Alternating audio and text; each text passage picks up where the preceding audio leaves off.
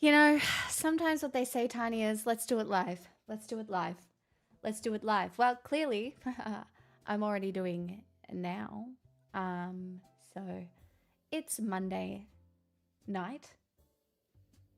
Um, and we'll do Tuesday night. And we'll do Wednesday night.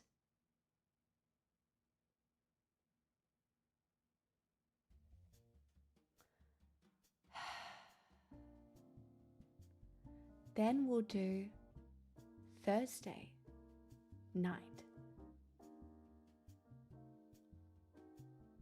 I think I can do 4 days in a row. I'm really brave, okay? I can do it. I I'm feeling really empowered. I got this. I've got a glass of cordial, you know, and I am empowered by cordial. So yeah, Friday no though. I'm just not doing it. I simply refuse.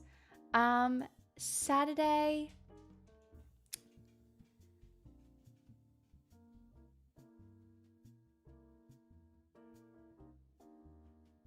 Saturday?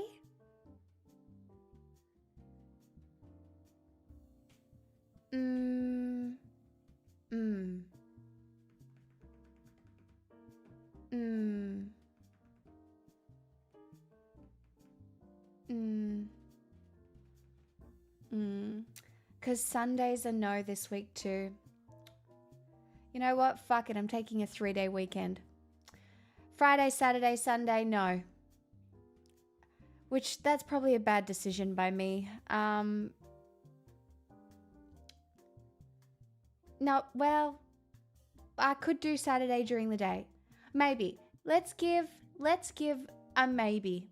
Saturday during the day. Friday, I have to go see a man about a dog. As a leading voice in Work 2.0, I am a huge fan of the 4-day work week. But I also accidentally took a month off and I had already made financial commitments. So I am a slave to capitalism like everybody else is, you know? And that's fine.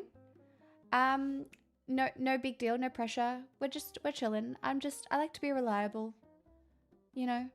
And then also the week after is fucked. Because I have to go to my follow-up in the fucking country, but I might not even take that day off. And then it's my friend's wedding, which is at least 3 days off because it's out of state. So, yeah.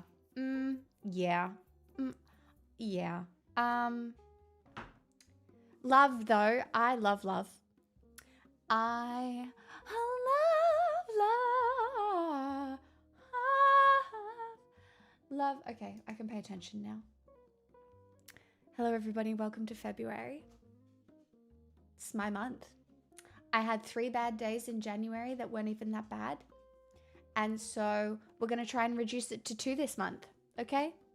That's right. We're bringing it down. We're bringing it down to 2 bad days. So look out. Here I come.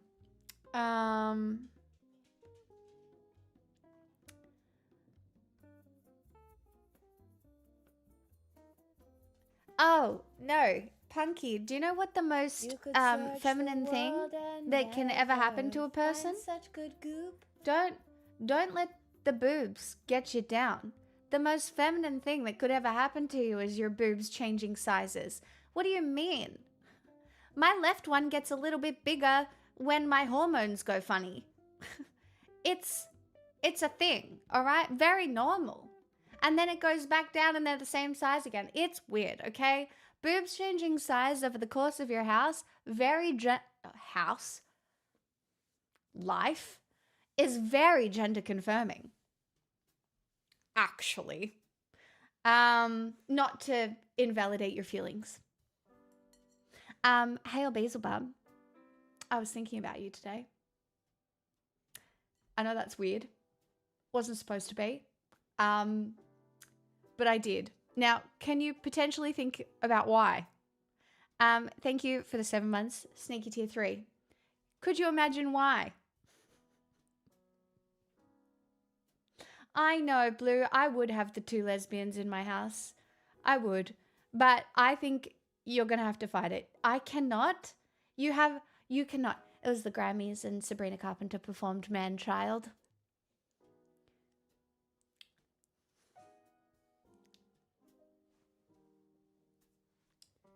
Don't know what you want. This is the reputation you've created for yourself. This is where we are. And that's how that played out. So, lol.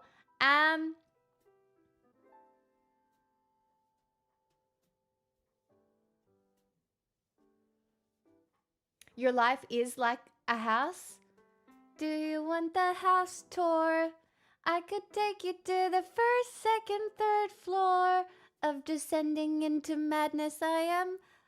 It's all for. I don't know where I was going. How do you fight fascism? Well, unfortunately, you're just on the same path that the rest of the world is. A lot of scared people looking for strong leaders that look a certain way, and then it's all gonna swing back eventually. But yeah, this is just our lives now. Fighting fascism. It's just a part of one's quirky personality. Okay? That's what we gotta do. Unfortunately, when we just have to do it sometimes. We even have to fight the fascist women. Which is just so frustrating, but you know. Do you need one of us to sub in while you take a week and a bit off? I'm not taking a week and a bit off. I'll be here in between. You won't even know I'm missing, all right? The chapel nip clip dress? The nip clip dress was wild. The nip clip dress was wild. I was like, oh my God. Oh my God. Oh my God. Anyway, you can all go look that up. I won't be putting that one up. You Google that. Okay? You Google that. You can Google that. Okay? You can Google that. That sounds like something I should not look up. It's a unique style. I couldn't wear it. I just don't know if I could pull that off. Truly. I just don't know if I would be comfortable.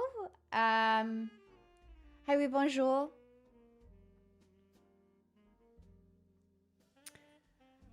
I know, Blue.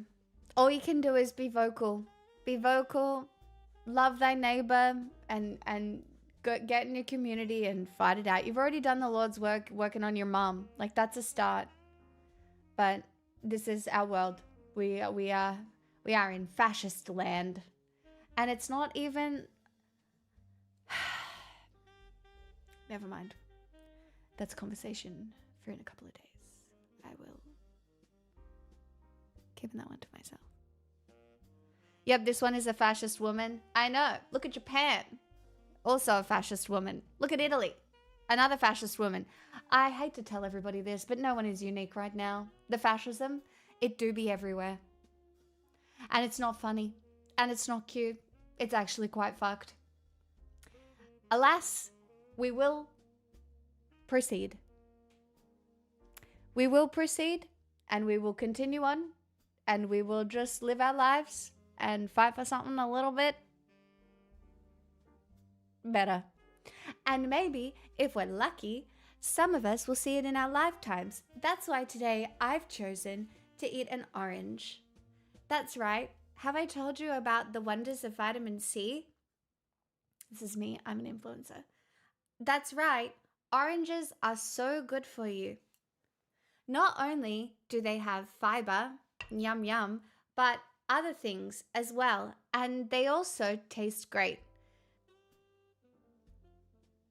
That's right. Consider an orange today for your future, so you too might see the end of fascism.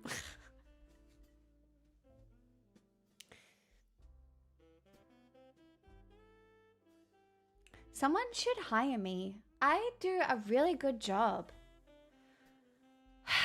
I need to get me some oranges. See, I'm such an influencer. Like, do you know why I made myself this orange? Oh, I've got another ad.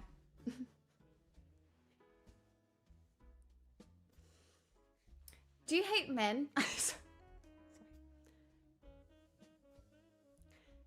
Sorry. This is a joke. I promise it requires some setup. All right, just hear me out.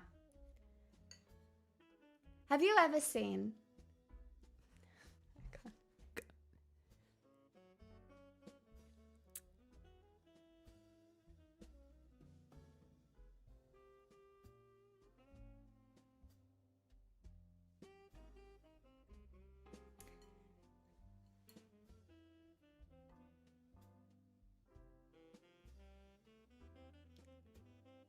I have terrible news. Cricket is not feminist. And every Saturday morning when you see those cut up oranges, they were almost definitely cut up by a woman. So one day you can, well, today, not one day, right now, you can rebel against the patriarchy by what? Cutting up your own fucking orange and eating it. That's right. Not on a Saturday morning, not on the side of a cricket pitch, but an orange just for you. Sorry, this is so bad. I'm not funny. I give up. I'm retiring. I'm retiring. I'm retiring.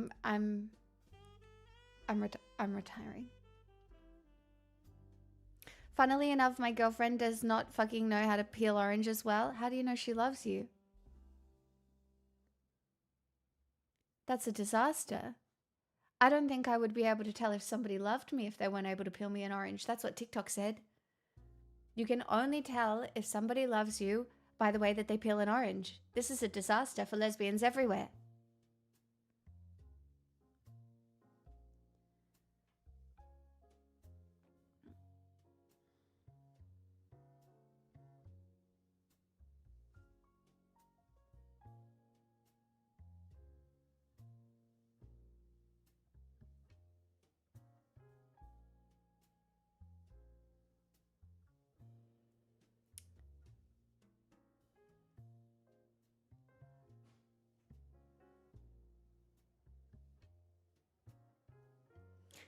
Did you notice that I have my lobster on? I'm signaling that I'm a wise Jordan Peterson-esque figure in the community and that I understand hierarchy. And that I am at the very top of it. Sorry. I need an intervention, guys. I know Mondays always go this way, but I need one. I don't know what it looks like, but I'm in dire need. Why, do you ask? No particular reason. But yeah.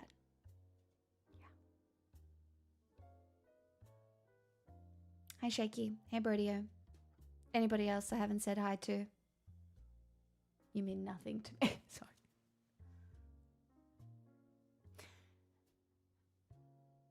Guys, didn't you just have on this weekend bin? What? Huh? What? Huh? What? Huh? What? Is that a Claude bot? I don't even know what Claude bot is, Optimistic Futurist. What is Claude bot? Have one. An intervention. Well, I'm in need of another.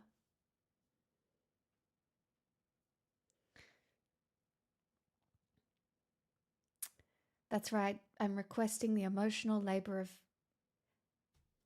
you. I used all mine. It's all gone. My cup needs refilling. My cup needs refilling, and and you know what? It's your turn. I really am all about externalizing at the moment. You know, I just internalizing. I don't like it anymore. You know, it seems like the people who do well, externalize a hell of a lot more. Like some people manage to externalize their problems all the way to being cannibals. I've never done that. You know what I mean? Like that's not even something that's ever crossed my mind until recently when it came out in the Epstein files.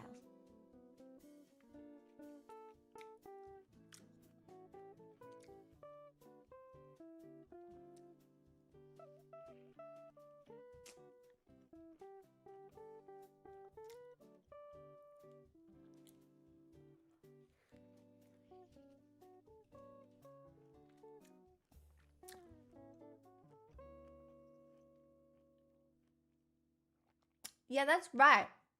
I've been the lobster girl forever. Honestly, Kate and Mai's relationship is that sometimes I won't hear from her for a little while, and then she will send me lobster related paraphernalia to my DMs, and she'll be like, hey, thought of you. Anyway, I don't want to say I don't have a strong brand, but everybody I know knows about the lobster.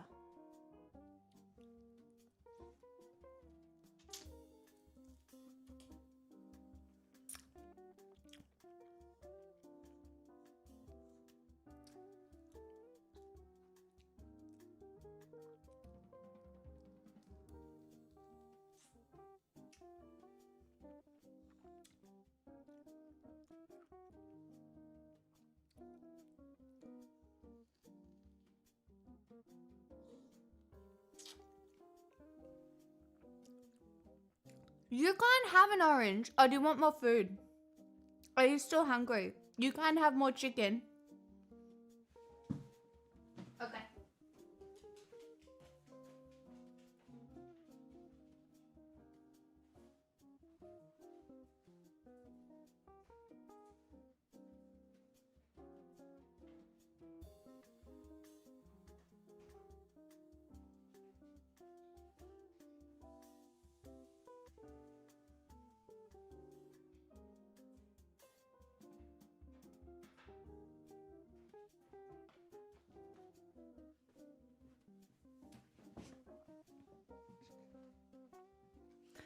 You're basically a lobster science communicator. Yeah, I would put that at the top of what I do. I saw a movie once called The Lobster, but they never peed in people's eyes. That movie is traumatizing. It's good. The movie The Lobster is a good movie, but it is traumatizing. Can I spoil it? Can I say some shit about the movie The Lobster?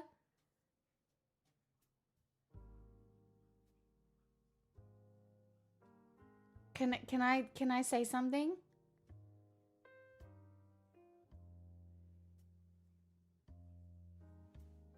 Can I say something? Mute if you don't want to hear, all right? Mute now. Anyway, it's in a world where if you don't fall in love, you get turned into a lobster.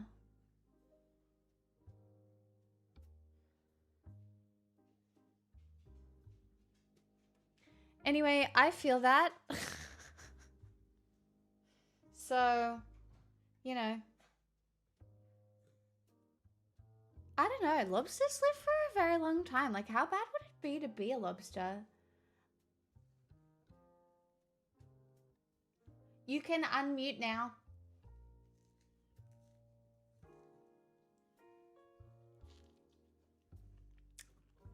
Maybe that's where the US government got their inspirations from, man. Perhaps.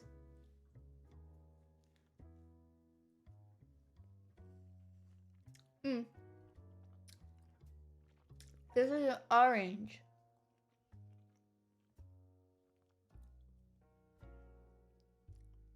This is an orange. The one I advertised to everybody before.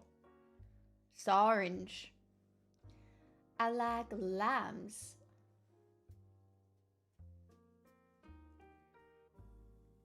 No, Harvester, I don't think so.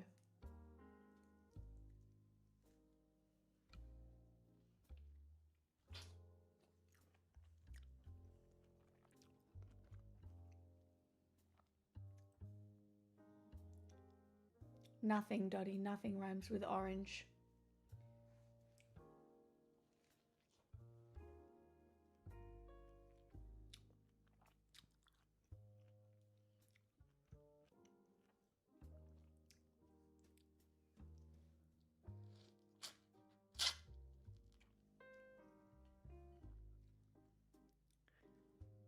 According to Eminem, you're wrong. Look, I'm not a rapper, okay? I'm a woman of many talents. But the rap is not my specific talent. Even though I can do that one part of Rap God, people don't hear it and go, wow, what a protege. They don't do that. That's not what happens.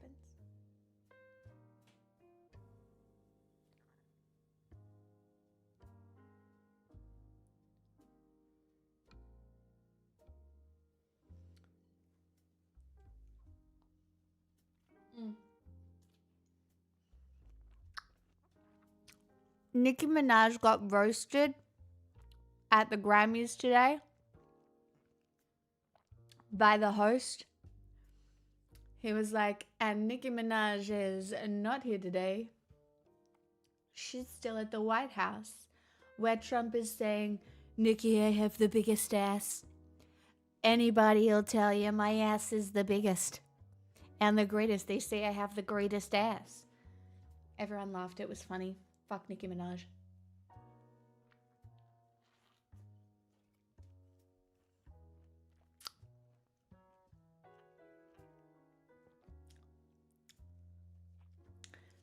I don't understand how anybody can support Trump after the Epstein files came out. I literally don't. That's how you know it has to be so culty, because there's so much. Did you not see the shit about how he took a payment for the crypto coin of 400 something million from the UAE and then gave them access to the AI?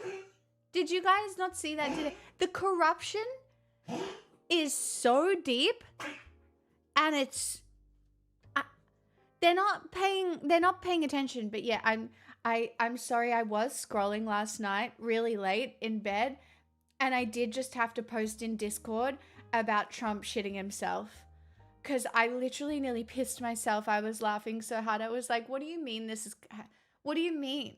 Like, watching the lady stand behind him trying to act normal as she could surely smell shit, as the press lady is trying to rush all the journalists out of the room before they can smell it, is so funny. It's so funny. And look, incontinence isn't a joke. Okay? Me and my friends, we've talked about the times that, similar things have happened to us, but being the leader, I can't.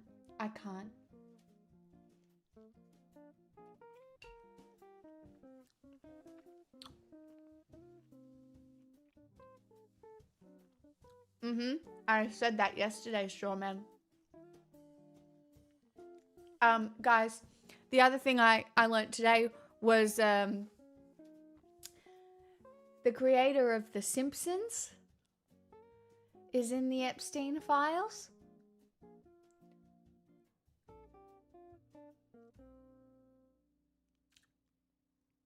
So, you know how everybody is like, it's so funny that The Simpsons predicted this.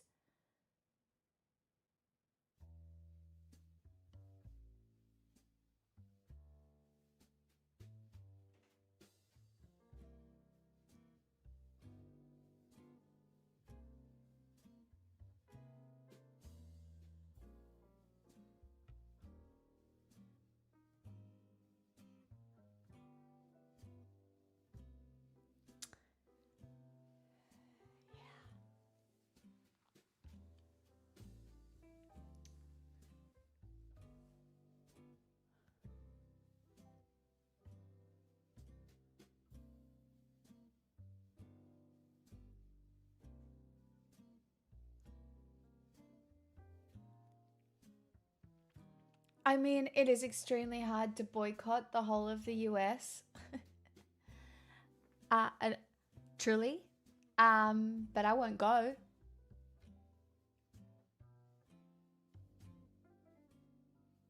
I won't go anymore. Is it? Yes, it is. It's very difficult to boycott all of the US. Um, you wouldn't be watching me if I was boycotting the US, would you?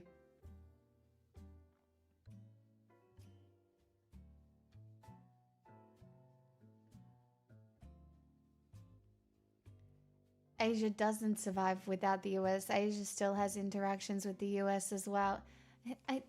What are these fucking questions? What do you think I am? The moral arbiter of fixing everything? I mean, I am. But like, what do you what do you think I'm gonna do? Truly.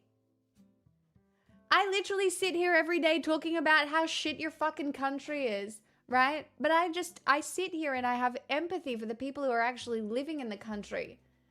Sure, I'll do my best to navigate a few boycotts here and there, but my fucking god, that shit is, there is some shit that is on me and there is some shit that is beyond me, and some of it specifically is beyond me. Relax, lol. What if I don't? What are you gonna do about it? Nothing. I'm running a lobster hierarchy here.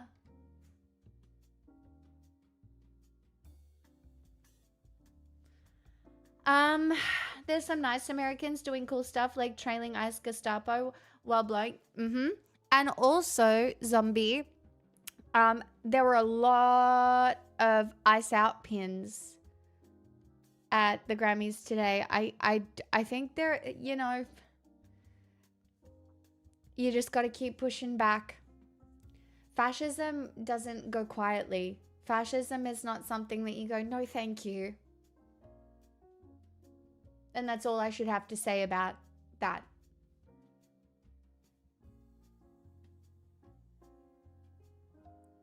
That's legitimately all I have to say. You can't say, no, thank you, fascism. You have to, yeah, it looks like something else.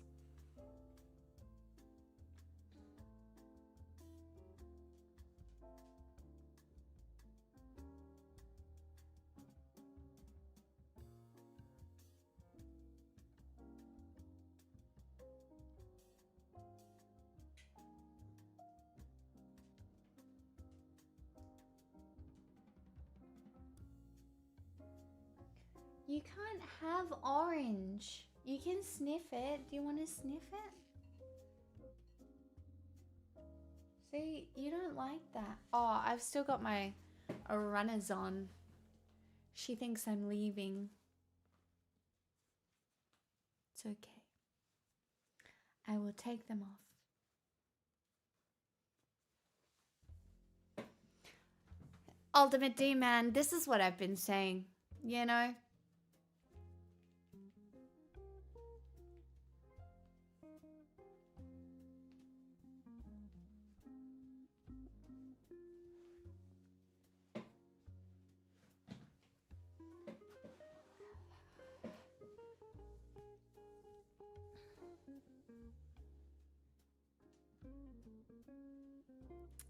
Again, I spoke about that yesterday as well, Strawman.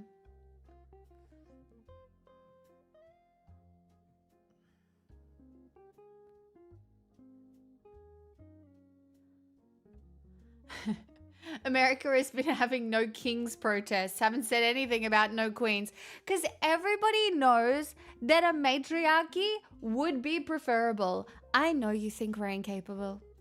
I know the general populace of men thinks that brute strength is a surefire way to get the best possible leadership, because what else exists? Like leadership through diplomacy?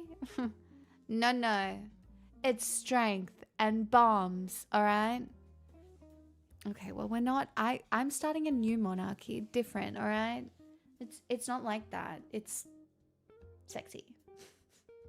and fun. Okay?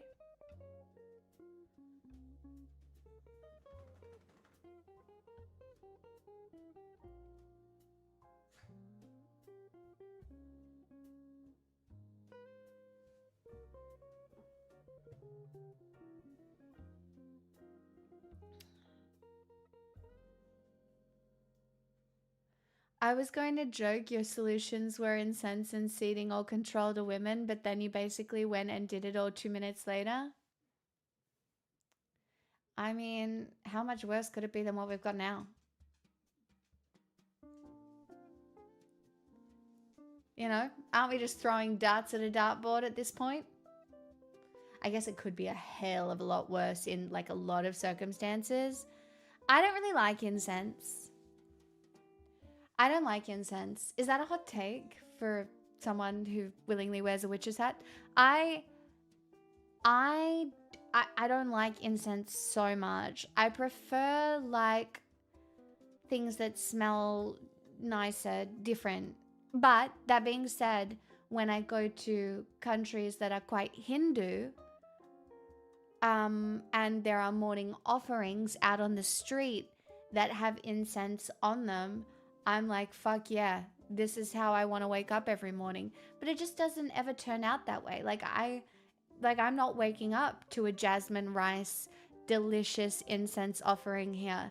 It doesn't hit the same, you know, mixed with pollution in the streets. It's a very unique smell and it's great. I love it.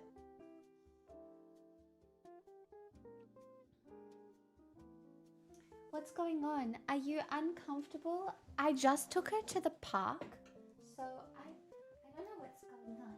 Here, let me fix this. There we go. Okay, you're hopping to bed. Oh, the ball is here. I'm not a huge essential oil girl either, but they are essential. You know, I love a smell. You know, I love things that smell nice. Underrated sense, smell. Well, sometimes it's not underrated. Like, you can definitely tell when something smells bad. But boy, oh boy, you can definitely tell when something smells good. You know? Like, the one man that smells nice in the world, it's so good. You could search the world and never find such good goop. 82 months of SNOODS, rocks, carrots, sings, and hashtag No, I hair, nearly forgot hashtag about wear the the rope, snoods hashtag and a join boot. us. Thank you so much for the 82 months and a sneaky tier 3. I am extremely grateful.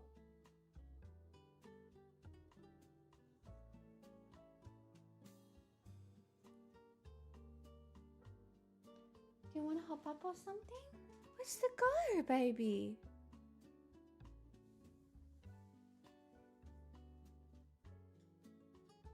Borky puppy. I mean, she's not borky. Maybe she just wants some love. Come here.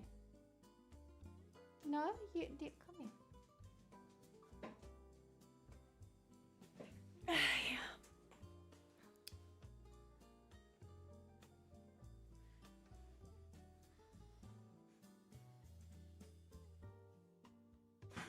Okay, cough it up. Ivy. What's the most progressive way to make your room smell nice under capitalism? Probably flowers, maybe. But not if you have allergies. I think essential oils, like a humidifier with some essential oil in it, is pretty good.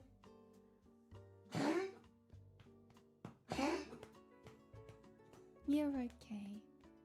You're such a good doggy.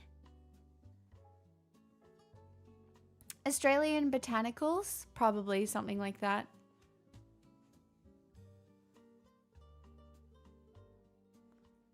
Women make it smell nice? Sure. Sure, but men should be able to do that too. Oh my god, Sir Tomo, don't. Oh my gosh, girly. Did you get that out or? Mainly maintaining a clean space, otherwise you're simply masking the musk. Yeah, and airing out your house in the morning, very important. The Nordics got that so right. Gotta let your house breathe. You can't just keep all the windows shut, because otherwise you're breathing in bad air.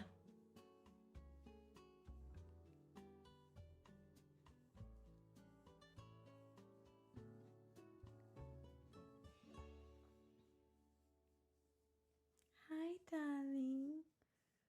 Hello. We just wanted to cuddle today. That's all right.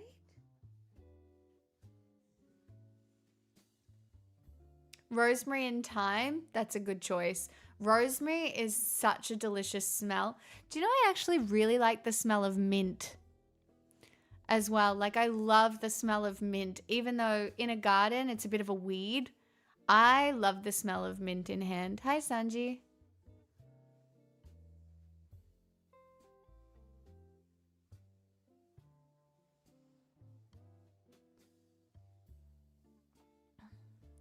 CO2 levels rise from breathing with doors and windows shut, which causes all sorts of effects on health. Yeah, I open everything in my house in the morning. Lemon basil. I like lemon basil. Yeah, baking soda and onions eat odors. And do you want the house tour? That's so stuck in my head. It's terrible.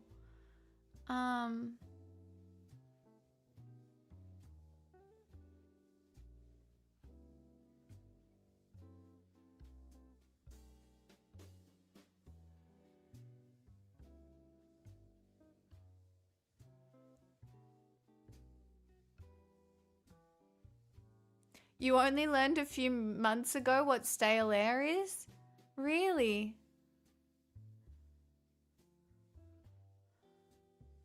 Lol, Jazz.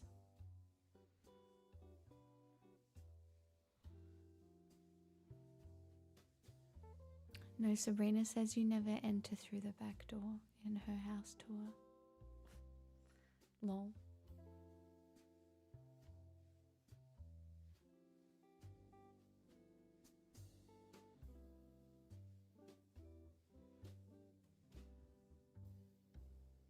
Yeah, or you just chop it up and you put it in some boiling water and just sit it on your stove as well. They're called simmer pots. Simmer pots are a good way to keep things smelling nice. Yeah, spaghetti. You know what? I think I've been craving a spaghetti bolognese. Maybe I'll make that this week. Maybe I'll cook that tomorrow afternoon with some gluten. No gluten. But maybe some gluten-free pasta. No meatballs. Just normal, I think.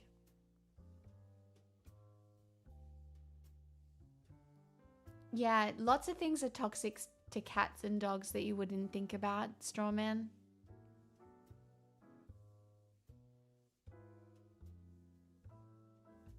Do you think Pixel is enjoying my circles? Like this is a fairly aggressive pat. But you don't seem to be hating it.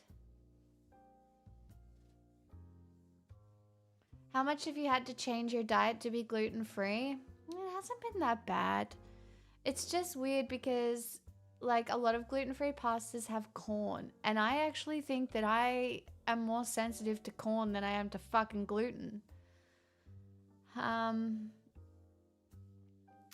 So at this stage, I actually most of the time do rice pasta. Instead of spaghetti bolognese, actually, I might do a chili. I might make it Mexican. Because that way I can have it with rice and sour cream and cheese and coriander. Oh my god, that sounds like it's gonna fuck.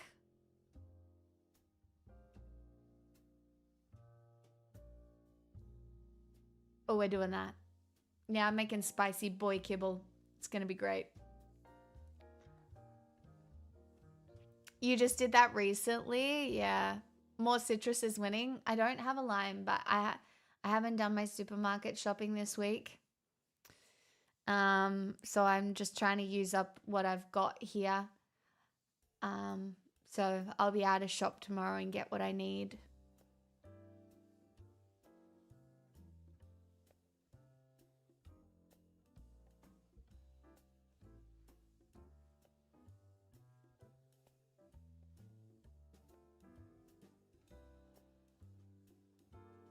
Yeah, boy kibble. It's like when you use a minced meat and sauce to fulfill your nutritional needs. Boy kibble.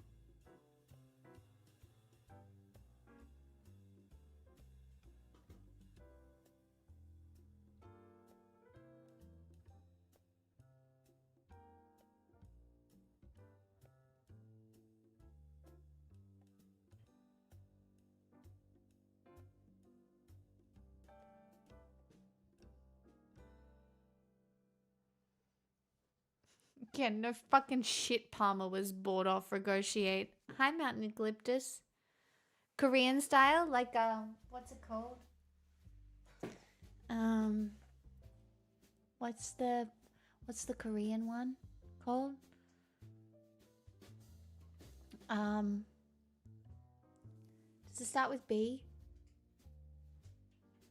How are you finding quarter two of the 21st century? A little rough. 10-letter name. How about you?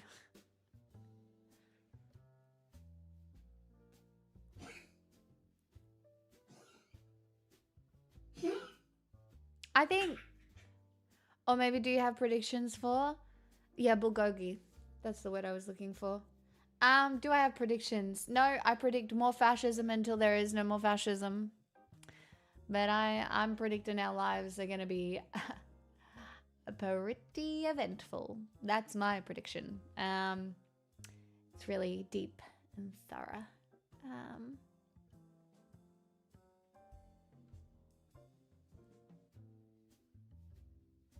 Yeah.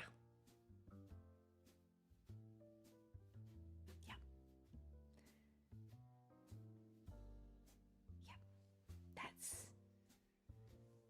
That's how I feel about that.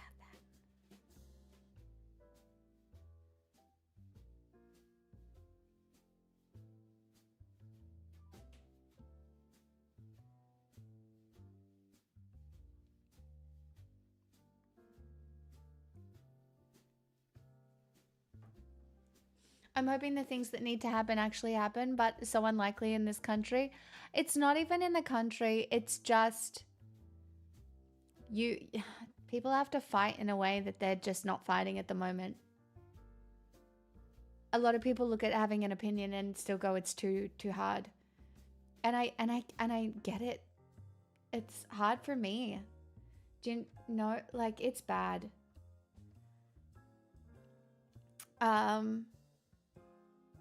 Like, yeah.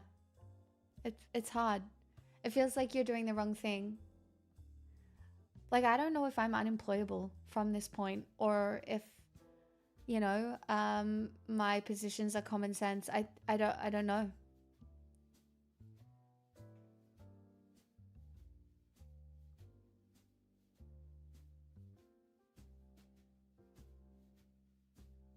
That's really nice, Vegeta. I'm glad.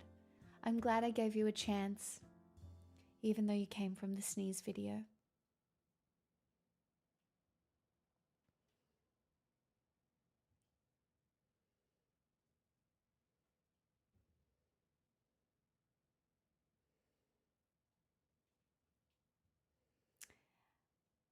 I mean, Sotomo. Guys, it's not a cult. You can't just tell everybody it's a cult when they first come in. You'll scare them off. It's a community, guys. Communities. Keep it. What do you mean? The keep it first gifted casual. subs of the month? You're my new favorite chatter. I'm not even kidding. That's so nice. Thank you so much. I'm so grateful. Did you come from the sneeze video too? Jokes. Truly, that's, you know, one of the main pipelines. I'm the sneeze to leftist pipeline. It's quite unique.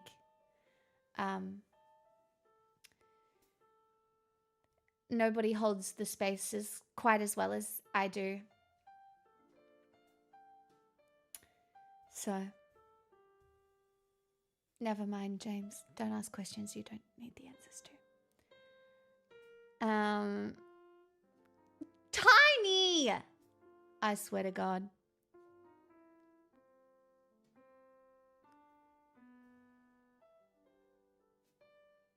There's the alt-right and the Achu left.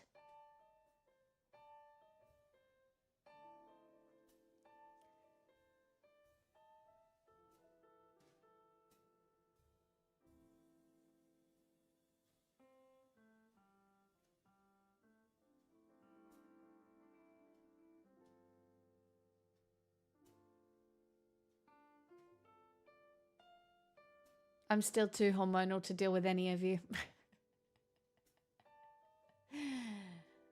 This is why we originally had a volcano. I feel like it became problematic, but I do very often consider bringing it back.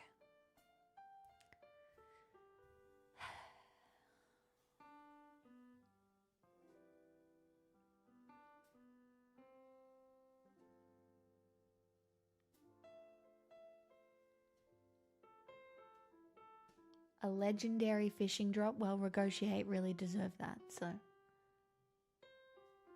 Is holding space the same as when you're at the movies and you try to save seats for your friends? That's exactly what it means, Vic. You did so good. I'm basically mistaking you for a Zoomer with how up with it all you are.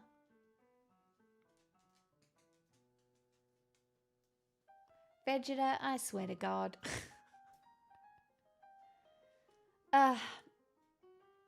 You know what? If I was gonna be sexually objectified on the internet, I guess being sexually objectified for one's sneezes. Again. Oh well. I mean, I was gonna be sexually objectified on the internet anyway. Do you know what I mean? But today you can't. It's not possible. Because I'm wearing the lobster t-shirt.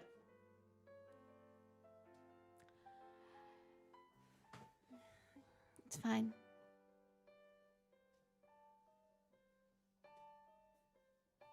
Thanks, Bydand. Do you know why I wore this t-shirt today, chat? To test you.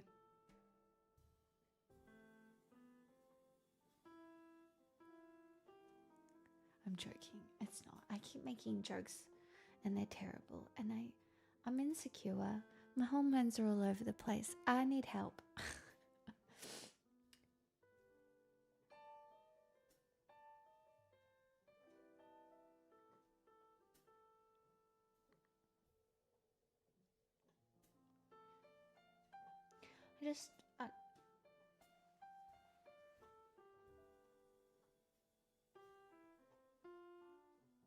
I'm in a real second-guessy mood. Where I just second-guess my whole personality. I don't even know if it's good anymore. Where has all this insecurity come from?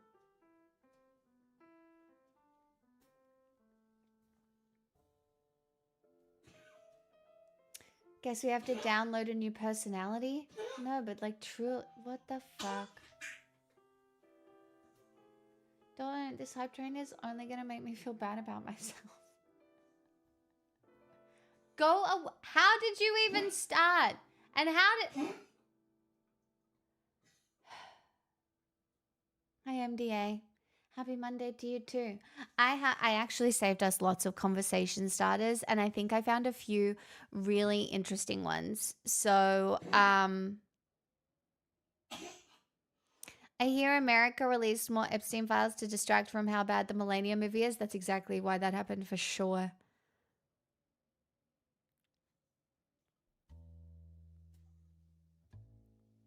Lol, Evan.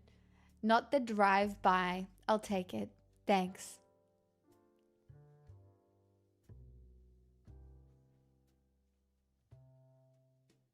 But the conversation is already going. Why do we need starters? Because they do a better job than me at providing context to the conversation that I want to have.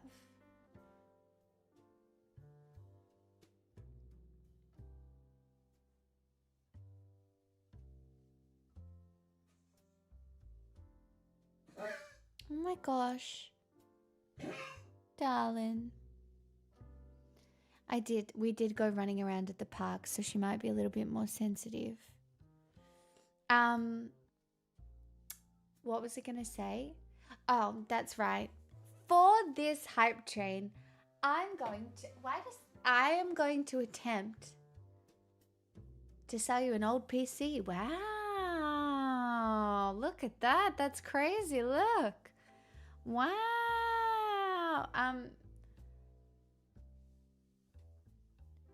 I can't sell anything.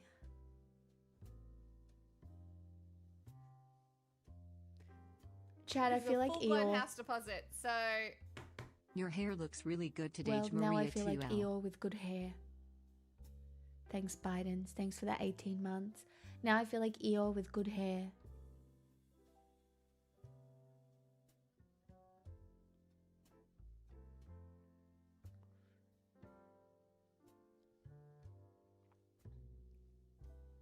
Honestly, I think I am a lucky person.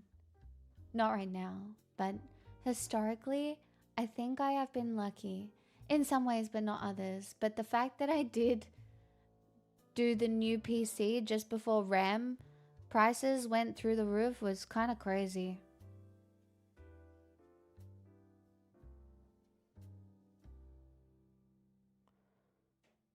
Becky with the good. What?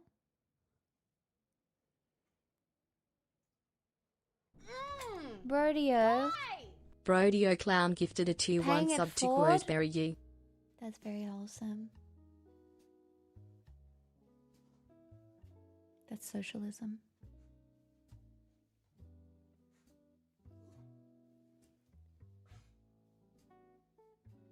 Girl, what is going on?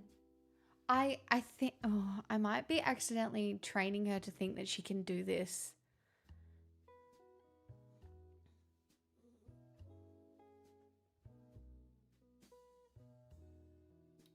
Baby.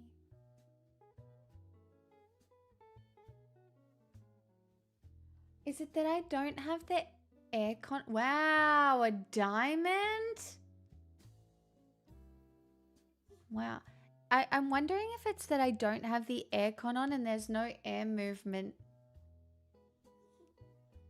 So Tomo, I don't disagree.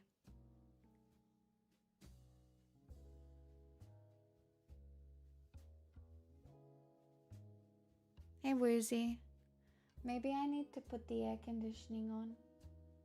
Do you want me to try that? Like, I think maybe I'll just try that.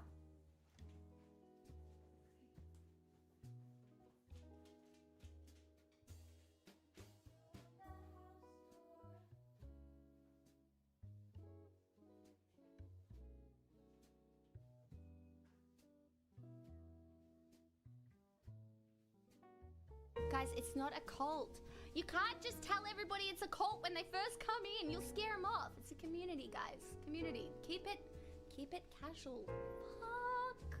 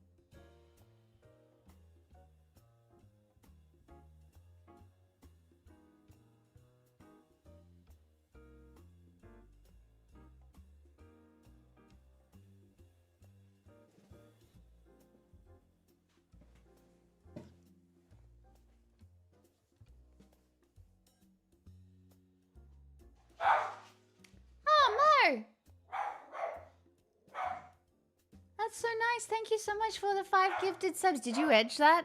I can't believe I missed it. How disappointing. That's so generous. Thank you so much. Fuck Scam Altman. Did you hear about his side project, World.org, and then trying to scan everybody's eyeballs as some form of digital ID mixed with a pyramid scheme where you can earn World Coin to scan other people's eyeballs? Yeah, look, everybody is looking for, like, the most control that they can get for the globe. Like, that is very much happening right now. And the technologies that they might use, including like Palantir and all of them, is just, pff, yeah. Hey, Full-blown Rat. house deposit. So Thanks to it me Poggies for my sub gift. There's a little bit of letting go to do, but I'll start it after the hype train.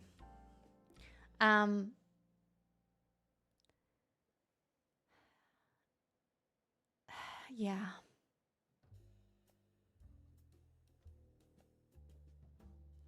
I don't know, guys. I don't think together as a group we're pretty powerful, but we got a lot of fighting to do.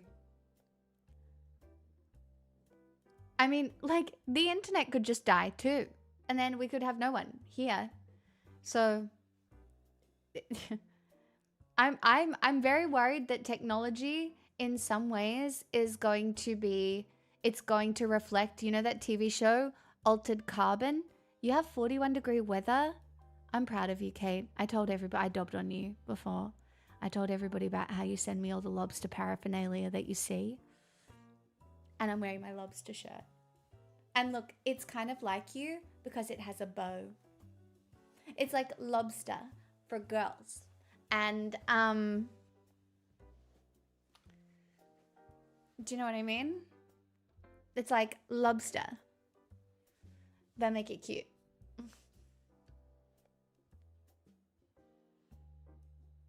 No, you have to go to work in -9. I'm on a very interesting side of Scrollville at the moment, right? Where I'm watching Snow Wars, where people shovel out car parks and someone parks in their car park and then they shovel them in, and like they'll shovel the cars in to the shoveled out car park just for revenge. And it's very enjoyable. I've just never even considered that a thing because we don't get that sort of snow here. And I've never thought of snow ethics before. But I assume there are snow ethics, you know? If I lived somewhere with snow, I wouldn't even know where to start. Like, I wouldn't know how to be a snow girly. The thing that Epstein was behind Pol and Q and Bitcoin, I know. Chat, thank you so much for the level 2.5 hype train. I'm very grateful.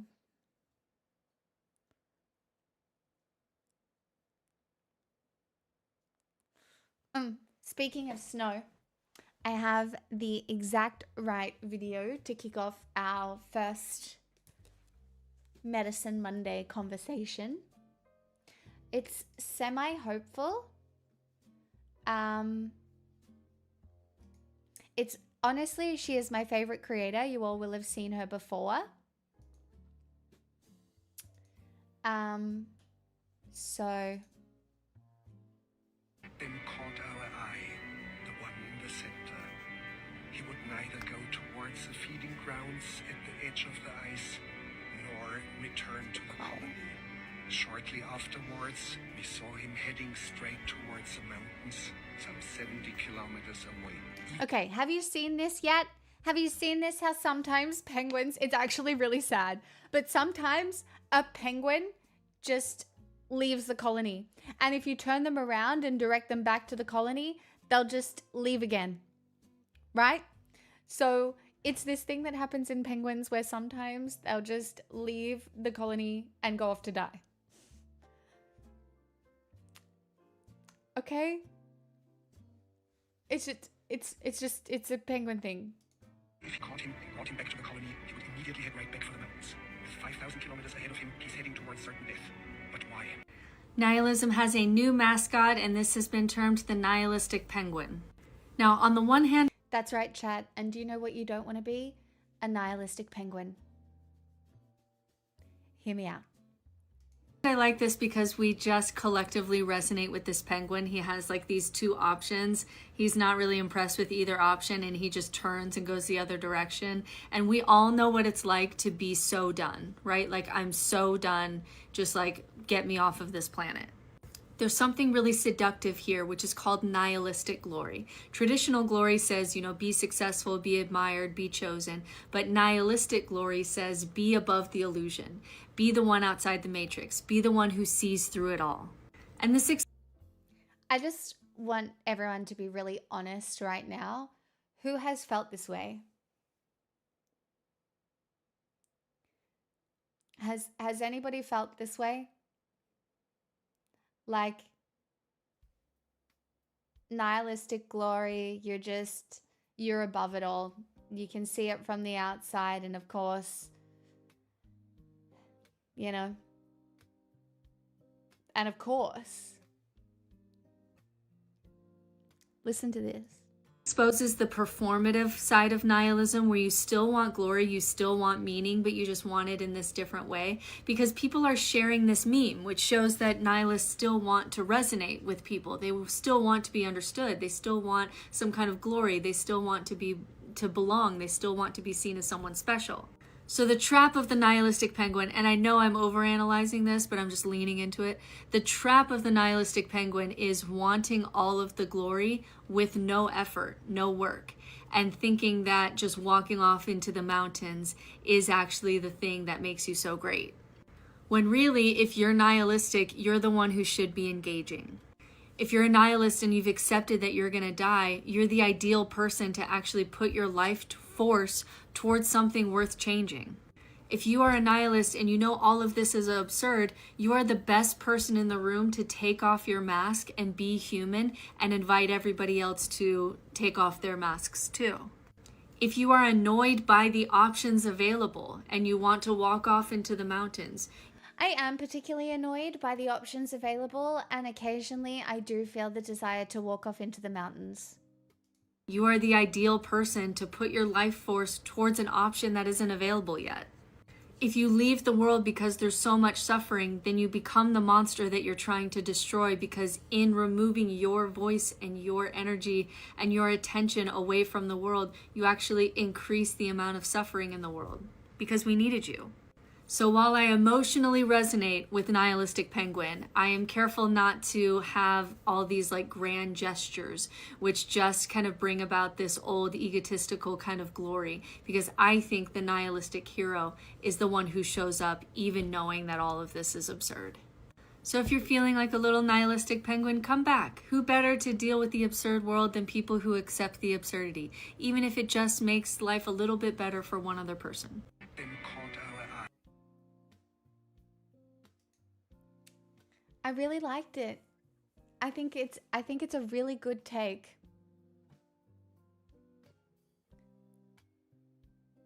I think it's a really good take. But why ascribe meaning to the penguin? Because over-intellectualizing stuff sometimes is a good launching pad for a meaningful or important conversation. Maybe the penguin is just walking off because he feels sick and, he's doing it as some sort of like gift to the colony, like I can't pass this shit down, right? But it's still, if you overanalyze it in a human context, right? If you are the kind of person that sees the world for what it is, you are the right person to have a voice and to keep going. And it matters.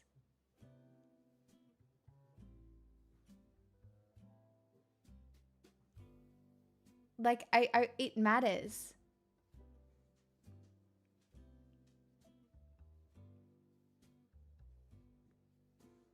I mean, you're allowed to go have a good life in Mexico with someone you vibe well with, Undead. Go for it.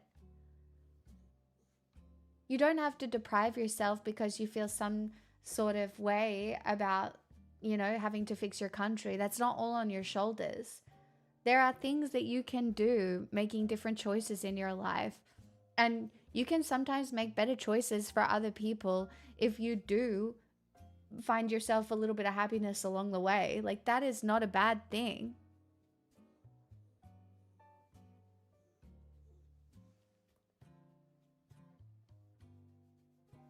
I don't know what my dog is doing.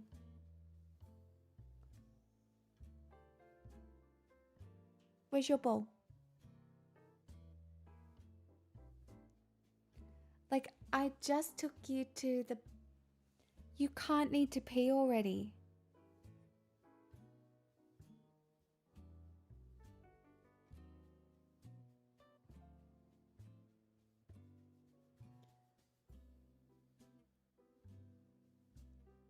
I don't know. Can she?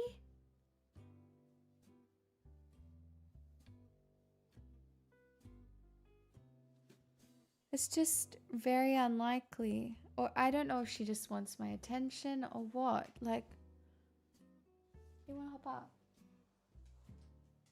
Come here. Come on.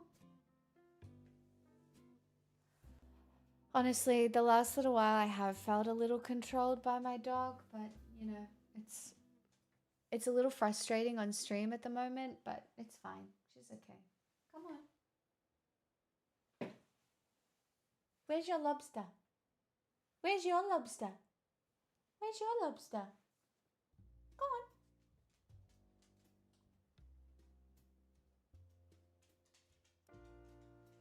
I don't know.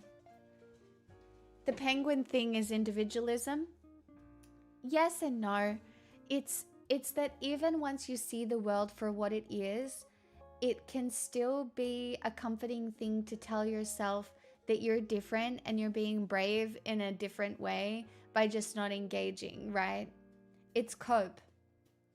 You know how we make decisions and then we come up with ways to justify them in our brains?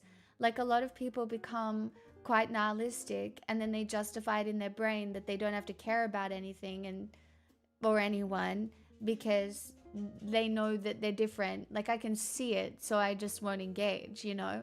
And I think it is specifically quite common with people who experience neurodivergent brains.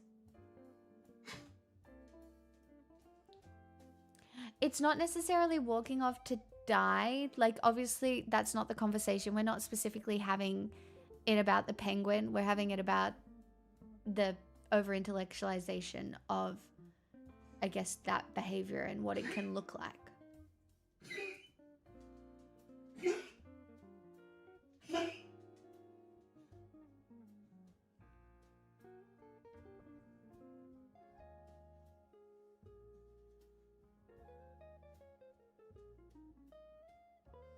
I'm actually wondering if it's the pill that I'm giving her. It's a slightly different brand to the first one.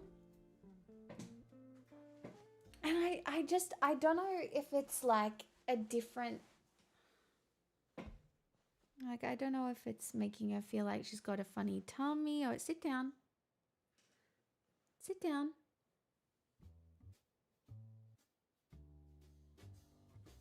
Yeah, she's a poodle. Sit down.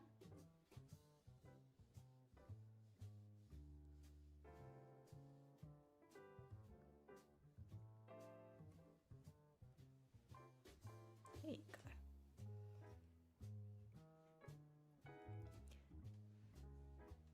She has a nice coat. Well, I do try and look after her quite well, even if she is being a little bit ridiculous right now. So more like seeing or experiencing something negative and just not engaging because you don't want to handle the emotional impact it will have, even though it needs to be managed somehow. Not necessarily. Like, I think that's still okay sometimes. Hi, I'm new here. Can you chime in? What's the current conversation? Shani, we just watched a video about the nihilistic penguin. It's not really the nihilistic penguin. We can watch it again if you want. Hold on. It's this. The one in the center. He would neither go towards the feeding grounds at the edge of the ice, nor return to the colony. Shortly afterwards, we saw him heading straight towards the mountains, some 70 kilometers away. Even if he caught him and brought him back to the colony, he would immediately head right back for the mountains. With 5,000 kilometers ahead of him, he's heading towards certain death. But why? Nihilism has a new mascot, and this has been termed the nihilistic penguin. Now, on the one hand, I like this because we just collectively resonate with this penguin. He has like these two options. He's not really impressed with either option, and he just turns and goes the other direction. And we all know what it's like to be so done, right? Like, I'm so done. Just like, get me off of this planet. Which is a very easy thing to feel, right? You didn't decide to be born. And then you work to live, and you have to pay for shit under capitalism. And there is like a certain amount of suffering that exists at whatever level of privilege that you experience, right? It's a thing, you know? And some of the options are not yours. There's something really seductive here, which is called nihilistic glory. Traditional glory says, be successful, be admired, be chosen. But nihilistic glory says, be above the illusion. Be the one outside the matrix. Be the one who sees through it all. And this exposes the And also, do you guys see those videos that people make and they're like, the whole point of life is escaping the matrix?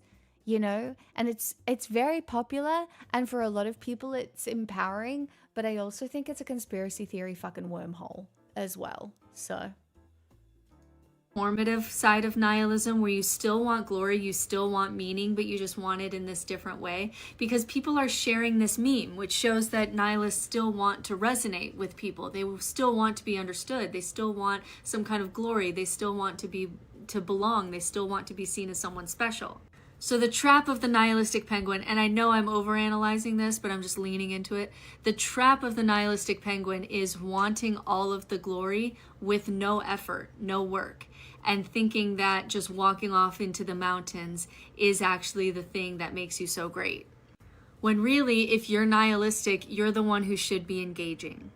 If you're a nihilist and you've accepted that you're going to die, you're the ideal person to actually put your life force towards something worth changing. If you are a nihilist and you know all of this is absurd, you are the best person in the room to take off your mask and be human and invite everybody else to take off their masks too. If you are annoyed by the options available and you want to walk off into the mountains, you are the ideal person to put your life force towards an option that isn't available yet. If you leave the world because there's so much suffering, then you become the monster that you're trying to destroy, because in removing your voice and your energy and your attention away from the world, you actually increase the amount of suffering in the world, because we needed you. So while I emotionally resonate with nihilistic penguin, I am careful not to have all these like grand gestures, which just kind of bring about this old egotistical kind of glory, because I think the nihilistic hero is the one who shows up even knowing that all of this is absurd. So if you're feeling like a little nihilistic penguin, come back. Who better to deal with the absurd world than people who accept the absurdity, even if it just makes life a little bit better for one other person. I think it's a really good take. Chat, just talk about it for a second. My dog's tail is up, but she's sooking, and I don't know. I don't know. So I'm gonna give her an ice cube and see. Golly, you're driving me mad.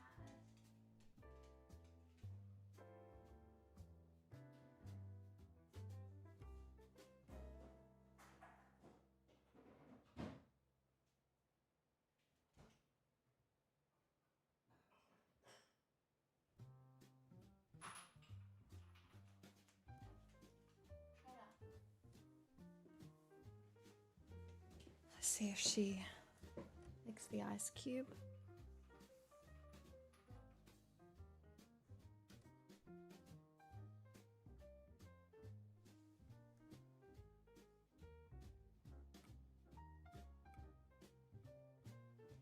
She's been like this a couple of times now, and I think it must be the new brand of pill. Like maybe it's slightly different.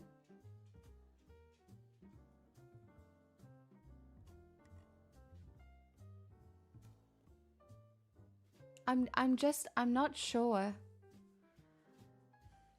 Makes it incredibly difficult to concentrate though.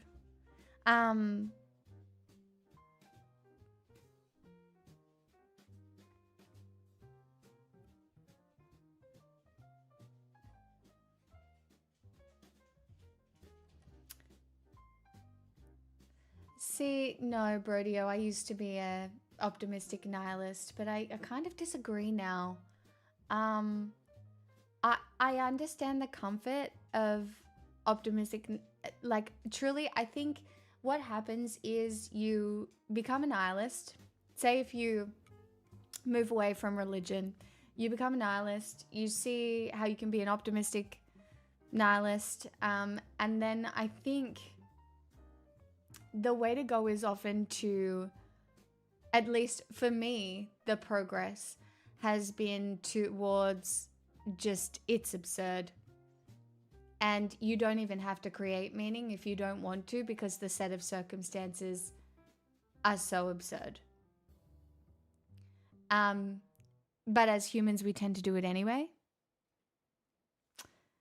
So I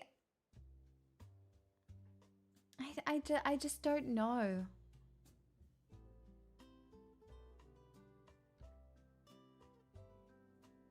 And I don't know if you can ascribe good to your own personal choice of meaning.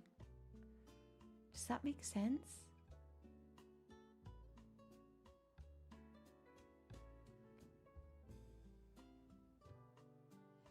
I don't think being a nihilist makes you an asshole. I do think nihilists can be assholes. I think there are a lot of people who use nihilism as an excuse to be a piece of shit. Or at least someone who just doesn't bother engaging in society at all. I think that exists.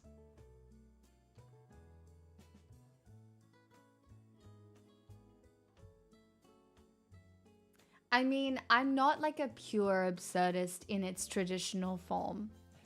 The way I would use it for myself specifically is a little different.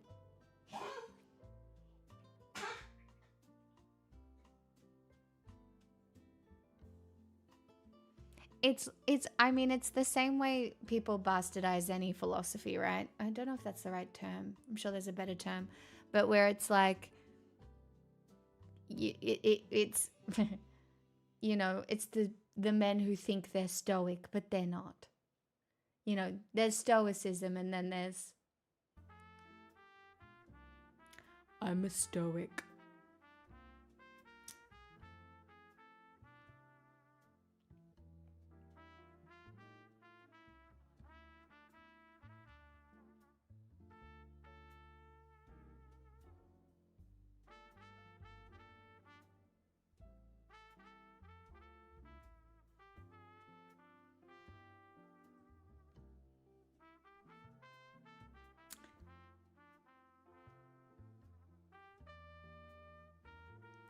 I think there are times in one's life when it's better to have nothing to say. Like, there is a power in knowing when to speak and when not to, which is rather ironic coming from this little yapper here.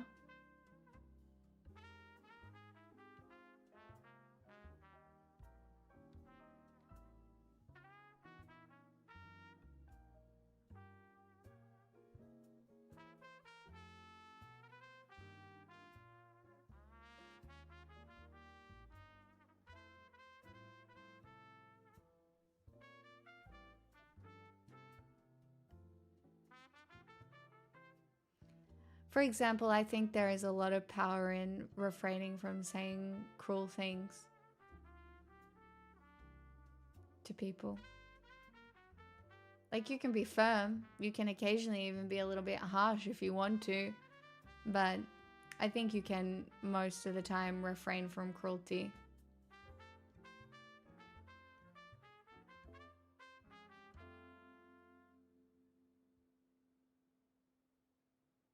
Some people don't, but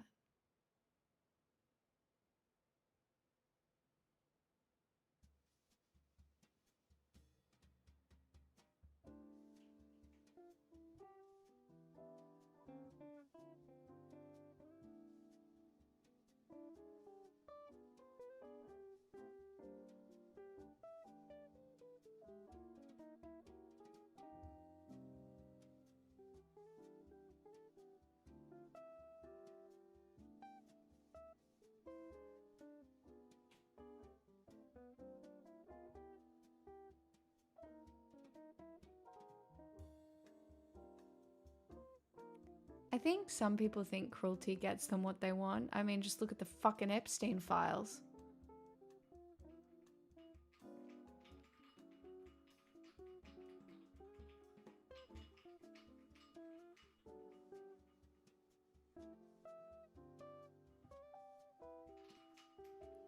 She's licking the ice block. I wish she'd eat some more of her food. Maybe that's why the pill's hitting a bit funny.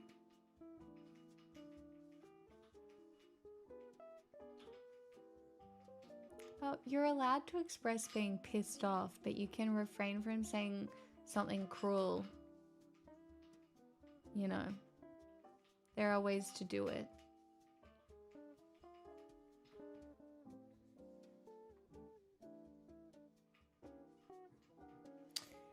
By Dan, it's really interesting, isn't it?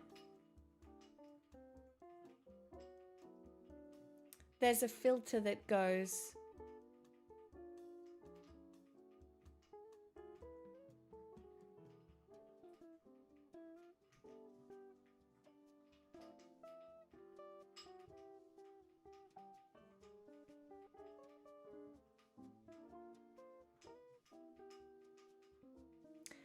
My grandma told me I was going to hell because I had tattoos, so.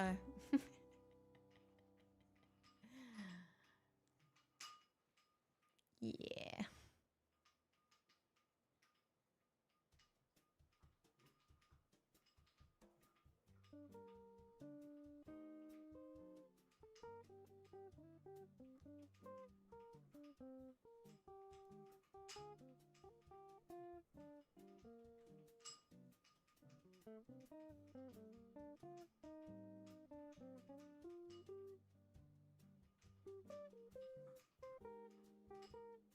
It's true, Brodio.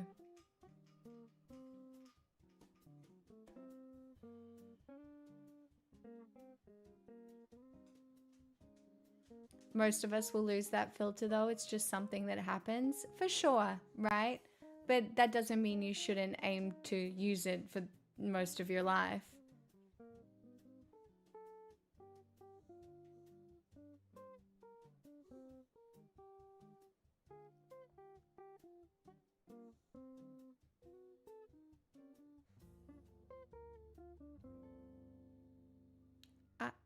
I don't know what's going on with my dog.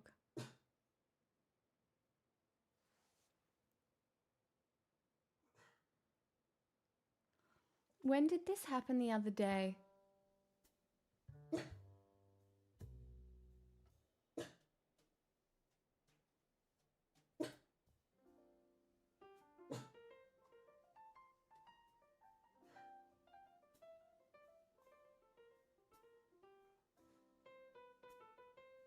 Yeah, I know the other day was after codeine. She hasn't had any codeine.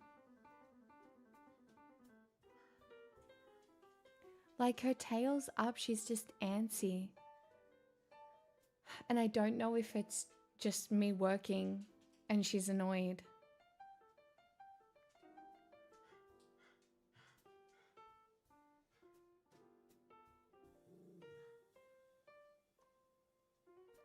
She's only had a bronchodilator today.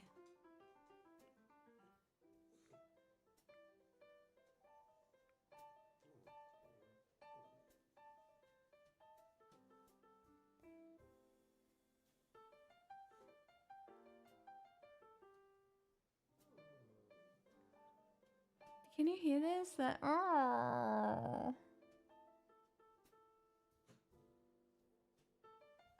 like, if this is gonna go on all night, I'm just gonna have to stop the stream and start it again later because I can't do this again.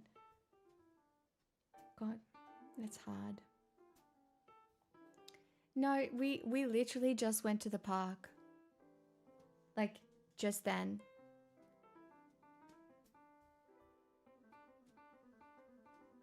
So it seems really unlikely that she needs to pee. Do you need to go outside? I guess I've got to try. I don't know. Do you have an ear infection? Can I smell your ears? I cleaned her ears the other day. I mean, maybe she got one when they were grooming her. but that seems unlikely. Chat, what do I do?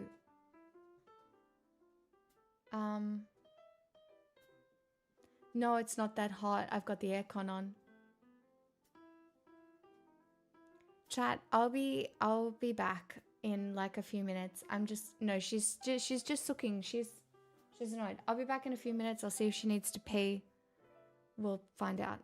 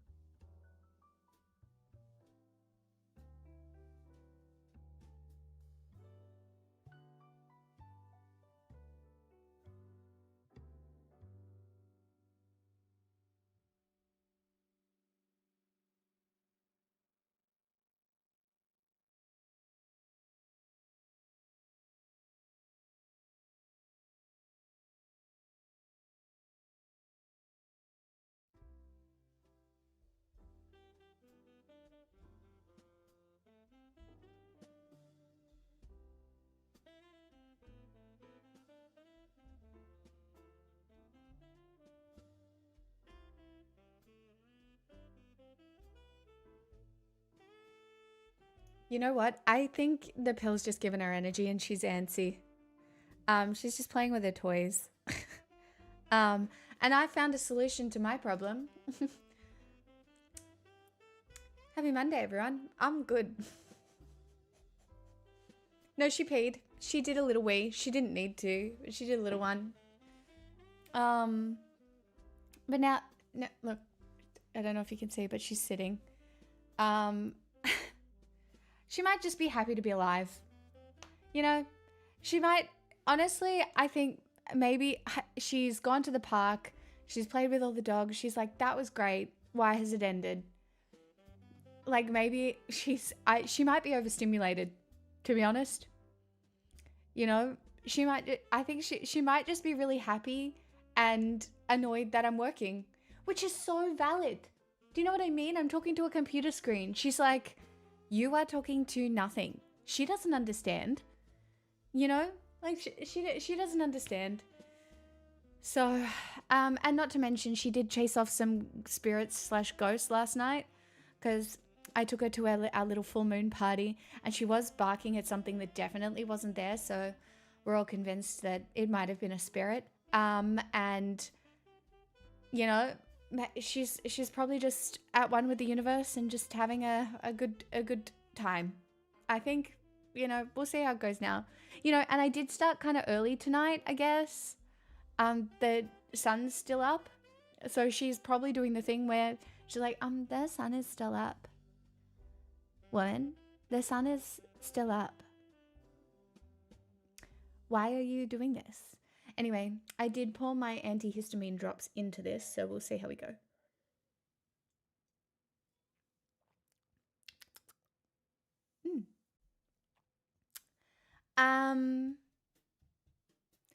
Maybe I just needed a little glass of wine on a Monday night, and just to calm. You know, it's fine. We're calling it self-care.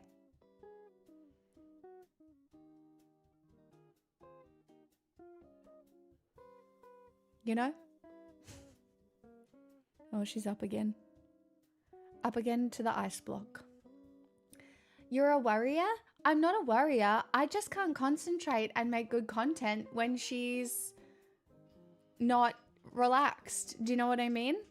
It's hard. I can't focus. What's your ring? Oh, I thrifted it. It's just a thrifted ring from the... It's just leaves. But I just think it's cute. So there's nothing really on it. I just thrifted it. Because you worry about it? I'm not worried. It's like right now I'm not worried. I don't think she's unhealthy or anything. It's just she's just busy.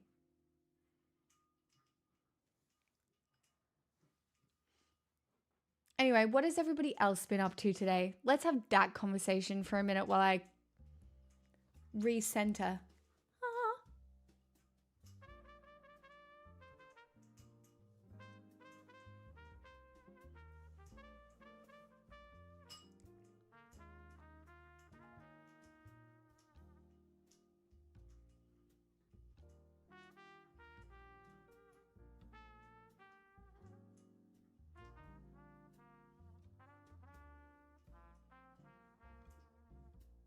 Relaxing sounds nice. Applying for jobs and scheduling interviews and then dropping my peanut butter and honey crumpet on the ground. Oh no. That sucks. Oh, I'm glad you're getting more EBT money now. Strawman, that's good. Honestly, rural America is just such a joke right now. Actually didn't do much today. That's okay some days.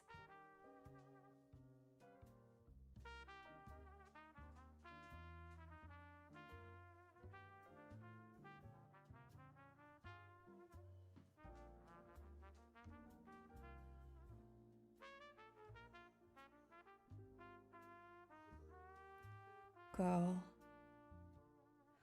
Maybe it's the wind. Maybe I'll put a towel.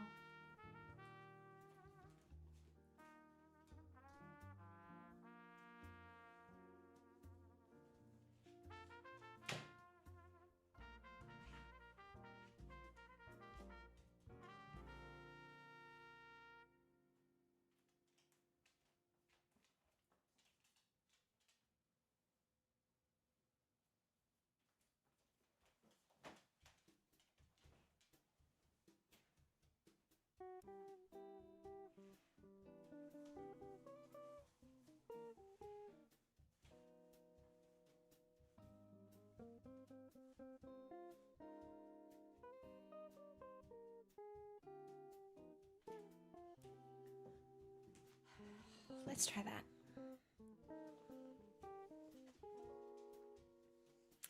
No, Eric, I was talking to Straw Man about rural America. One of your mates had a birthday. One of my friends had a birthday today too. I sent her a message. Hopefully we get to catch up soon.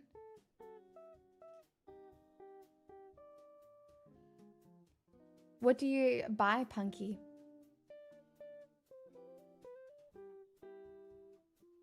Rice? Beans?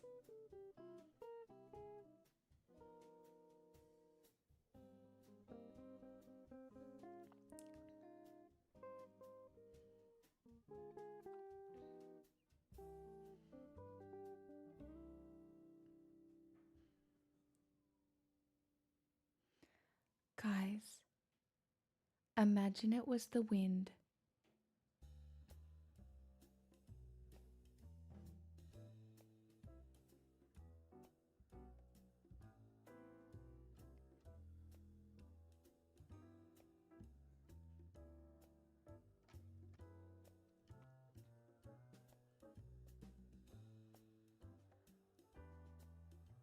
I can buy whatever because I still get money for my disability and have help from my parents a little bit.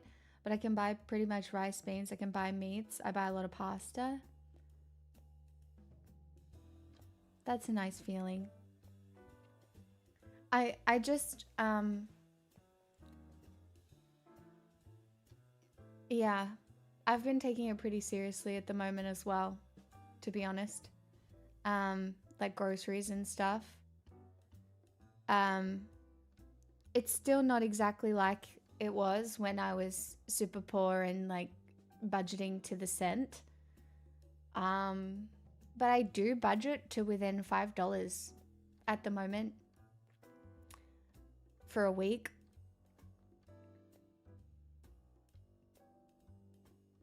Chickpeas are, I don't know, what do you guys call them?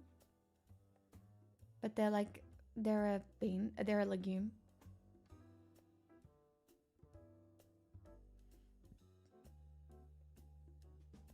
Garbanzo beans, yeah.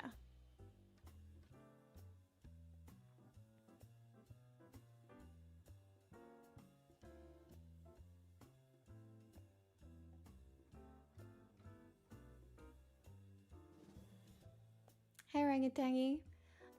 What was the weekend? I had like 3 bad-ish days in January, so we're going for 2 in February. Only 2 bad days. Buying discounts, sometimes it means I can score 18 custard tarts for $3.30. My mum loves a custard tart. She doesn't eat them as much anymore because diabetes, but she loves a custard tart.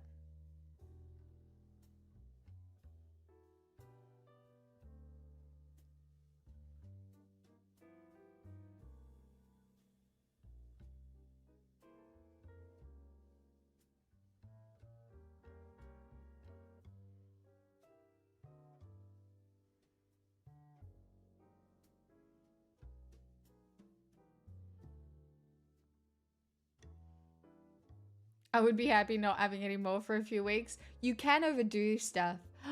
Lemon curd and lemon pie. Can I have some? Where's mine? That's my favorite kind. I love lemon flavored things. Any fruit flavored dessert. Oh, it's all gone now. But why?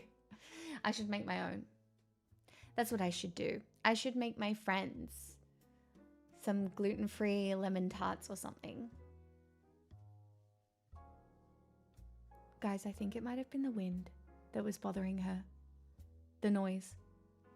This is the longest she's been settled for the whole time.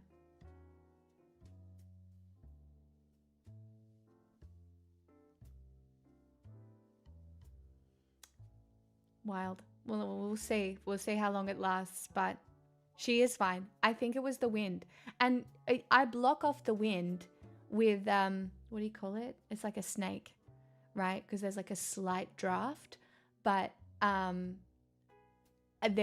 there's always a little gap, and if it's really windy, there's like a little bit of a draft. I reckon that little bit of a draft, now that I've covered it,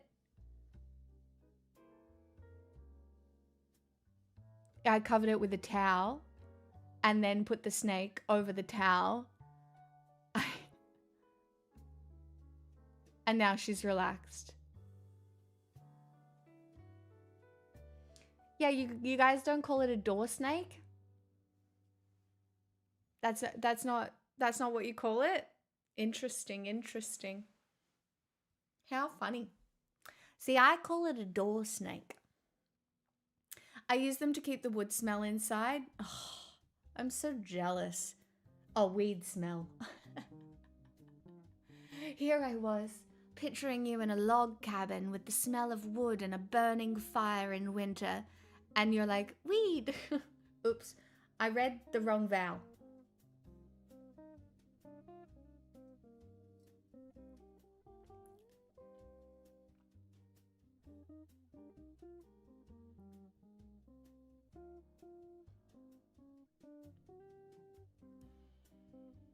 Oh, Heidi, no, neighborinos. Actually, my whole building smelled like weed the other day, and I was like, damn.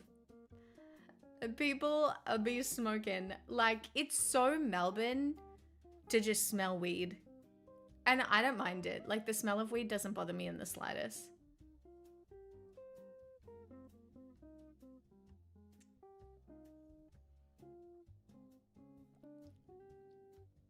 I haven't smoked it in a long time.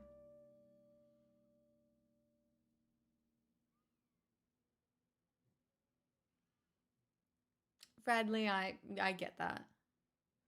So talk to your government about it.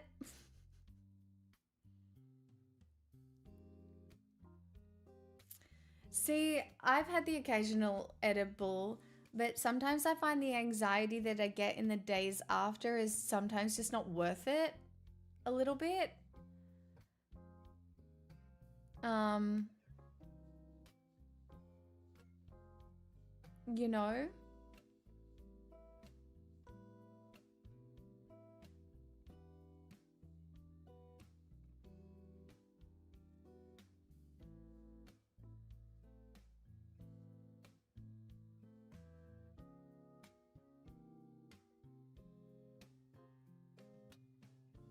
I can't believe it was the wind. I can't believe it was the wind. Sorry, I'd just like to take cheap shots at VicGov. Honestly, we can take huge shots at all the governments at the moment. It's so fucking ridiculous. Do you want to watch some Schadenfreude? I saved us some. It's alright. I've curated us some short form content to just be able to talk about just for a minute. This one, man, Republicans are so stupid. Like, specifically these ones. And it is Jubilee, so, you know, prepare yourselves, okay? But look at this. The Democrat Party is one of the most dishonest, self-serving parties in the history of this country. Well, it's been like this forever, okay? Ilhan Omar got into office. Okay, so defend Ilhan Omar. She got into office with a negative net worth of $45,000. She's worth $60 million now. I'm not here to talk about AOC just went on a Stop the Oligarchy tour, wait a second. spent $50,000 on luxury hotels and Bad Bunny concerts. How is that loving America? Wait a second. I just want to make sure that something's clear. No, just explain that to me. No, now you're trying to pivot. Now you're trying to pivot. I just want to make sure this is right. You're trying to say that someone increasing their net worth in Congress, in government per se, is indicative of someone who doesn't care about America, right? I think enriching yourself on. Gosh, I wonder where this could be going. And truly, I wonder where this could be going. The backs of Americans when you're there to serve is inherently dishonest, corrupt, and it is anti-American. You think so? Yeah. How much has Donald Trump's net worth increased since he's been the president? I know that he spent, for a fact, over $600 million in wrongful lawsuits that were brought by Letitia James and all of these crazy Democrats. I just want to make it very clear. I love this man. He is owning this guy to a level that is just mwah. Did you just How much? How much what? How much has his net worth increased since he's been president in 2025? Well, you tell me. $3.3 billion. He also had to spend. He's made He also had to spend 600 million. But he also had to spend 600 million. Don't you remember? He had to spend 600 million against frivolous lawsuits. He also had to spend 600 million off on the presidency. on these lawsuits that you guys, these frivolous lawsuits that you guys are bringing up. has made more money off the He's been an presidency independent businessman than his Donald entire Trump. life. He He's still made more. owns golf courses. His No son one has Eric made more than his him. son Eric still So runs if the your golf own, courses. so if your own logic is that making money in public office is indicative of someone who hates America, it's I a would little say the different. guy who's made It's- more than anybody okay, else in the so history of it's- America this is- probably hates America, This is right? an absolutely false equivalence. That's because not how that works. the Democrat Party. The Democrat Party is one of the most. It's a false equivalence. Did you hear him say that? It's probably one of the most clear equivalences that could be made. There is no possible angle that you can look at that and go, it's a false equivalence. It's the exact same fucking scenario. Night, Tiny.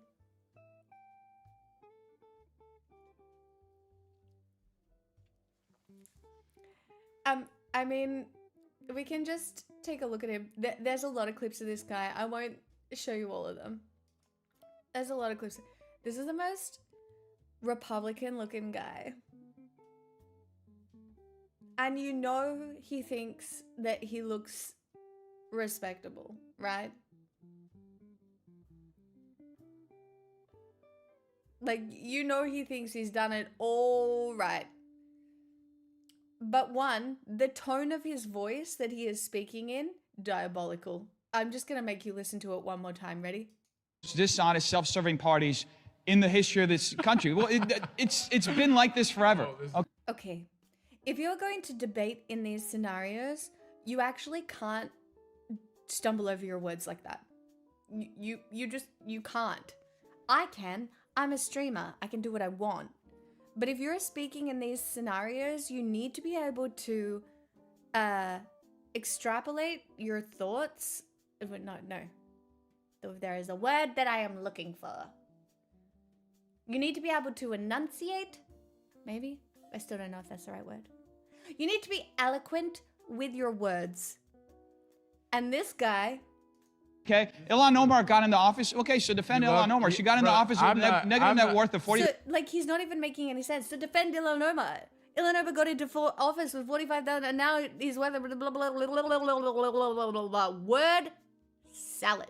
$5,000. She's worth $60 million now. I'm not here to talk about AOC Ilhan Omar's just went money. on a Stop the Oligarchy tour. Wait a second. Spent $50,000 on luxury hotels and Bad Bunny concerts. How is that loving him? Also, what you're not getting here is that he's mad at the women.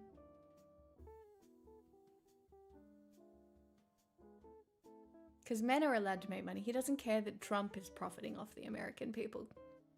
Because that fits his worldview. But the two women of color, Chuck, you're not wrong. He brings up AOC and Ilhan Omar. Which is, it just says it all. And that's why he says it's a false equivalence. Because God forbid women of color profit while they're in office.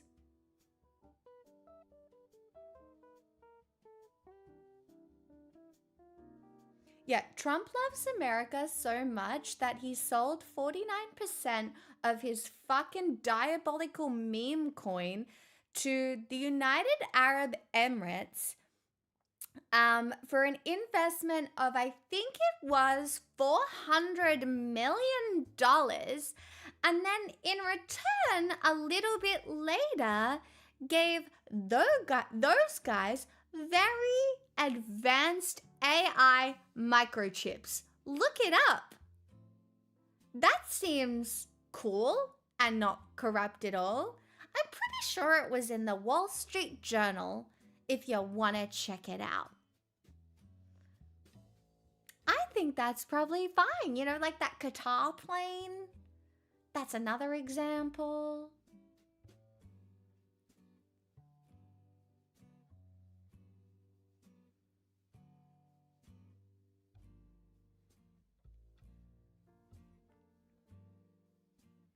I love changing the tone of my voice when I speak.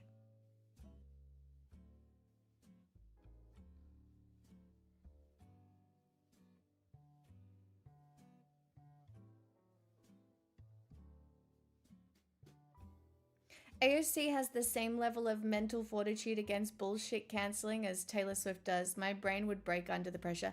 I'm going to be clear, so would mine, Blue. She is an incredibly smart, resilient woman, and to have played the game as long as she has in Washington with the barriers that are in place for people like her is insane. It takes a kind of mental fortitude that I can be very honest and say that I don't have.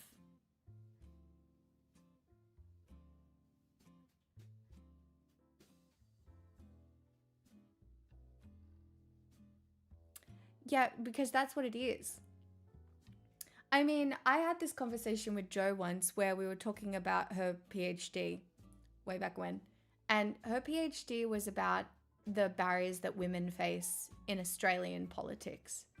And I'm going to be real, never look into it, because there is a level of respect that I have for women in politics, because it is a game that is not set up for you to even come close to winning or even marginally succeeding in. It is very, very difficult. Like you could be Julia Gillard. You could have one of the most iconic speeches of all time. I will not be lectured by this man, right? And people will still call you a witch. They'll stand outside of Parliament saying, "Burn the witch." Because a woman who raises her voice is emotional, you know, not thinking clearly, right? But if a man raises his voice, it's aggressive, it's authoritative.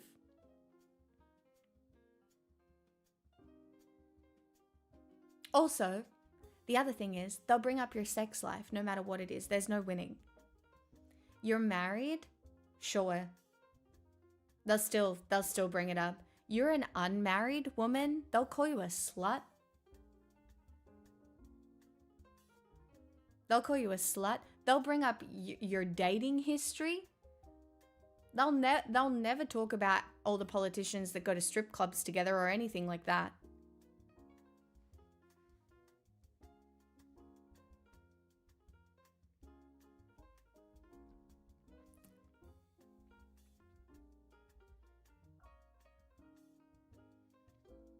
I mean, look, I would say that Eric, your politics are bad. We know this, okay?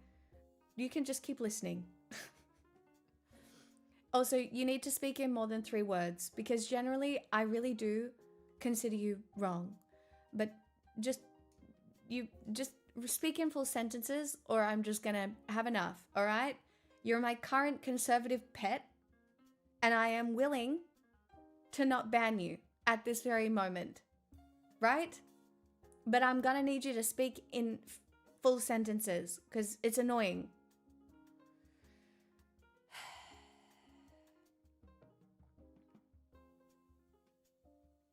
Well, Guppy, yeah.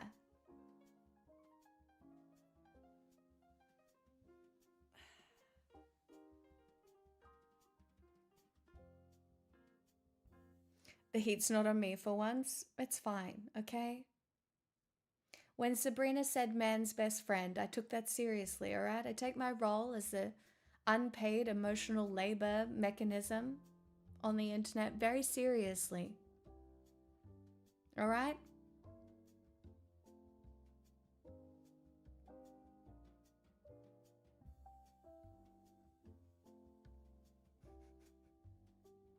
Guppy.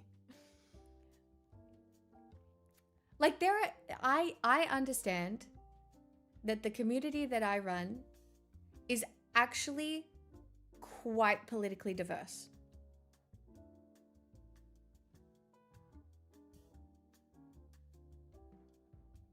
I do know that. Hi, Louis.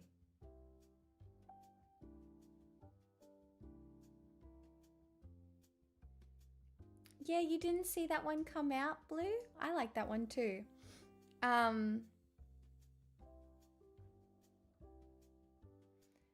She is the queen of irony and sarcasm. People don't get it. I come here because I was politically homeless. I don't think being politically homeless is bad. I'm gonna be so real.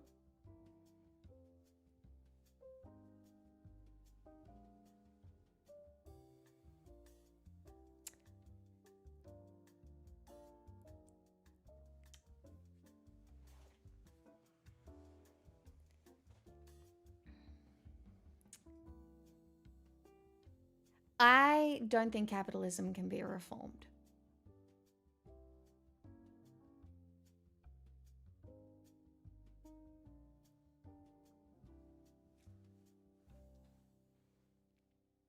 That's all I'm going to say.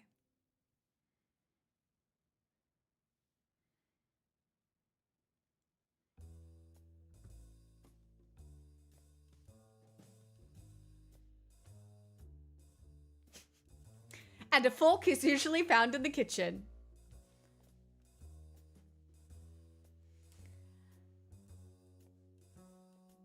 I just think that capitalism at its core relies on keeping a certain amount of people suffering. Now, whether or not you see it and whether or not you think it's valid or it's just the way it has to be, I refute that. I really do. Because in order for some people to be extremely wealthy under capitalism, there are countries that have to suffer. But it's on so many different levels, right? It's the exploitation of the African continent, but it is also in every country the exploitation of the poor. Now, there is a middle class who enjoys not really considering that because it is very comfortable to be able to do certain things, to be able to have certain, comforts.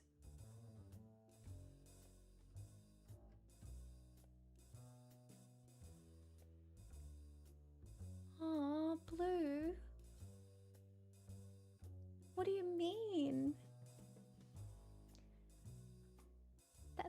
Wait, can somebody frame that?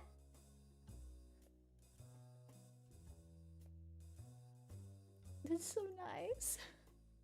And you've made my day.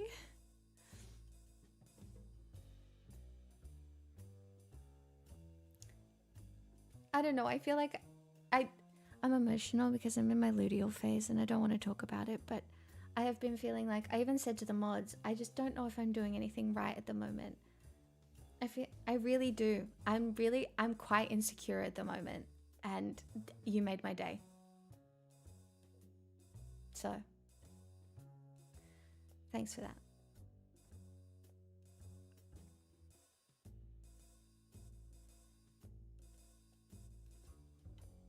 "100% reality is lava."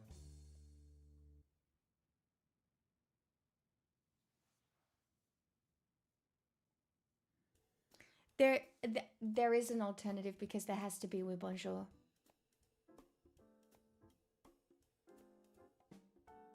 I don't know if it's historical communism, right? I don't know if it's historical communism. Because the education that has to occur to teach people to want to care and move beyond what they think is the most important thing, individualism, is so difficult. Because I think when people hear the word socialism, communism, all they think is, wow, my whole personality taken away from me. And now I'm the same as everyone else and I have nothing. I have nothing with which to frame my identity. And what people need to understand is they are not mutually exclusive things.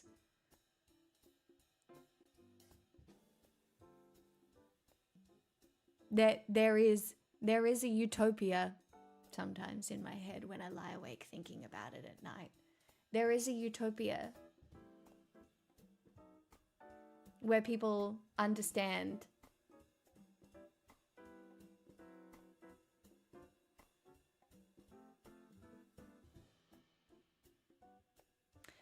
Of course, you've never seen the models work.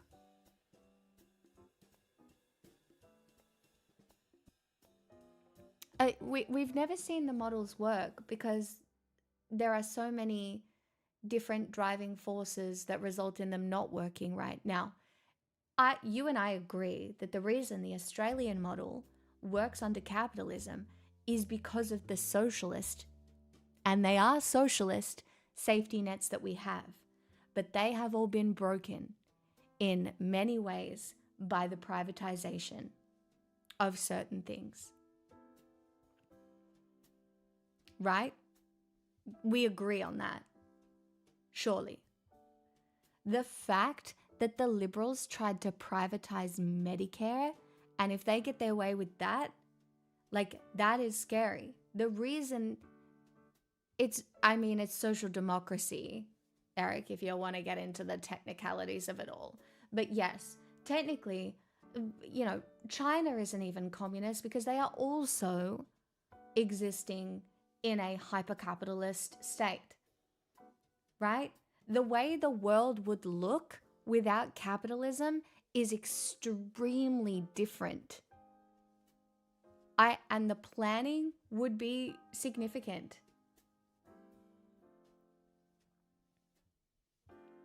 Well-regulated capitalism is better than any other system we've come up with. It's just been a long time since we had that. I'm not saying that humanity hasn't progressed with well-regulated capitalism, but do you agree with me that it's not well-regulated now? In any ways, on a global scale, and even in any country.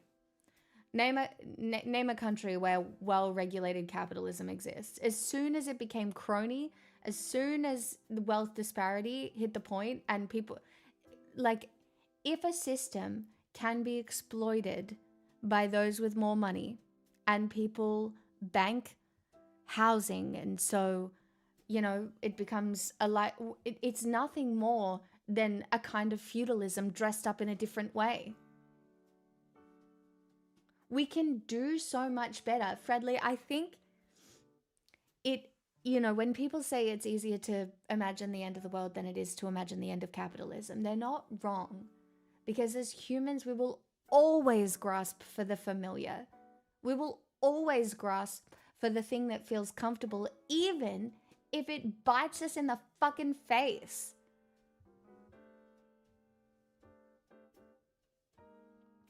Like, the re-education that is, I don't want to call it re-education because everybody's like, re-education. But, like, it's just education, right? And I really do think you start with the fundamental principles of what you believe in. Right? So, I don't know, everybody say, like,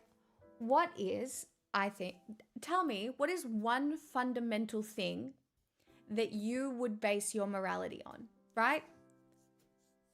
What's one fundamental thing that you would base your morality on, for example?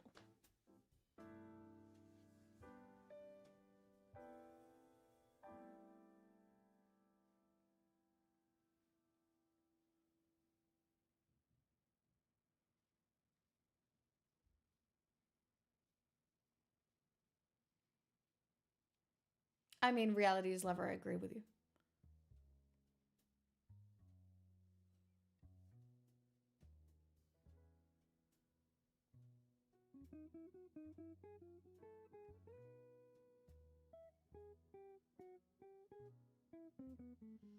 Okay, do no harm is an interesting one, right?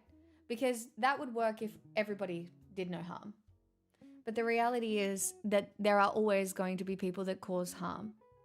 So you have to have a conversation about harm and defense, right? Go more fundamental. I do agree.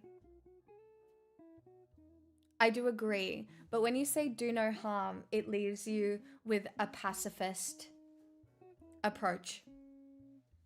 No, it's not even do unto others as you would have them do unto you, which I do think is one of the better religious fundamentals.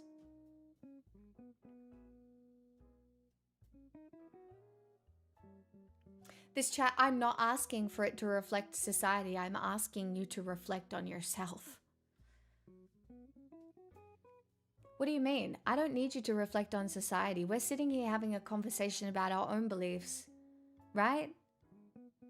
I'm not sitting here claiming to speak on behalf of society. I'm only sitting here claiming to interrogate my own moral foundations and yours.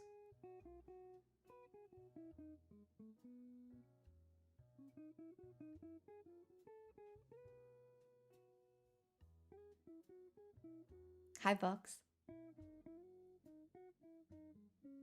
Yeah, guppy me. Yeah, I broke in that exact way, which is why I push back. And because I'm not a pacifist and I don't know if pacifism can get us far enough.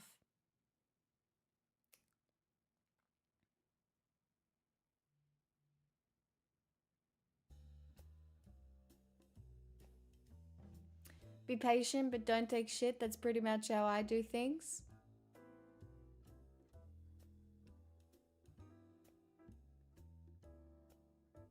I would also say accept you might be wrong because no one is always right, and accepting you can be wrong means you aren't willing to learn or change. 100%.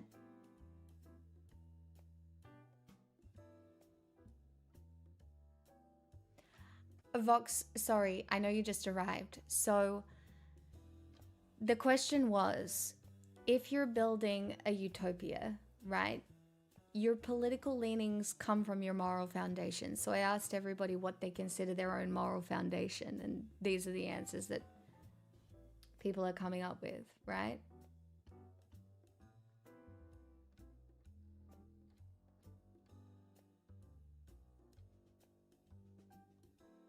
Peace, love, and Woodstock.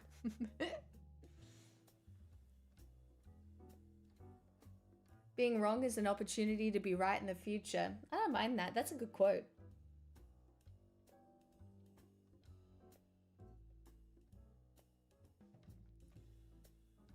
I agree with that, straw man.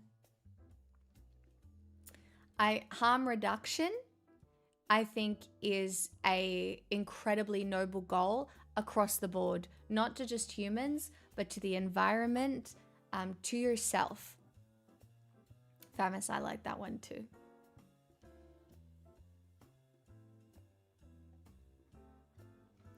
For me, it's probably more angled with coming from an empathetic approach, but I do agree. Hey, Plasmatic, how you doing? Welcome on in. Do you think the fact people are protesting every weekend is because they are lost or that they don't trust the government? I think government distrust is at an all-time high, but I think people protest because they feel impotent and they don't know what else to do. And it is a way that you can feel effective. A lot of things we do in this life as humans are to attempt to ascribe meaning to our actions, whether we like it or not. And protesting is meaningful. And feeling like you are out of control in your life, in your country, on the globe is it's an uncomfortable feeling that we've been sitting with now for our entire lives. And it is uncomfortable. And so people use whatever mechanism they can to try and blow off steam and make a difference. Protesting is one of those steam valves.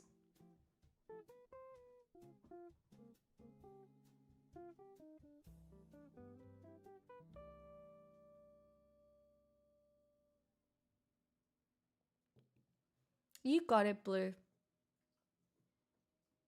I know you got it. Like, it truly, chat, one of the things that I have come to realize is that things, as they get bad, and they do get bad, you just keep going. What do you mean? Like, the pandemic was really bad, and then we all just kept going. Sure, things were very fucking different, but then we all just kept going. Things change, and then we all just keep going. Or maybe we die.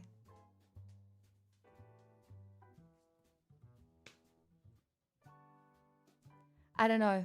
If you can push back against the idea and the knowledge that you are going to die, and the poor decisions that you make because of that, for example, exploitative ones against other people, you can get to a place where, sure is Monday here. Well, we get it out of the way really early in the week. You know, we got to do it. Today did require a glass of red though, because my dog is just not really settling in the same way she usually does, but she did settle for a big chunk there.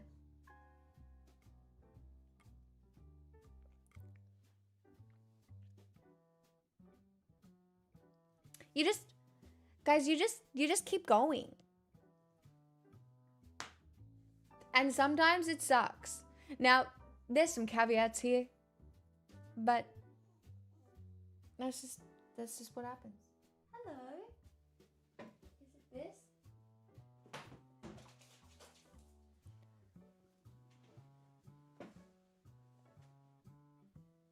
Thanks for the follows.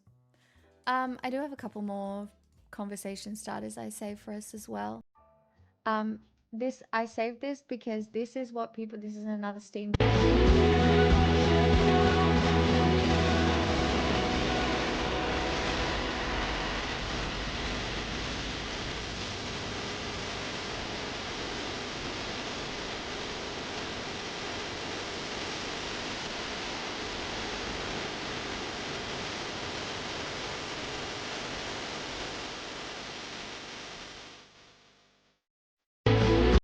That's Minnesotans.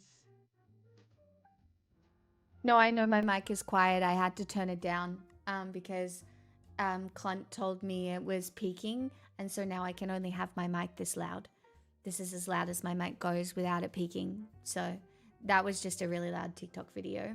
But that's Minnesotan people using the valve.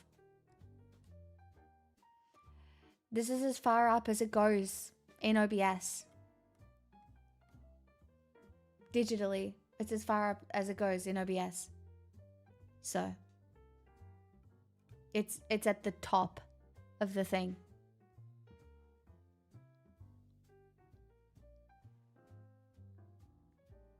I think things will change for the better. I believe that's where we're heading. Oh, you mean with the game filter? The filter that I run is through the Rodecaster. Minnesotans are so inspiring. I think a lot of states finding themselves in a similar position would do the same. I think they would do the same. Where's your lobster? It's there. Get it. There's like 5 toys in here.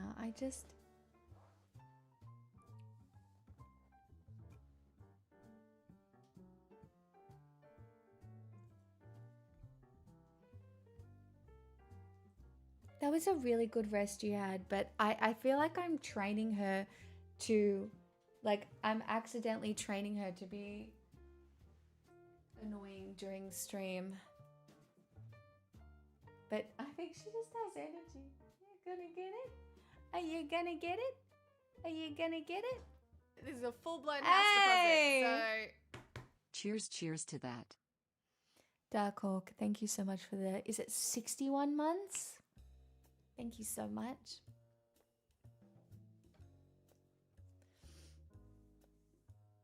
Oh my god. Didiaki, oh god. Please don't assume that's what I said. No. In there, if you go back, I did say protesting is effective. My god. That is no. It serves dual purpose. It serves dual purpose. People protest because it releases that valve within them. That is one thing, but protests are effective. My god. Please. No. I'm not. No. Some protests aren't effective, obviously, but protesting is effective, okay? Yes. Oh my gosh. No. Oh my god, I hope that was clear. Maybe I didn't clarify that enough. Cancel me. It's fine. It'll be great for business. Seems to be great for everybody else's fucking business.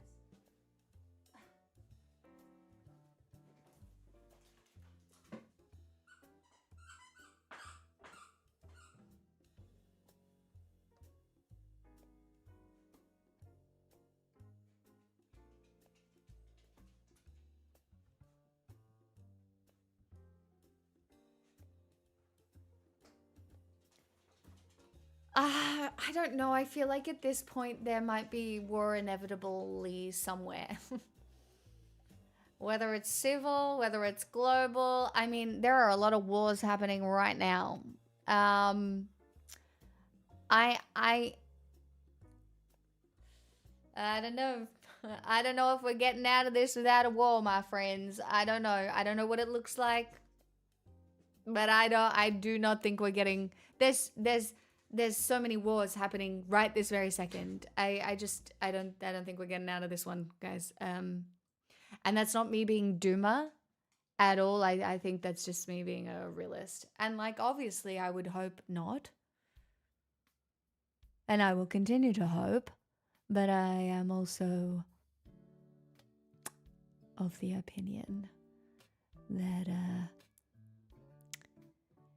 yeah, the people in charge seem to be having some things going on. So, yeah. Pixel, where is your ice cream? Where's your ice cream?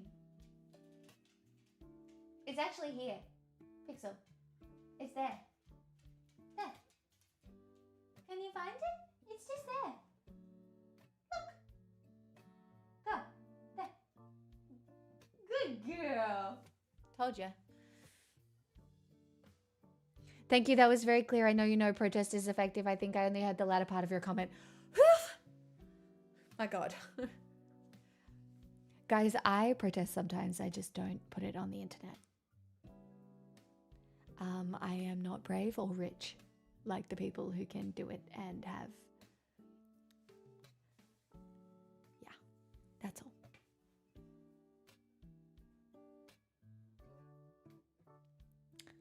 That's all.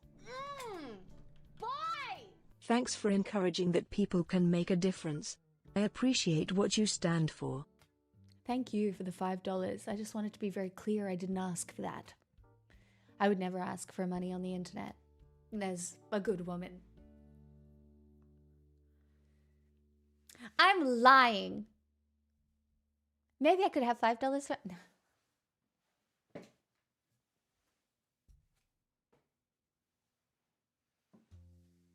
I wanted to. For me? Thank you. My days of chaining myself to things are somewhat over, and that's fine. There are other ways you can be effective, Salmon. Guys, I'm really cute, and I sold everybody an orange before. That's right, I did, and I'm gonna sell you some more stuff soon. You can invest today for just $5 a month. That's right. Wow. Let me buy another orange, perhaps. I'm really bad at this, chat. Do you like my content? You can say no. Get your lobster. Look, get your lobster. There, look. There. Yes! Get your lobster. How can you not? Girl.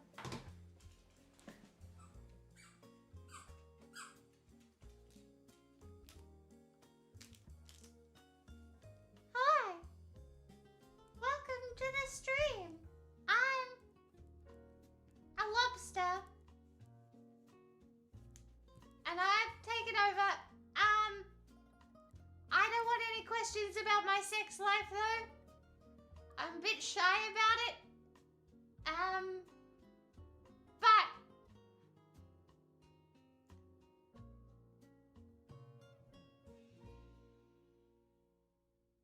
no, I'm really shy about it.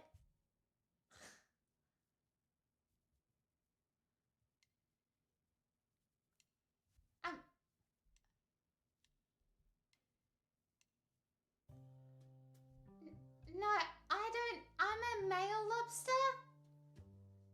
And I don't want to talk about my piss kink. Okay, bye. Wow, that was crazy.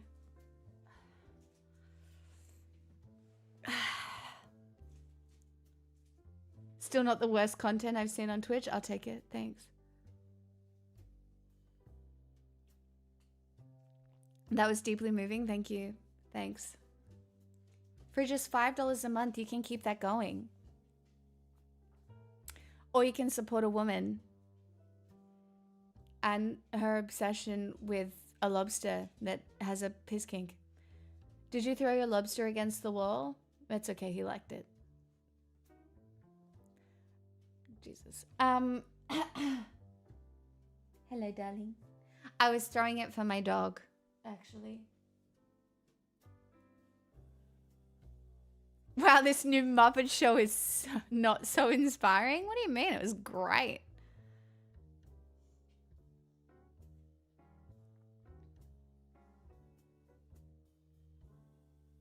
Oi, bruv. Is that still the first glass of wine? Yep. I've had like a few sips.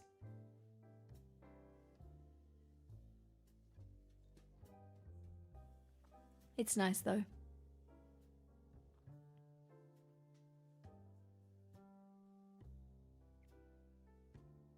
This is a full-blown house deposit, so... The beef too juicy. You're right, my content is that juicy. Sometimes. Sometimes when I'm feeling confident, but I am in my luteal phase at the moment, and I'm very insecure. So that 31 months couldn't have come at a better time. Thanks, Jaeger. The lobster too buttery, the steak too juicy. That's just lobster too buttery, steak too juicy. Me when I complain about anything.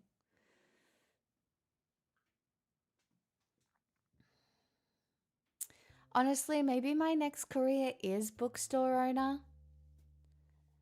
I'm not sure.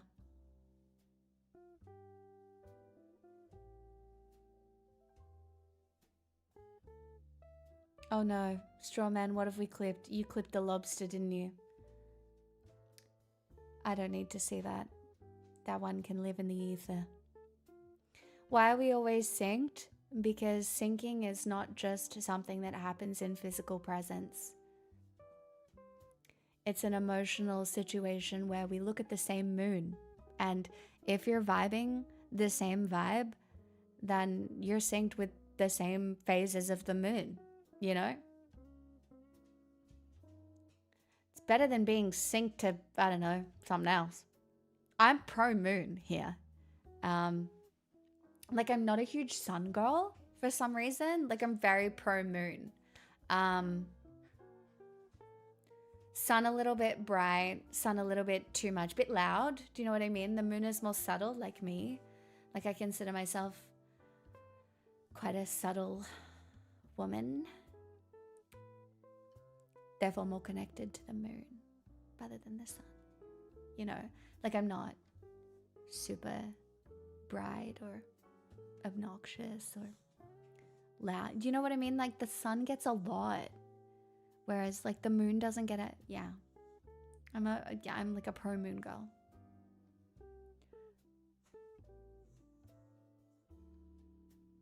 See, Detective Tato, you get me. You get me. The moon doesn't burn me, so I'm a fan. I feel like that's where it might have started for me as well, but also the fact that I'm a night owl.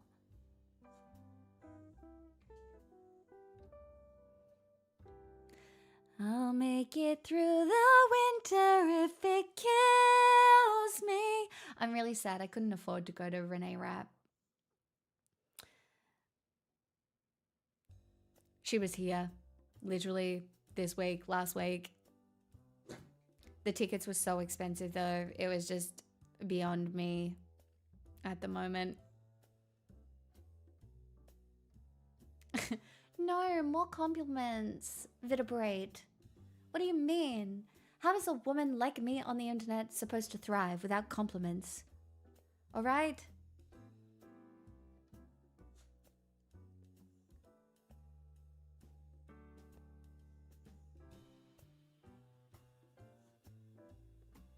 No. I have to work. I'm sorry. I need to have this conversation with you because we can't do this every time I stream. And I feel like I'm accidentally training you to think that we can do this while I'm talking to the internet people who feed you, by the way.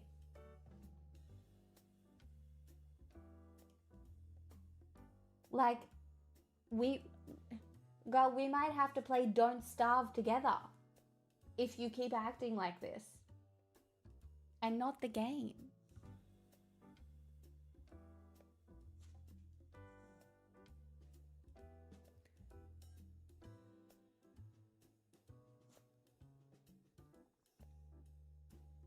No, because I can't train her to do this. Like, this is the second time she's done this and I can't train her. There is nothing wrong with her. There is nothing wrong with her.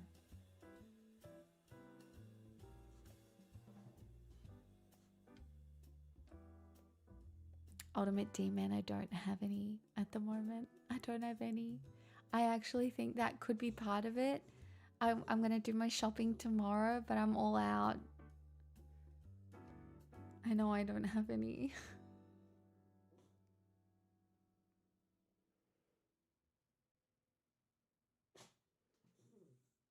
Evan, don't you stand up for Louis like that. What is this? You haven't tasted salad cream enough to know that what you're saying is dangerous, you know?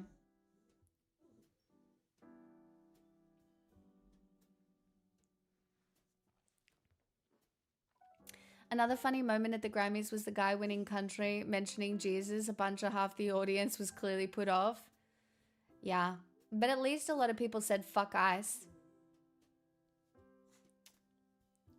Even if some of it was muted.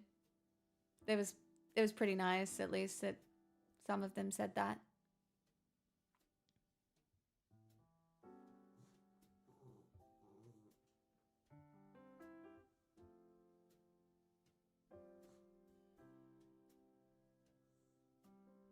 Love Bad Bunny, there's my homie. No my circus and no my monkeys. I love pop culture. I don't know. I'm a loser. Is the wine for pain or pleasure? A bit of both. Did you all, I call it the nip clip dress. Vox, it was the first thing I brought up tonight. Chapel's nip clip dress. It was, wow. Yeah. Yep. Yeah. Unique, wow. I mean, fuck, man.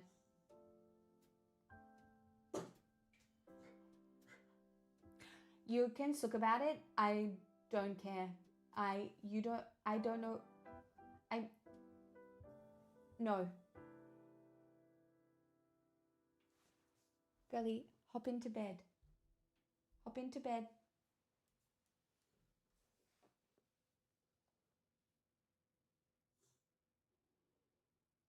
Do you not like boobs, Scary? Are you anti-boob? Because that's a very interesting position to take.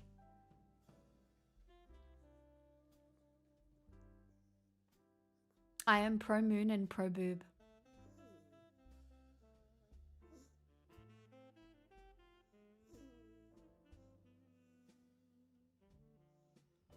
No, we still promote boobism and onionism.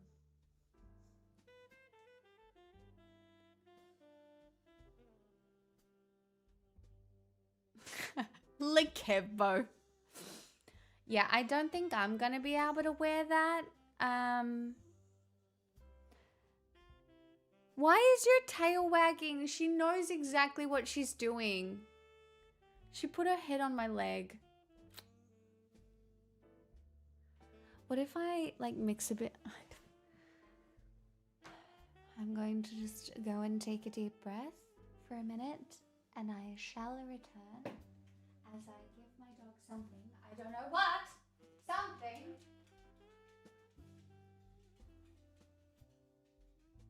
You want the boat too? Is this what you wanted this whole time? Are you mad at the chicken? Because truly, if this is what it is, I'm losing my mind. Eat it.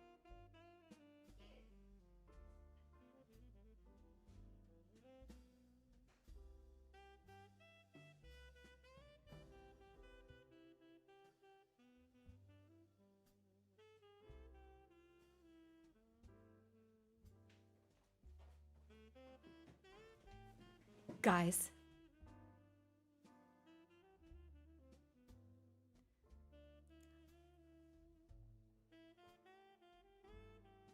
Pixel has become so fussy with her food since I went away for a week.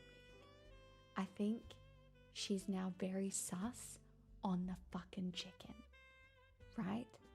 So occasionally she'll be like, chicken, love this. But then occasionally she'll eat the chicken and she'll be like, I don't want any more of that. So on top of the chicken, just then, I put some goat, right? And now she's eating the fucking goat. And guess what? Once she started eating the goat, she'll probably eat all the chicken too because she realizes it's not fucking poison. It's good, healthy, great, fresh out the fucking packet. Sorry, I'm so bogan right now. But truly, she's now out there. She was hungry, but she was just being fussy. Man. And like, I am a poodle in a way too, right? I feel this way about life. So, you know, when they say owners are like their dogs, it's true. I've accidentally trained her to be me, right? Just a little bit fussy, not generally problematically so, but like I have certain fussy things that exist about me, right? Like I'm a problem, not like a huge one, but like a little problem. And she, rightfully so, my queen, is just a little problem. Like, and it's very hard to read. What do you mean you didn't want the chicken and now you're gonna eat the fucking... Anyway,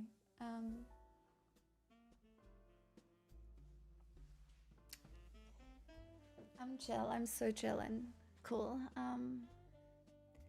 No, she's on this food called Leica. She eats better than I do. It's actually human grade semi-cooked food with the whole nutrient profile because unfortunately for my mental stability, I need that dog to live as long as possible. And so I pay literally $200 and something a month to feed her the best possible food because she has chronic bronchitis and other health conditions, right? But now she's being fussy about it.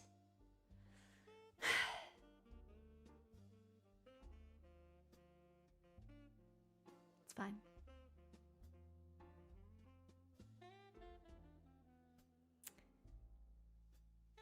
Anyway, I did save us some more videos, but the next one's gonna make you really angry. And well, maybe I am in the mood for that. Do you know what I mean? Jelly beans. Her food budget is almost my food budget. It's more than my food budget. basically. Actually, no, it's not. It's not. But it's fucked. It's fucked. I mean, dogs are expensive. I don't know what to tell you, but yeah. So technically you could save money by eating her food. Technically it is able to be eaten by humans. Yeah. I won't, but that's how they advertise it. They eat it with a spoon in the ads to say it's human grade food. So, yeah.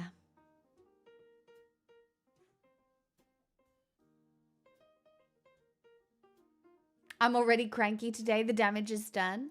Sorry about that. Was it me?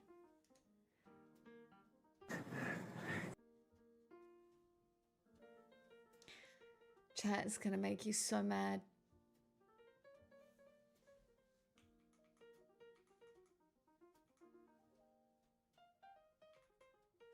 It's really gonna make you mad. I am feeding her Leica salmon.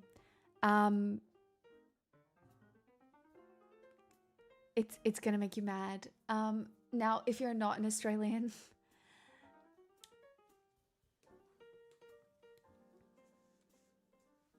if you're not an Australian, you might not know this guy, or you might remember him as Scotty from marketing.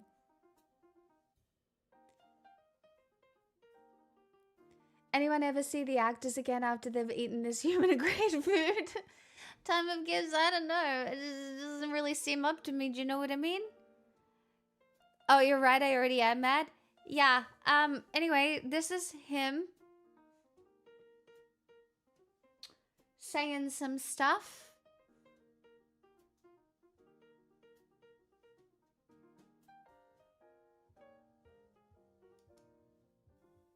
It is a solemn honour and privilege to be here with Jenny in Jerusalem on this of all days. And I want to extend my sincere thanks to my friend Minister Chickley, who is a great friend of the Jewish community all around the world, but particularly in Australia. And I want to thank Minister Chickley, as I'm sure Rabbi Ullman would concur, for rushing to be amongst us so soon after the Bondi terrorist attacks. Can I also thank Prime Minister, my friend Benjamin Netanyahu. Can I thank him for his strength? Can I thank him for his leadership and from his unwavering commitment to the future and security of Israel, and for exercising what Israel has, which is its right, its justifiable and righteous right to defend itself.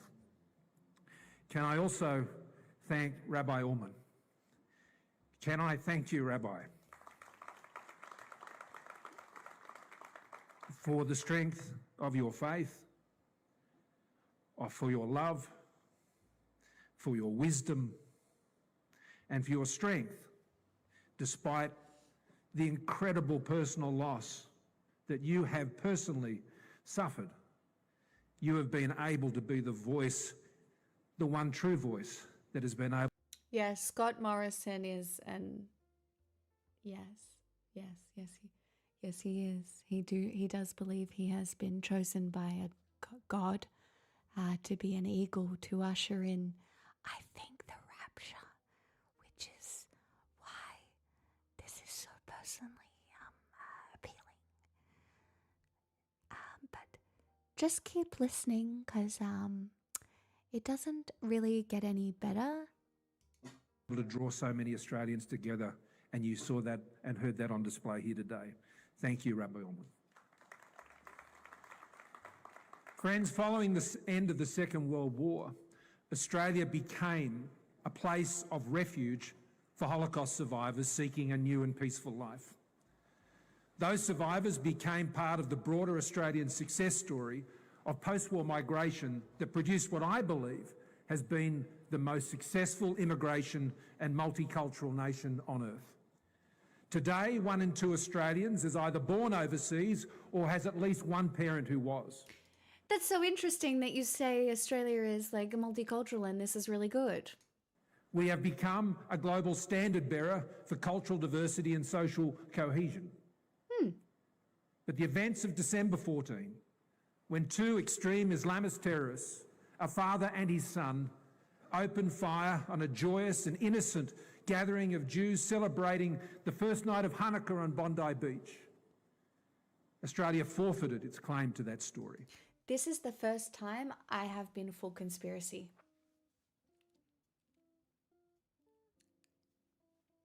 Listening to that sentence, the way it was just put together then is I don't know, guys.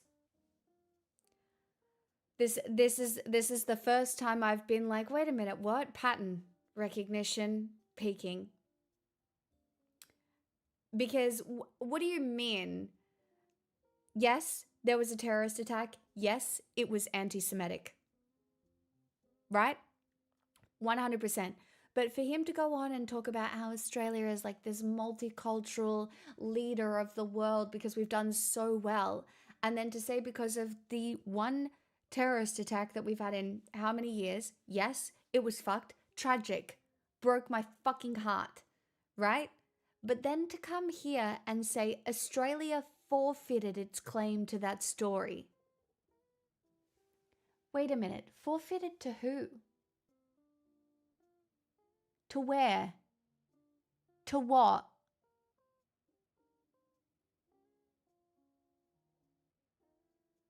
To what? Just out of curiosity. The place to which Jewish people once fled has become a place many Jewish Australians now fear. And now it's just straight up fear-mongering. This is a desecration. We are a broken-hearted nation, but for our Jewish community, we are a nation that has broken its promise to them. A promise of safety and freedom from persecution and fear. The late Lord Rabbi Jonathan Sacks warned that when anti-Semitism becomes violent, it represents the first and clearest sign of a civilization in crisis. I mean, yes, attacks on minorities do represent a civilization in crisis. I agree with that. 100%. And that the hate that begins with the Jews does not end with the Jews. After the first mass and world's worst mass terrorist attack on the Jewish community anywhere in the world since October 7, Australians must confront not only the security and intelligence failures exposed by these attacks, but the fragility of our own society that was shredded by the anti-Semitism that was unleashed in Australia after October 7, long before these murders were committed. According to the Executive Council of Australian Jewry, in the 2 years following the October 7 terrorist attacks in Israel, anti-Semitic incidents in Australia increased. I want to know if you think this sounds like insane propaganda. I don't know. You guys can tell me how you read this, but the language is so interesting to me. Fivefold, from an average of 343 over the previous decade each year to an average of 1,659 on average in 2024 and 2025. There were more incidents in those just 2 years than in the previous 11 years combined. Within 48 hours of October 7, pro-Palestinian protesters gathered at the Sydney Opera House chanting violent anti-Semitic slogans. That has been proven to have not happened. Wasn't it? Didn't I cover that here?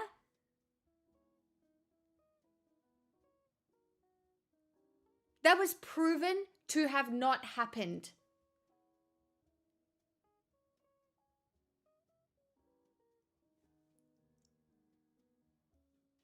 Like, I feel really gaslit. Regular protests followed in Sydney and in Melbourne over the next 2 years, culminating in an estimated 100,000 people marching across our Sydney Harbour Bridge alongside those calling for globalised intifada, death to Israel Defence Forces, the elimination... I mean, he's not wrong. There are people in protests who are in protests for the wrong reason, and we obviously have to acknowledge that. But the reason most people are protesting in that situation is because they see the circumstances in Gaza and they go, that is unfathomable cruelty. Of the Jewish state from the river to the sea, and even the display of portraits of Iran's supreme leader. As Ayaan Hirsi Ali observed of similar protests in the UK, many participants were compassionate people seeking peace, but they chose to march side by side with those promoting hatred. During this period in Australia, Jewish professionals and artists and journalists were doxxed. Jewish businesses were targeted and forced to close. Homes were vandalised with violent slogans. Synagogues were attacked, including firebombing. This did happen. This happened, but where worshippers were inside. Jewish students were ostracised on campus, and academics intimidated into silence or conformity with a rigid or activist orthodoxy on Israel. But that's not what happened. Australian media has been extremely pro-Israel the whole time, and even the Australian government has been extremely pro-Israel the whole time. We sold them weapons. We sold them weapons. It's just, I'm not saying there are anti-Semites here. There absolutely are. There is cruelty, a significant amount being inflicted upon Jewish people. And it is especially after what happened at Bondi.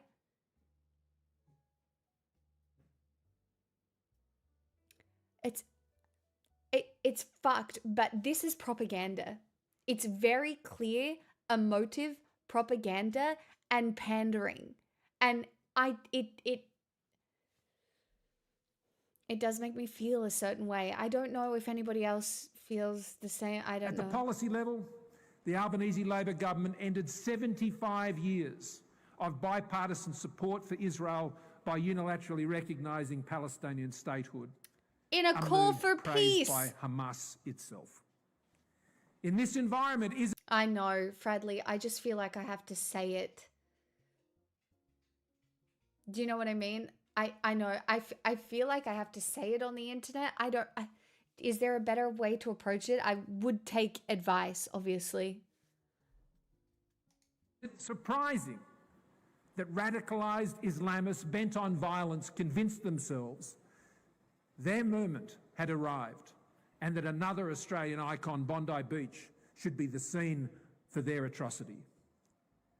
Australia must now write a new chapter and honour those we mourn by confronting hard truths.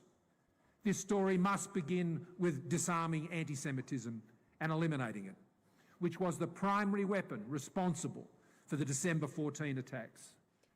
Dr.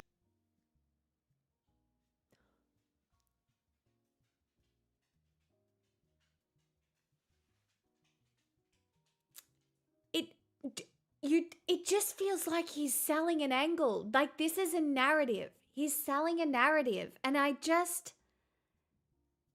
this is what it sounds like. Anybody who has protested for ending a genocide is like, yay.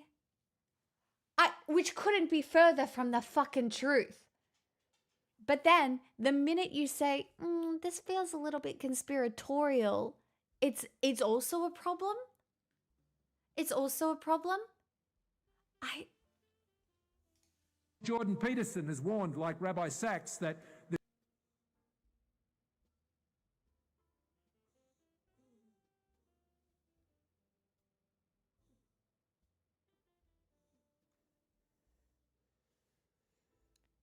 oh God. I missed this bit. I didn't get this far. I was like, we need to watch this, but I didn't get this far. What do you mean? Ugh.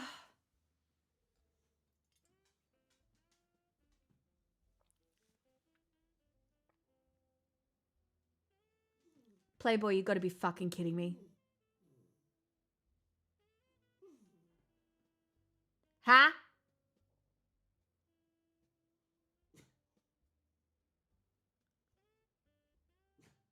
Have you seen Gaza recently? Did you not see them blocking food, medicine? There's not a single hospital. Have you seen what's going on in the West Bank? What? Huh? What? Huh? What? Huh?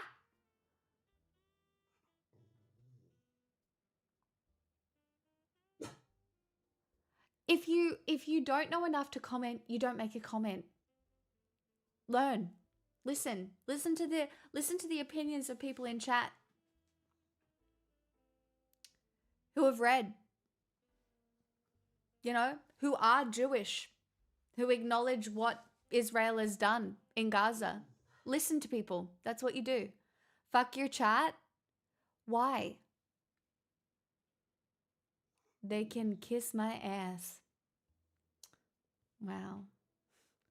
That's so masculine of you. Wow. Wow, that was so attractive. Chat. Real man. God, I'm so overwhelmed now. That was really hot. Man, masculinity just really does it for me.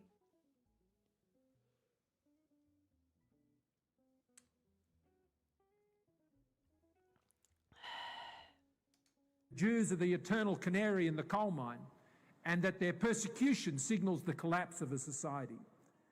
Anti-Semitism, he argues, is a byproduct of resentment, not reason, where malice replaces self-examination. On the progressive left, it is rooted in neo-Marxist identity frameworks that frameworks. And I'm not making fun of stutters, by the way. I'm saying that is about his... I don't think he's comfortable saying half this shit. Your chat is weak. Herd mentality, brain rot. What do you mean? You don't think it's hot to follow someone like me? Interesting. Why? I have more leadership in my little finger than you have in your entire fucking body, bro. Rough. Don't know what we're gonna do about that. Do you need some fixing? I have fixed people before. Sorry. No, I haven't. I could not be bothered. But like, you know.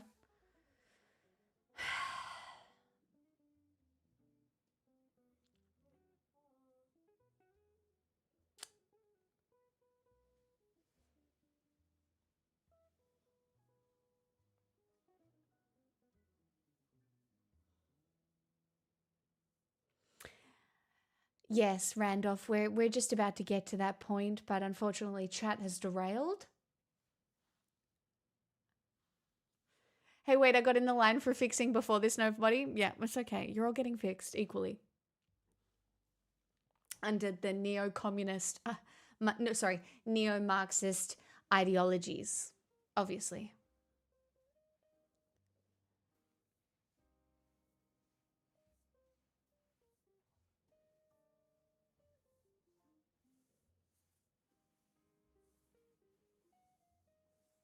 This is Scott Morrison, ex-Prime Minister of Australia. Sucking Bibi Netanyahu's dick.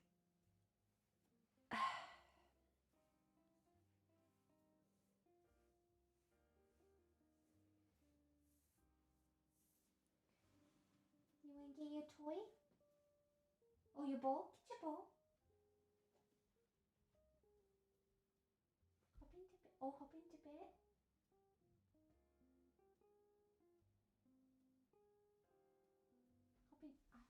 I have to ignore her.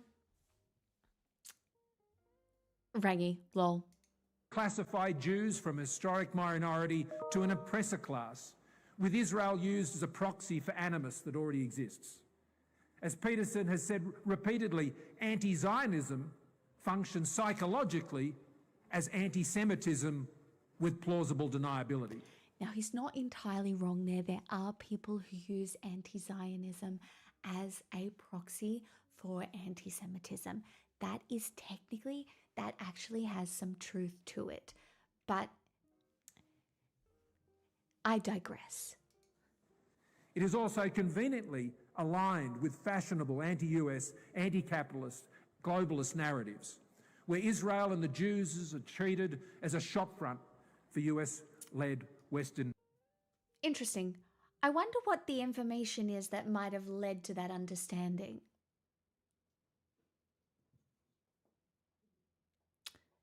Gosh, I just could not think of any evidence to suggest that, which is just so interesting.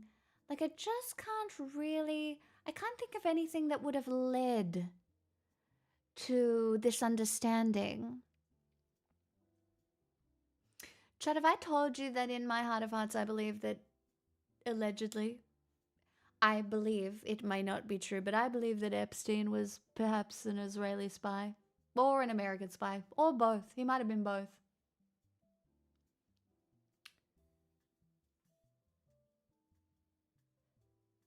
I'm not sure if that's a hot take.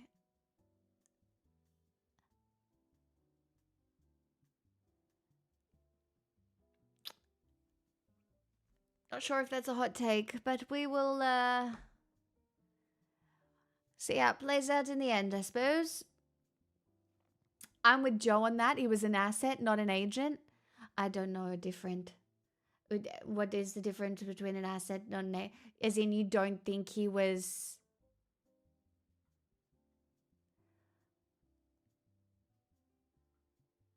He was a middleman power play to the wealthy and well-connected, for sure. Asset is someone you use, not an employee. Owned, not employed. Okay, I can agree with that. That is a very Joe distinction to make. I'm not smart enough for that, but I agree. Imperialism, as they call it. On the radical right, anti-Semitism takes conspiratorial and ethno-nationalist forms. Peterson condemns... Why are we quoting Jordan Peterson like 50 fucking times, bro? I've been on the internet too long. I'm damaged. I am a damaged woman. I'm just gonna take this moment.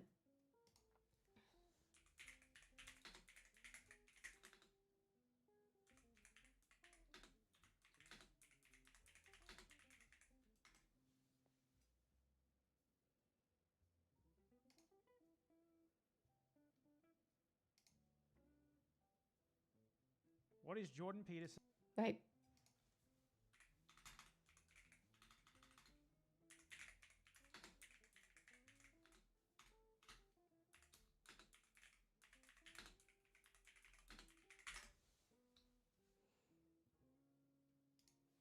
I dreamed I saw my maternal grandmother sitting by the bank of a swimming pool, which was also a river.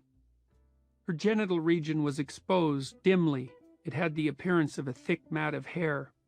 She was stroking herself absent-mindedly. She walked over to me, with a handful of pubic hair compacted into something resembling a large artist's paintbrush. She pushed this at my face.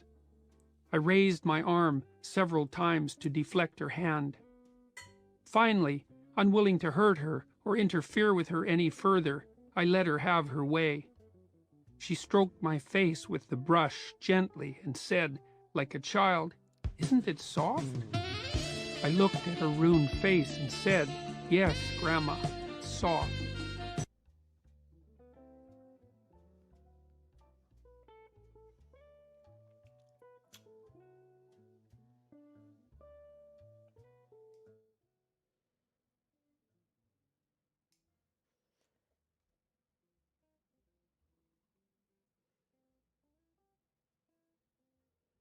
Oh, Rabbit Tech, we've been talking about that too. It's not AI, Macca's. Any person who quotes Jordan Peterson to you, you need to play them that clip. It's real. Yeah. That's real. That's I just need you to know that.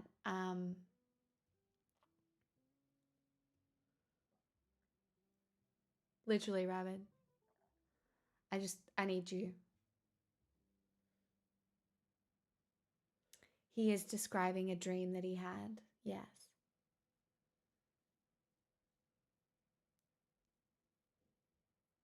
You'll be hearing from my lawyer. Okay. This outright as intellectually primitive, myth-based, and historically catastrophic.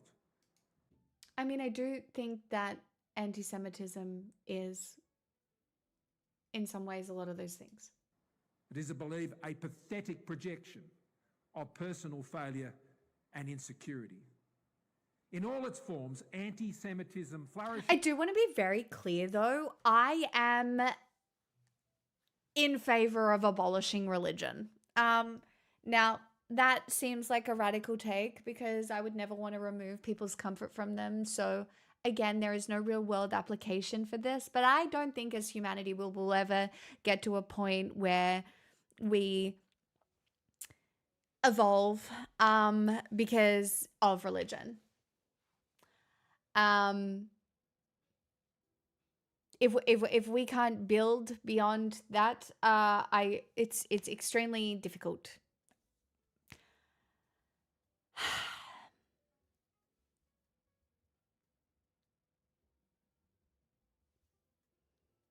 I truly, when religion at its deepest forms becomes it's religion and humans forming religion is something that we naturally do.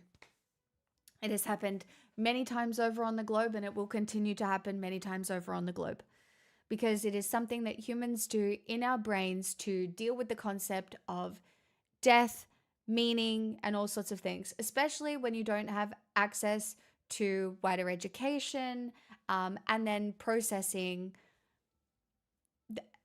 a nihilistic worldview, right? It's really hard. I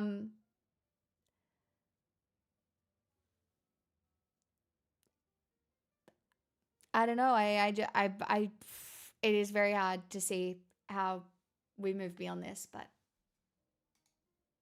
where responsibility is replaced by grievance politics. Liberal societies depend on individual moral agency. And when failure is moralised as systemic injustice, liberal norms collapse.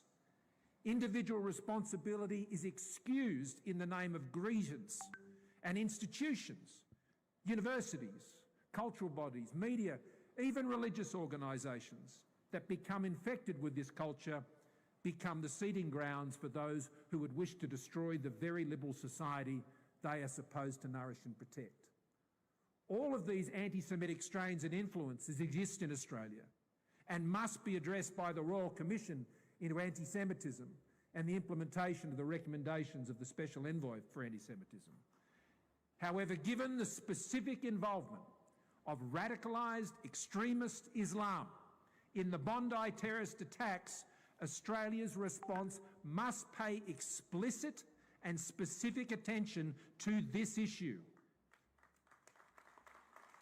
this will play into why the West will go to war with Iran, by the way. Just, it's really bad. This is like proxy American propaganda, and it is so fucking obvious that there is more at play here. And I'm not just talking about immigration. The December 14 terrorists were homegrown.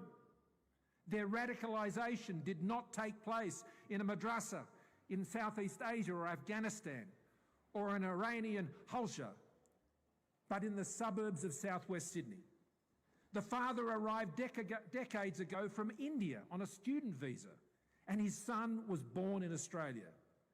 Extremist Islamist anti-Semitism draws on all the threads identified by Peterson. Oh, sorry. Yeah, I can up it a little bit. It was just really loud in my ears. It is not a religion but an ideology that weaponizes faith for political ends. Within it, anti-Semitism is not incidental, it's core doctrine, it's the point. Selective religious references are fused with imported European conspiracy theories, recasting Jews as a hidden enemy responsible for global disorder. Israel is not treated as a state to debate, but as proof of the Jewish conspiracy that must be annihilated from the river to the sea.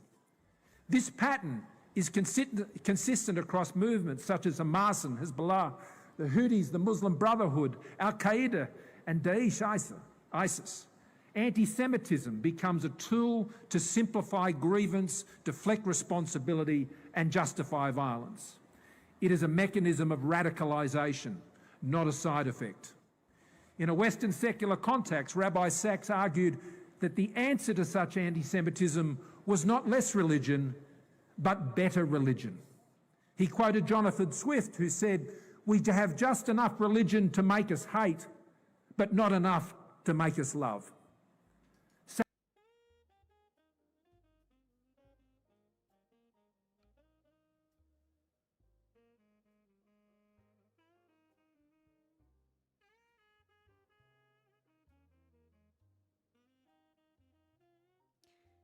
I don't think that's possible.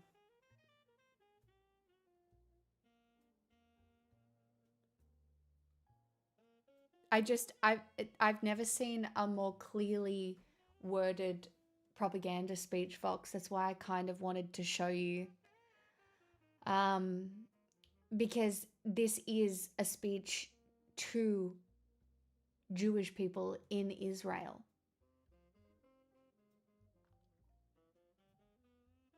It is directly, Bibi Netanyahu is in the audience.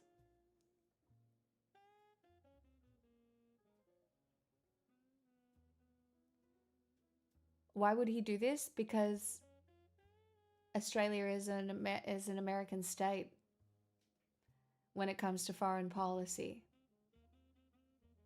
It is a unifying message and it is insulting to you. It's not insulting to me. Does it not feel like propaganda to you? Through the wording? Like, my degree is in forensic psychology, and I can sit here and pick apart the way it has been written to evoke different feelings within whoever's listening.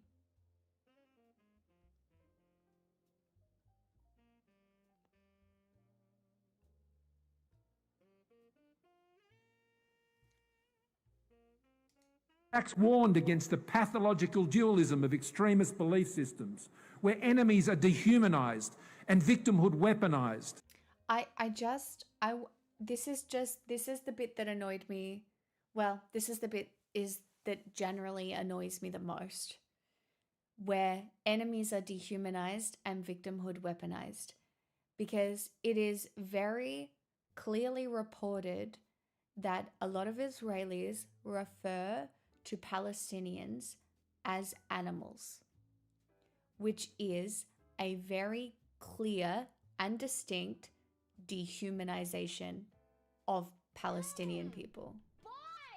Jaeger08 Larson gifted a tier 1 sub to Zakab. Jaeger, thank they you have for given gifting, 308 gift subs in the channel.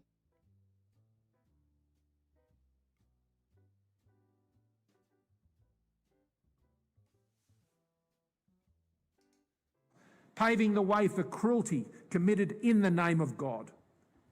It would be comforting for us to believe that the perpetrators were simply bad and evil people.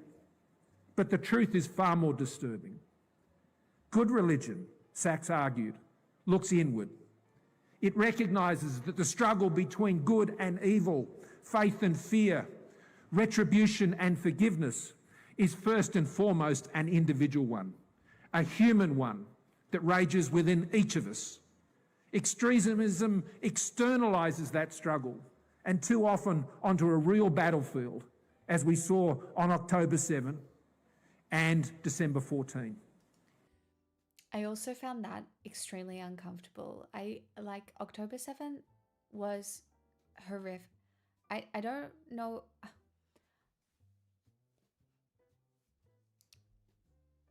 Putting them in the same sentence feels weird to me. I don't know why. Maybe somebody else can explain why that made me feel so icky. For this reason, Sachs warned against the marginalisation of religion in Western democracies as an antidote and even as a trend. Yeah, well, keep warning. It's not a trend. I think it is the only path forward. Such dualism is equally present in secular politics, believe me. The answer is not to blame faith, but to enlist faith and religion in our response. Says the evangelical Christian who believes he is a messenger from God. Just to clarify. Good religion strengthens the art of association that de Tocqueville identified as the foundation of free societies. Properly grounded faith can anchor unity in humility and shared human frailty. Many Islamic states seem to have shown a better understanding of these issues than liberal Western democracies. Over the past decade, Gulf states such as Saudi Arabia, the UAE, Bahrain and Oman, as well as Egypt and Jordan even, have taken deliberate action to confront radical Islamic ideology.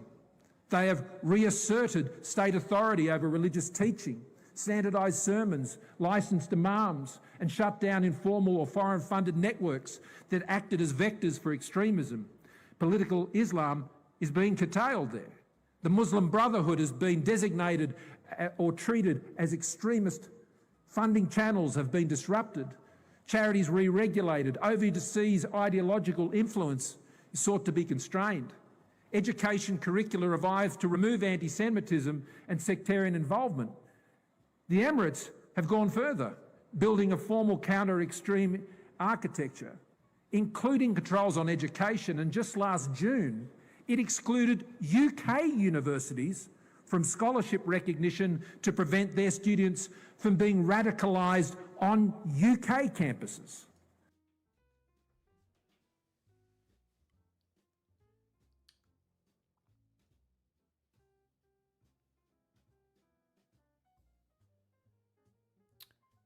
What does that mean?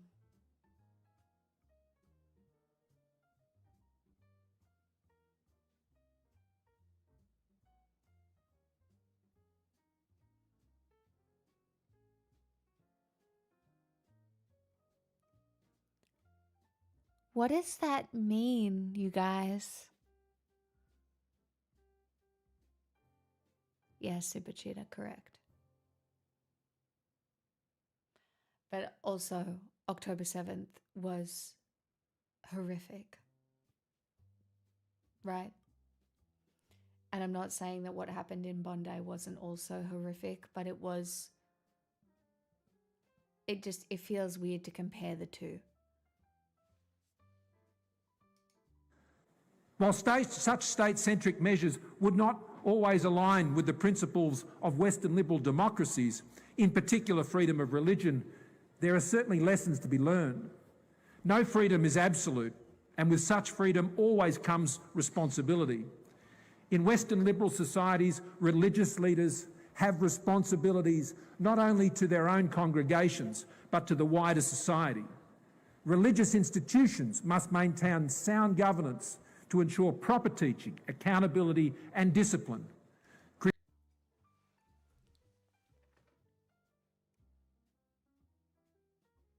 Yeah, I'm not gonna join a church to get disciplined by it. That's all I'm gonna say. It's so crazy that I think I have managed to figure out some sort of moral foundation that doesn't necessarily harm other people without the need to participate in organized religion. Also, I know for the fact that the Catholic Church is struggling to get anybody to be interested, because religion, with access to information that exists, it is very hard to keep people in religion unless you remove their education. Christian denominations in Australia learned this painfully through the Royal Commission in Hey, thank you for subscribing, Atticop. Now, it's telling you that you just joined a cult, but I swear you didn't. That was a meme back in the day. I feel like I have to explain this. It was a meme back in the day because it allowed me to talk about cults and cult behavior. Rather than I will talk to you about lobsters though. After this. This feels important, you know. into institutional responses to child sexual abuse. Accountability was rightly imposed on these institutions and reforms followed. While strong structures exist for most Christian and Jewish denominations, the governance of Islamic institutions, religious institutions in Australia is inadequate and requires urgent reform. Islamic leaders have a pastoral duty to protect their communities from radicalisation. And I believe most take this responsibility very seriously. However, stronger institutional frameworks would assist them, but it would also expose those who do not share their commitment. And it is time that the Islamic institutions in Australia adopted nationally consistent self-regulated standards, including a recognised accreditation work for imams, a national register for public-facing roles, clear training and conduct requirements, and disciplinary authority. I mean, it's very clear what's happening here. Right. For their governing councils.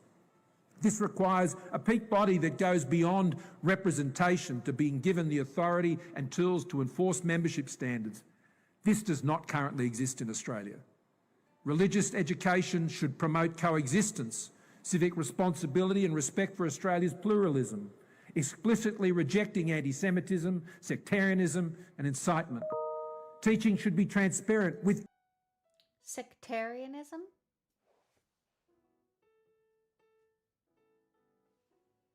Wait, so I have to be religious? Wait. Huh? English translations available. Religious leaders must also clearly reject political Islam and transnational movements that weaponise faith for power rather than worship, and warn their faithful about such movements. Wow, that's so crazy. I've never seen religion used for power under Christianity, not once. That's so crazy. Yeah, it's just Islam. That's wild. Yeah, gosh. If only someone had educated the Christians about not using their religion for power. I've never seen it happen. You know what I mean? I've never seen that. Gosh, man, America is like damn near close to a theocratic Christian regime these days, but like I've never seen it happen. Do you know what I mean? Like, that's so weird. Mosques and Islamic organisations should commit to safeguarding standards supported by independent complaints and review bodies with audit powers that extend to dangerous teaching and unhealthy influences, particularly amongst the young. Stronger governments also requires proper incorporation, capable boards, conflict of interest controls. I need to be very clear. If you have not looked at the Heritage Foundation and what they are doing with Project 2025, now I'm not saying that that is where America will end up, but if you have not looked at it and you have not been paying attention to what is going on regarding women's rights, I don't know, marriage camps, I don't know, taxing women who aren't married or having children and stuff like that, you could also maybe watch The Handmaid's Tale as well if you truly wanted to just traumatize yourself a little bit more. But if you haven't looked at any of that, you need to look at it because it is one of the driving forces that exists within the American government right now. Yes, there are the tech billionaires. Yes, there is Trump. Yes, there is foreign interference. Abso-fucking-lutely. But the Heritage Foundation is absolutely there and they are making moves. It literally could turn out to be like the tech billionaires against these people, depending on how it goes. Transparent financial reporting, especially where overseas funding is involved. Specifically, Australia's Foreign Interest Transparency Scheme should be expanded to capture foreign funding, direction, training, doctrinal alignment or governance links with overseas religious authorities, currently limited only to where overt political lobbying occurs. This creates a structural blind spot for foreign-funded religious networks, clerics appointed, trained or paid by overseas bodies, long-term ideological or organisational alignment short of formal lobbying. For the overwhelming majority of Australian Muslims and imams, these reforms should change little. They are not designed to police the mainstream, but to protect it from a potentially very dangerous and deadly fringe. Where similar weaknesses exist in other faiths, including my own, the same reforms and requirements should apply. And where institutional safeguards are... Honestly, Zach, it's one of the things, like, if the whole system crashes, I have nothing. Like, do you know what I mean? Like, I have nothing. If the whole system crashes, I don't have anything anyway. Okay. Like, I mean... yeah, it will be a spectacle. Because, what? Do you know what I mean? That...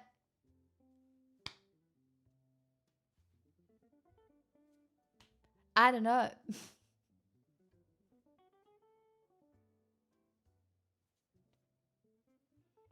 It's not even a bank rush. It's the property market. It's banks. It's the hardest thing for me to come to terms with, and this is the bit that makes me really uncomfortable, is it's like my parents' retirement, and I'm guessing it's, you know, American people's retirement as well, and it's just a decent amount of suffering. I mean, it could all happen at the same time at a COP.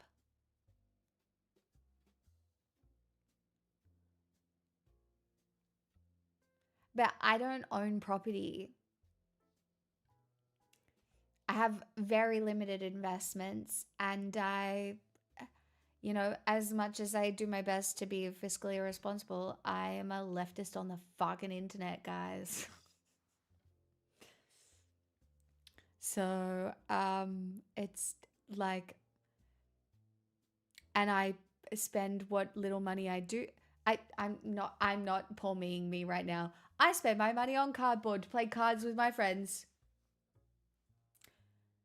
Sue me.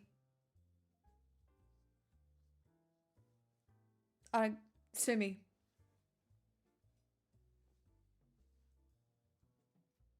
Oh, there are people trying to cash in on Collapse right now. 100% Harvasad. You'll be hearing from my lawyer. Wait, I'll spend your $5 specifically on something else. Don't you worry. I'll spend your $5 specifically on, like, an iced strawberry matcha latte or something, you know? Absent for any such religious organisations, favourable tax treatment and public funding should not be granted. This is not the state dictating belief, but holding religious leaders accountable for what they preach and permit in their religious communities and requiring them to exercise that responsibility. It is the very least they should do. These reforms, led from within communities rather than imposed by government, would preserve freedom of religion, strengthen credible leadership, protect the vulnerable and rebuild trust. Some will seek to characterise my remarks as hostile to Australia's Islamic community and even multiculturalism itself, trolling out the usual accusations of Islamophobia. Yes, defend all criticisms before they even come your way. Gosh. Wild. To the contrary, I am advocating reforms that I believe will help religious leaders in our Islamic community keep the wolves from He's just a guy, Chad. He's just a guy. their flock. To treat such issues as taboo serves only those who wish to keep these influences opaque and in the dark, where our two homegrown extreme Islamist terrorists were radicalised. After December 14, all options to combat anti-Semitism must be on the table in Australia. Have you ever...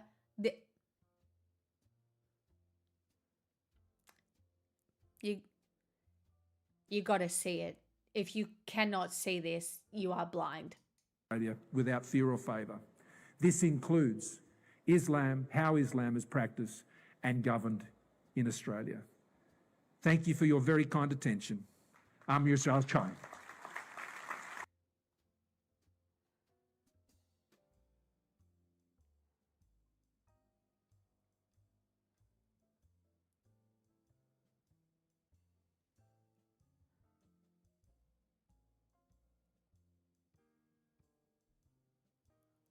Yes, guys, why does he say that at the end?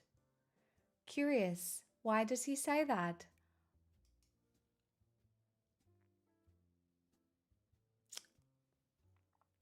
Hmm. Interesting, interesting, interesting, interesting, interesting, interesting, interesting, interesting. Yeah.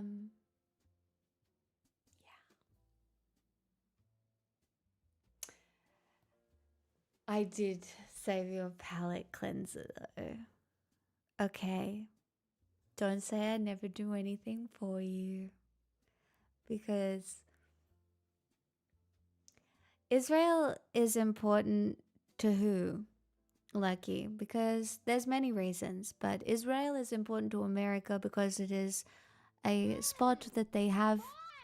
Strawman Me Bro gifted a tier 1 sub to Interesting. They Strawman. have given 656 gift subs in the channel. Thank you. We're over halfway to the sub goal today. My gosh. Imagine what I would do if we hit it. I would probably do nothing at all, but I'll be very grateful. But I also could, maybe, because Israel provides a military presence for America on the continent.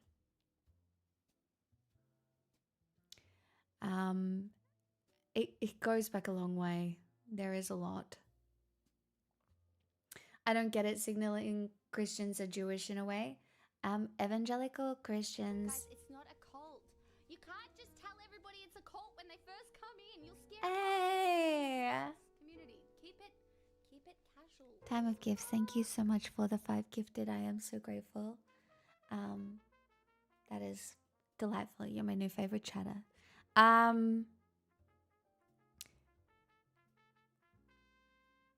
Yes, that's the point I was making, Karma. So evangelical Christians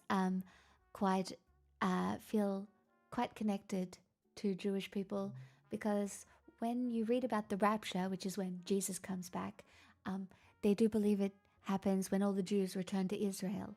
Now, they don't realize that biblical Israel is a different place to modern Israel, but, you know, that's by the by. It's the feeling is not mutual. I fucking bet it isn't. I fucking bet it isn't. It's because they're like, go now so Jesus comes back when our religion is true. Okay, I need that. Guys, the rapture isn't happening. If I get raptured though, that would be crazy.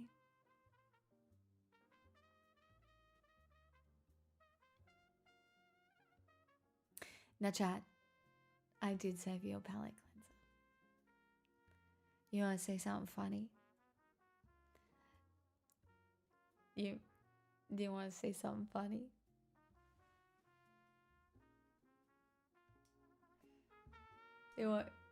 Tell me you want to say something funny.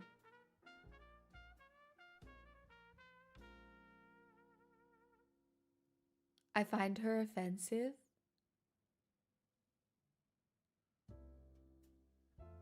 Then leave, Eric.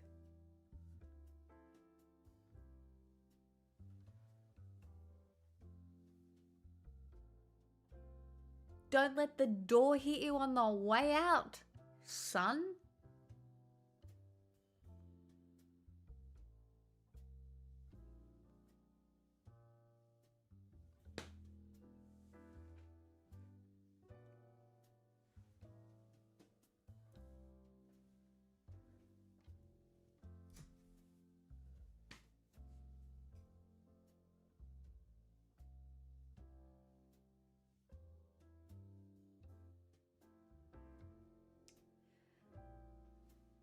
Anyway, chat, here's a little treat.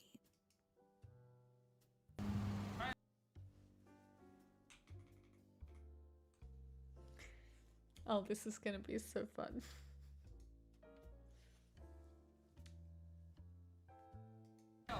Yeah, absolute chaos.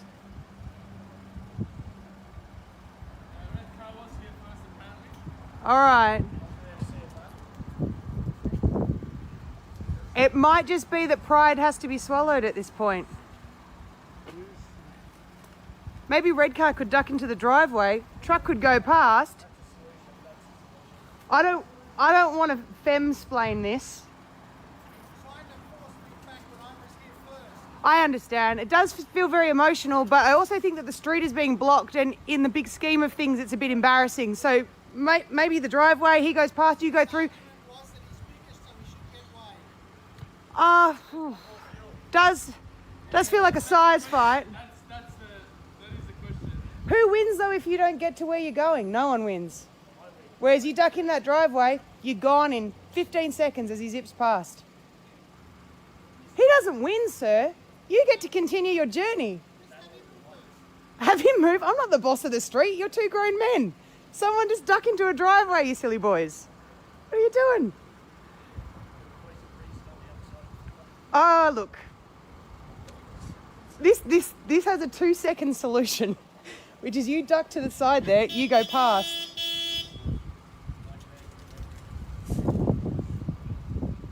Well, I, for one, think that masculinity is not embarrassing at all. This is fantastic. Yeah, absolute chaos.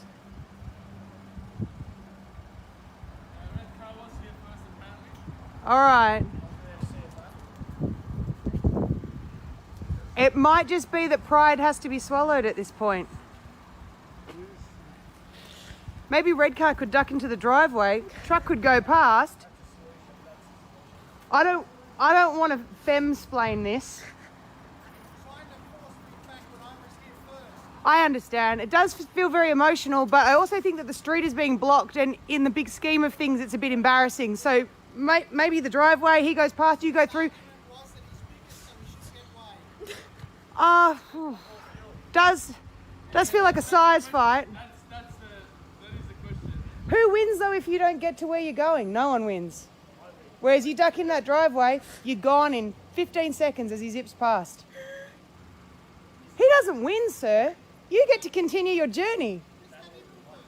Have him move. I'm not the boss of the street. You're two grown men. Someone just duck into a driveway, you silly boys. What are you doing? Ah, look. This has a 2-second solution, which is you duck to the side there, you go past.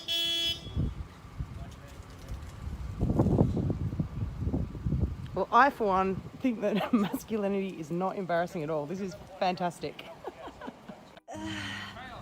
Yeah, absolute chaos. It does feel very emotional, doesn't it?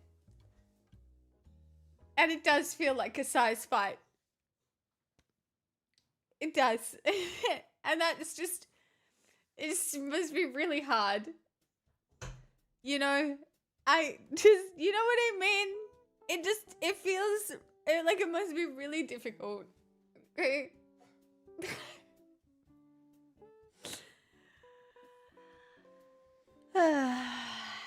On that note, I'm gonna pour myself another glass of wine.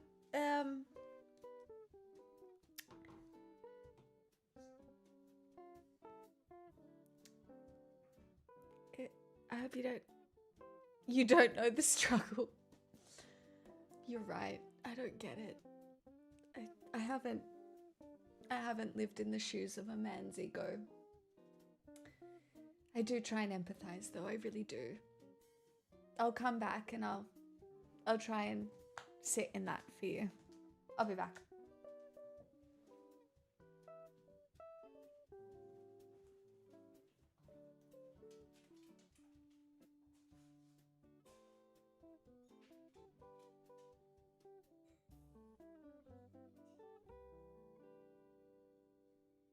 This is a full-blown house deposit, so... Smixel hey Smixel free will.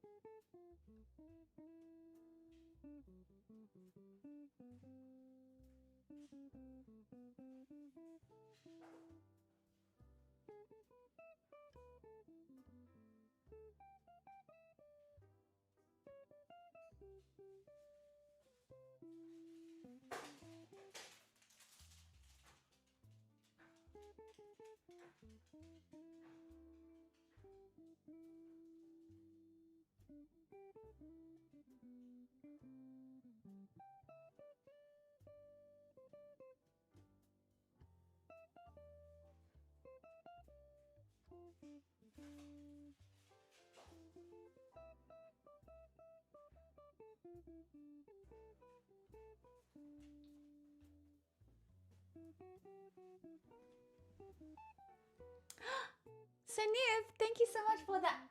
94 months. That's many months. Did you like my palate cleanser chat? Tell me you liked it. Do you feel like I feel like we've done enough medicine? We can chill for a bit. I feel like it's enough medicine, you know? I think it's okay. You know, maybe that could have been a good suggestion, like fight it out on the street with a lightsaber. You know, it might have gone quicker. Night scary. Eric, I think I'm done. I'm done. I think I am done. You know what? I think I'm going to give you... Oh, how am I feeling? I'm going to give you 8 hours. I'm giving you an 8-hour timeout for being annoying, okay? Now, consider this my authoritarian rule, all right? As I am just a authoritarian girly at heart. I don't know what to tell you, you know? The world has made me this way. And as I usher in Woke 2.0, I just feel like women should embrace that a little more. Are we singing tonight at all? Sure. I mean, yes. Yes, I would like to sing, but I know my viewer count's about to drop like 800 people. Like I might even go into the negatives. Katzen, I use a Sony a600 with a Sigma 16mm lens. But thank you. You're saying you like my setup. It's okay. Thank you. That's not what you're saying. You're just like it's a bit high quality. He's not going to get those jokes and he's going to come back mad about it. That's okay. I'm okay with that. My life as an offensive woman feels meaningful, you know, in place of religion. Unfortunately for me, I've got nothing else, you know. I've just had to choose my feminine authoritarian ideology.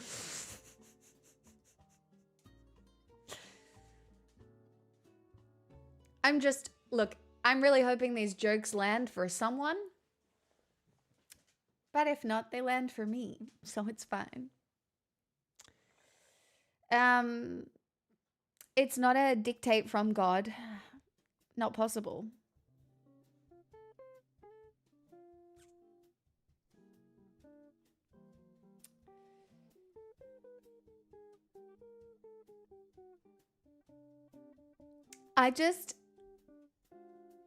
Can I do my cheeky request, perchance? What's your cheeky request, Louis? What's your cheeky request? What's your cheeky request?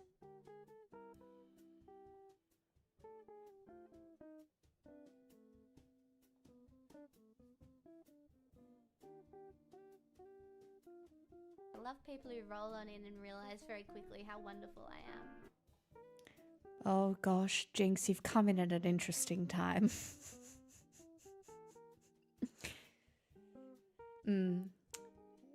Yeah, yes. You've come into feminine authoritarian rule bringing in Woke 2.0, and I'm making some changes this time. Oh, I can sing fake plastic trees for you, Louis. It's your birthday? Happy birthday. I didn't know. Happy birthday. I will sing fake plastic trees. It's rather apt. Oh, yeah? You want me to sing that one too? Oh, we've just gone straight into songs. Oh, okay, we're off to the races. Right here. Right. Plaza. Everybody say happy birthday, Louis, now. This is me using my authoritarianism. Do it. Wait, it's your birthday too, Blong? You're joking. Guys. All right, well, as a woman ushering in Woke 2.0, it would be my pleasure to sing. No, it's actually your birthday? Yeah, it's actually Louis's birthday too. Okay, say happy birthday, Blong and Louis.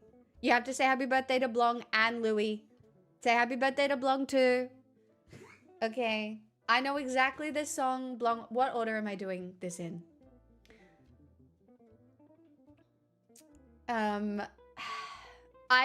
You know what? We'll start with you stupid bitch. No. We can do that after. Okay. Hold on. Okay. I'll do fake plastic trees first because it was technically the first requested. And Louis done me a solid hero there.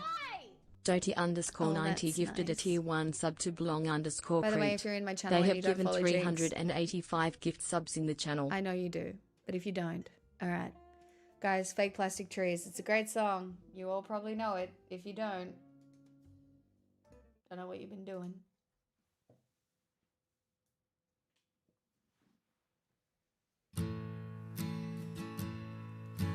A green plastic watering can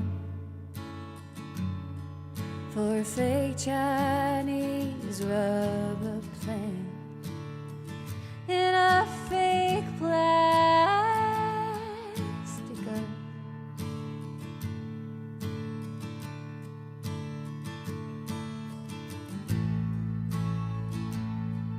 That she bought from a rubber man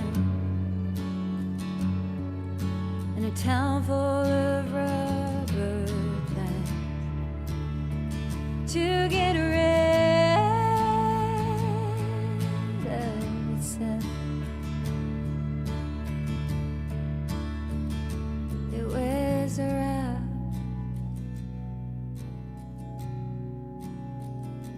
It wears her out.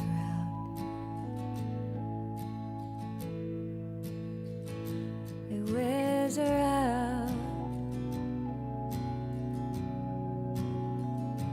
It wears her out.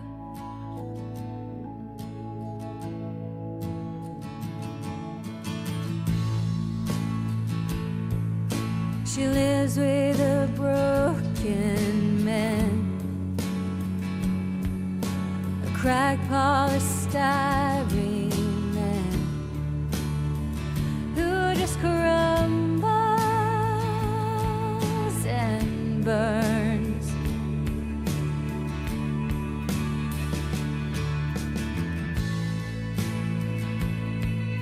He used to do surgery for girls in the 80s. Gravity always wins, and it wears him out.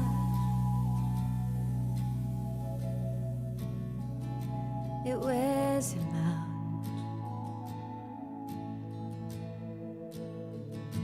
It wears him out.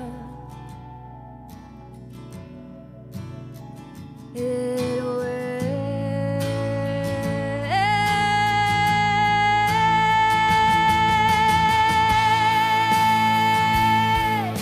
She looks like the real thing. She tastes like the real thing. My big plastic love.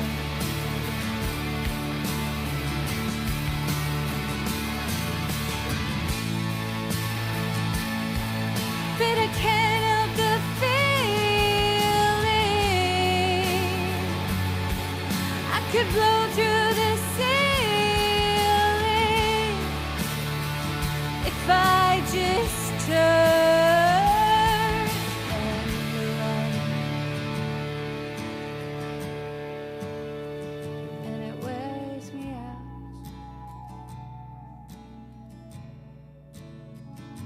It wears me out.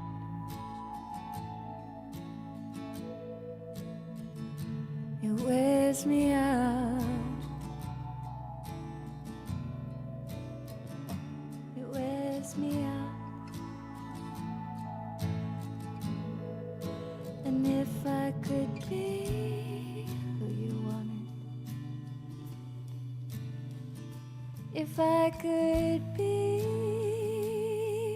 who you wanted all the time.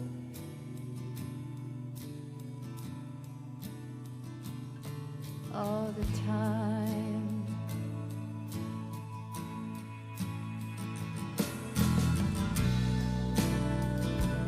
Happy birthday, Louie.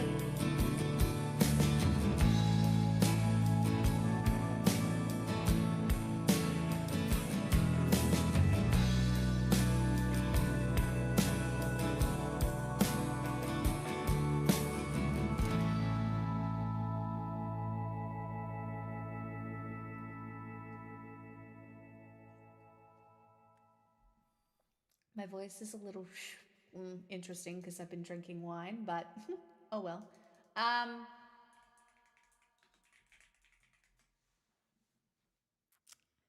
Anytime, Louie. Now, this one is for Blanc. What version shall I do today? Actually, Blanc, it's your birthday. Do you have a preferred version that I do? I know I've done like 1,800 different versions of this song for you. But do you have like a preferred vibe?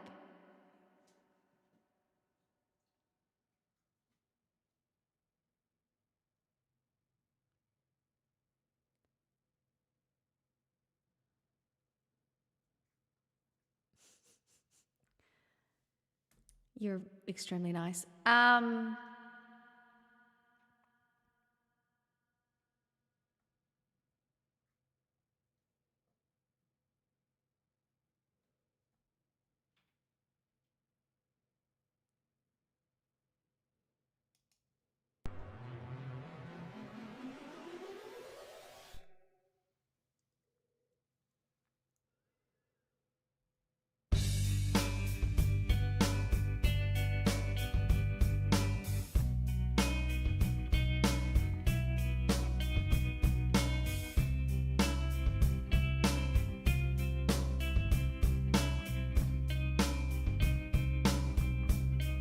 When you were here before,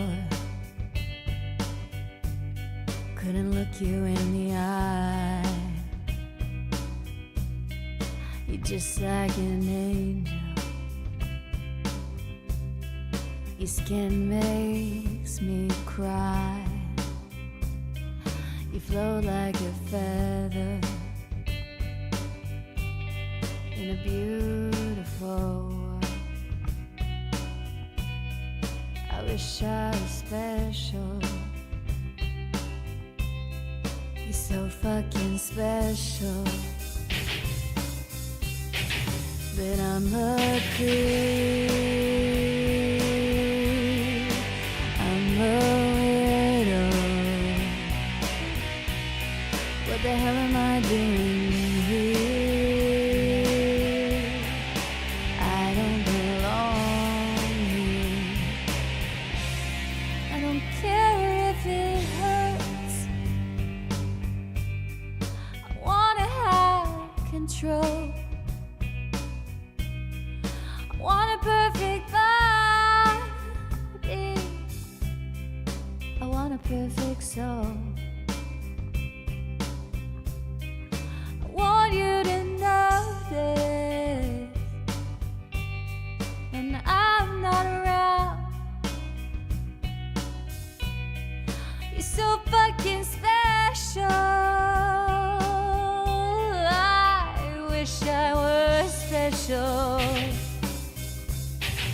but I'm a creep. I'm a weirdo. What the hell am I doing here? I don't belong here. She's running out the door. She's running now. She run, run, runs.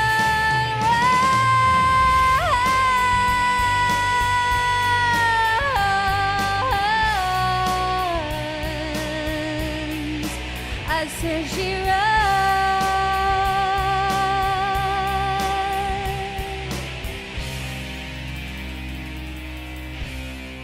Whatever makes you happy, whatever you want. You're so fucking special. I wish I was special, but I'm a creep. I'm a weirdo. What the hell am I doing here? I don't belong here. I don't belong here. But chat, if you feel like you belong here, you probably do.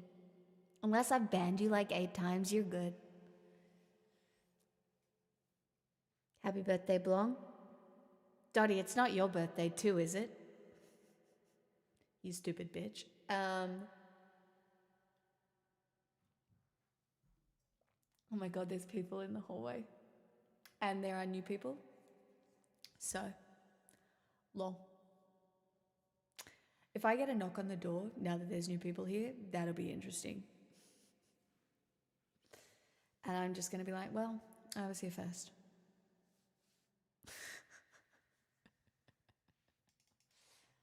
And it'll go so well for me, I assume, because they're out there.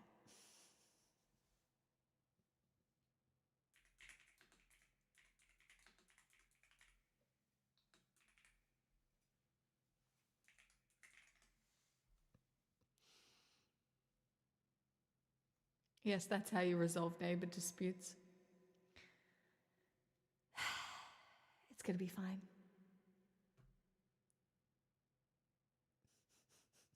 Fox, no you haven't.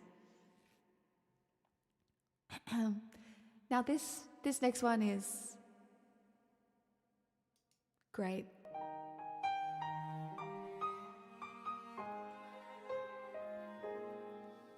Well, Pixel, you've done it now. Yeah, you guys know this one. Come has come to tap you on the shoulder. All that lying that's been festering, plus breaking and entering, is coming now to crush you like a boulder. You ruined everything, you stupid bitch. You ruined everything, you stupid, stupid bitch. You're just a lying little bitch who ruins things and wants the world to burn. Bitch, you're a stupid bitch. And stop drinking wine on a Monday.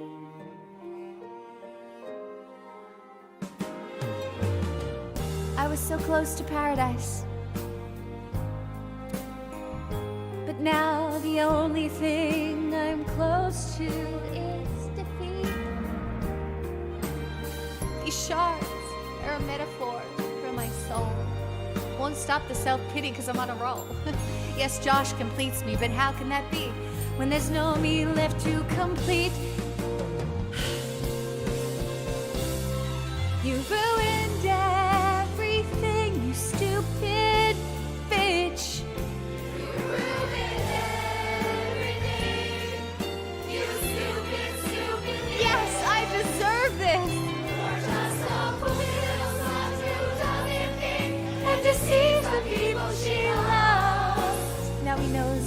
some innocent plan.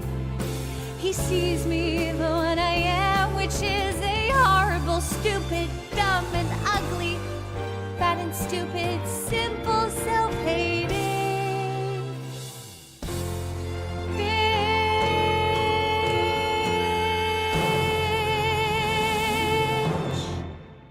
bitch.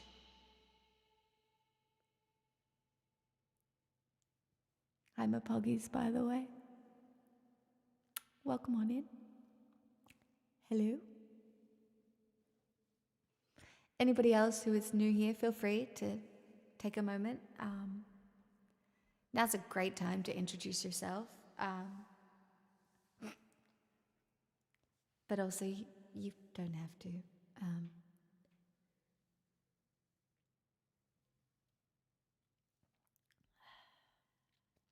The duality of this stream just gets me. Great politicking, even better tunes. That's truly all I ever go for, so that's really nice. Thank you. Between your compliment and blues tonight, I'm doing great. Hello, I am Champagne. You are Champagne. It's a good way to pronounce the word.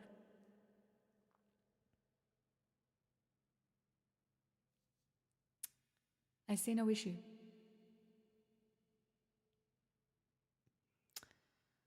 Okay, regulars, you don't have to introduce yourself. I already know you. I'm concerned about Costa Rica despite knowing next to nothing about it. Don't worry, Blue's got this shit, Vox. Blue's got this shit. She's ushering in Woke 2.0 in Costa Rica. We have to understand that the rise in fascism is happening everywhere. Oh, that's a great request, Evan. You've been redeemed. Pure comedy, please. Yeah, that is... Yeah. Yeah, well done.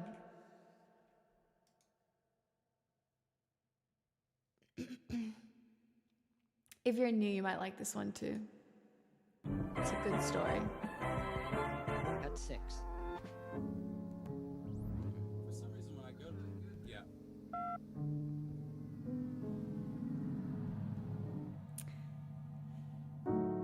The comedy of man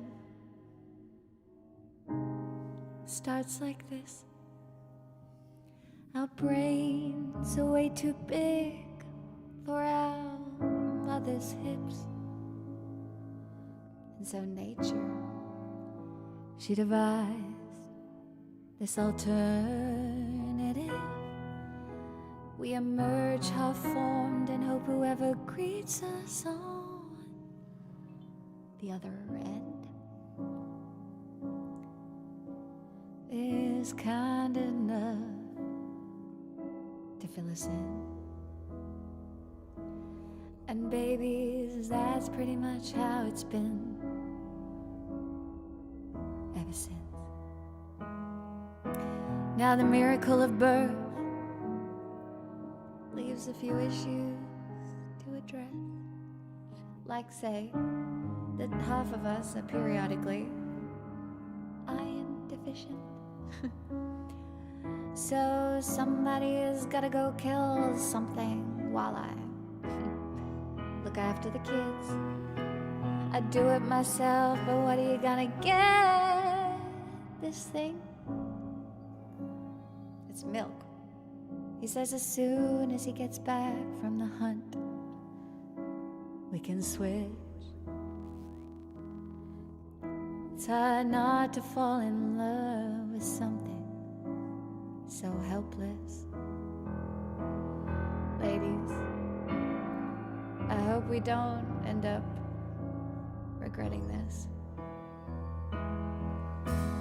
Comedy, now that's what I call pure comedy.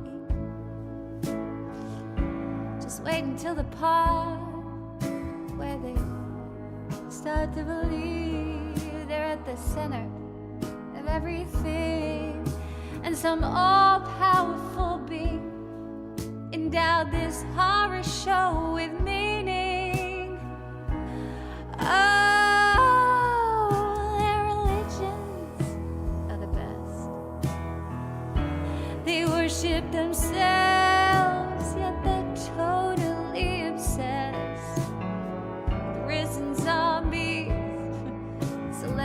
virgins, magic tricks, these unbelievable outfits, and they get terribly upset when you question their sacred texts written by women-hating epileptics.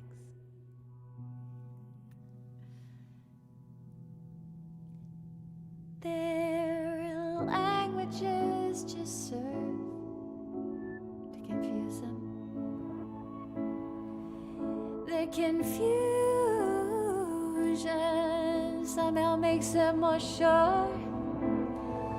They build fortunes, poisoning their offspring, and hand out prizes when someone plain insecure. Where did they find these goons they elected to rule them? What makes these clowns they idolize so remarkable? These mammals are hell-bent on fashioning new gods so they can go on being godless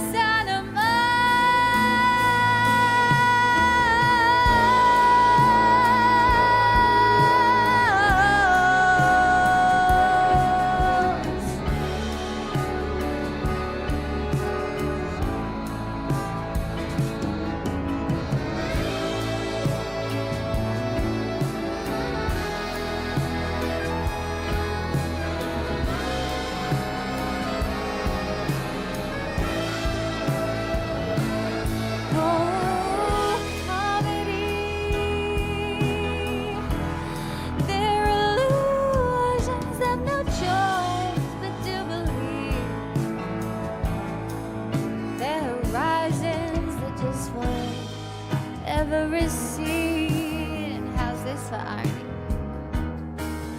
Their idea of being free is a prison of beliefs that they never ever have to leave. Oh, comedy. Oh, it's like something that a madman would conceive. The only thing seems to make them feel alive is the struggle to survive. The only thing that they request is something to numb the pain with until there's nothing human left.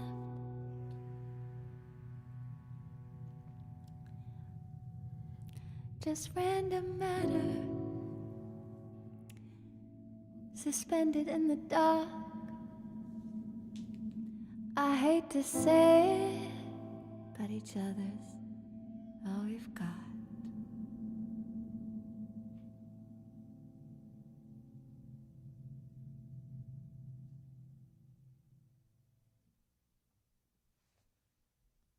No, thank you. That was fun. Banger request. Not me, not I. Oh, okay.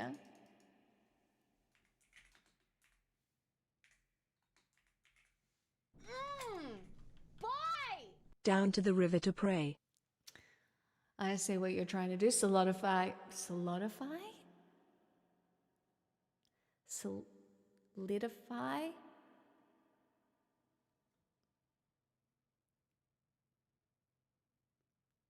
Absolutely. Absolutely time of gifts. I also, when I do say in my utopia that I would ban all religion, that will never happen. I don't think we'll ever move beyond religion. And as you might know, I was raised Catholic, and so I actually do know quite a few practicing Catholics. My problems specifically are with organized religion and the way it is used to incite war and suffering. But yeah, basically, Fun time in the judgment, in the dungeon, once I become God, obviously. No, Tasty, it's not happening. There is no escape. Sorry. Thanks for the follows.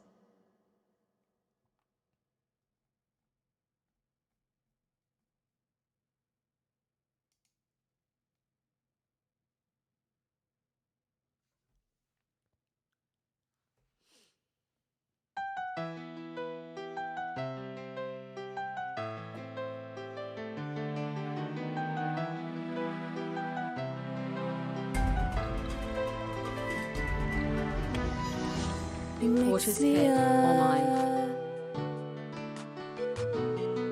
Jesus.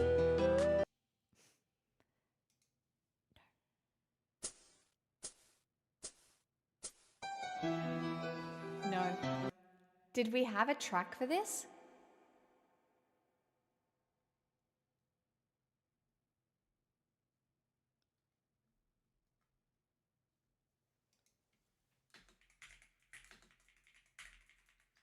Dottie, we might have lost the track.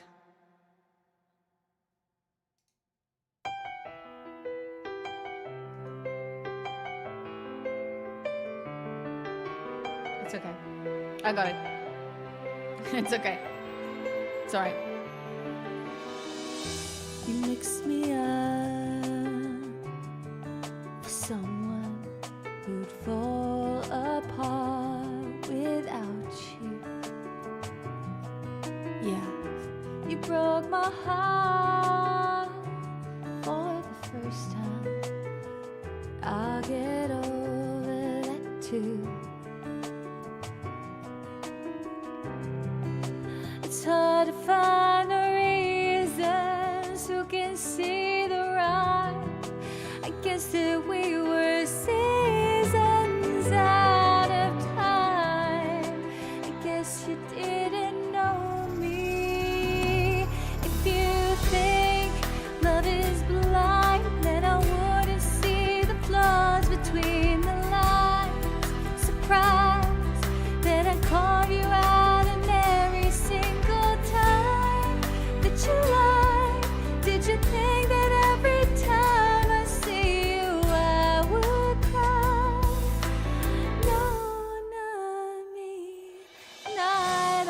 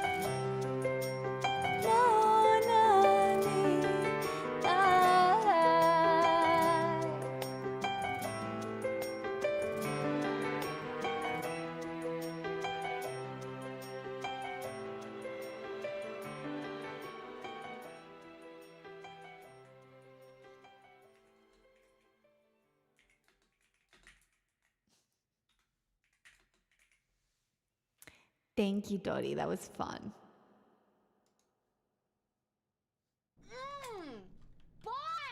Glory box Oh, Portishead. that's a lot of Portishead. We'll see if I remember it. We'll see if I remember this one first. Thanks, guys.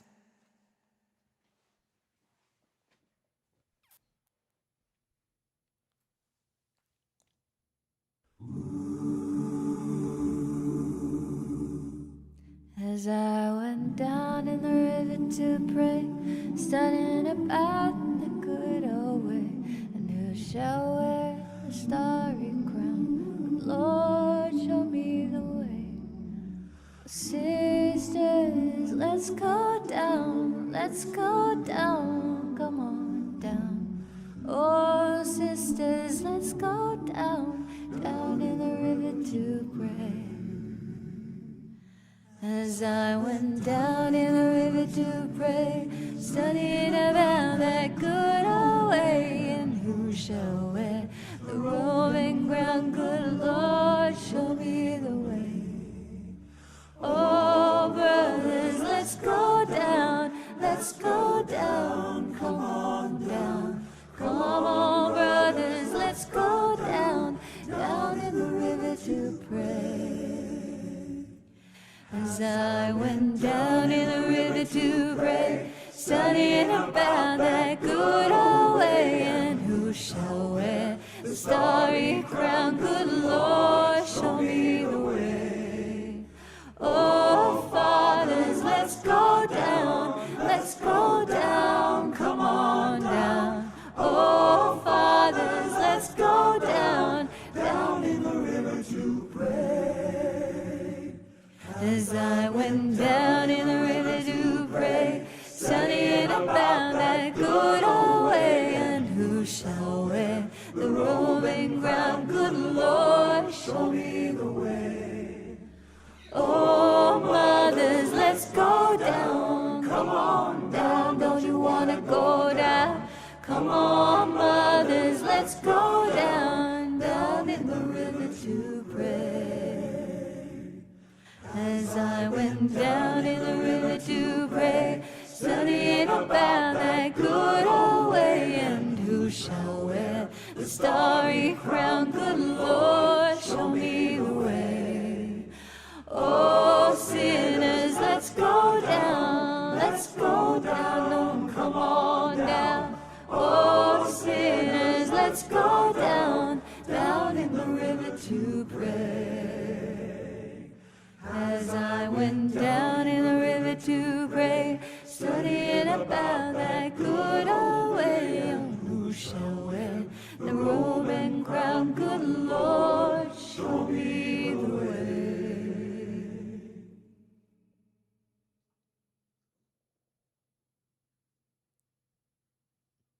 Not bad. That was pretty close remembering. You're so welcome, Poggies. Now, let's see what comes out here, shall we?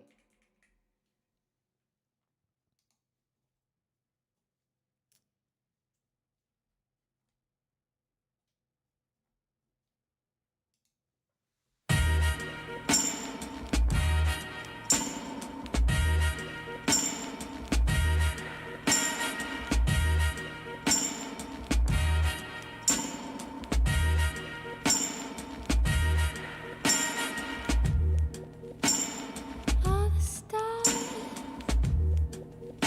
may shine up bright on a cloud, baby white, the way you smile. Oh, I feel so good that I can hardly wait to hold you. I don't know it.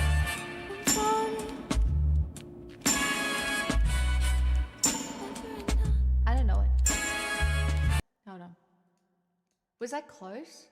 Because I have actually no idea.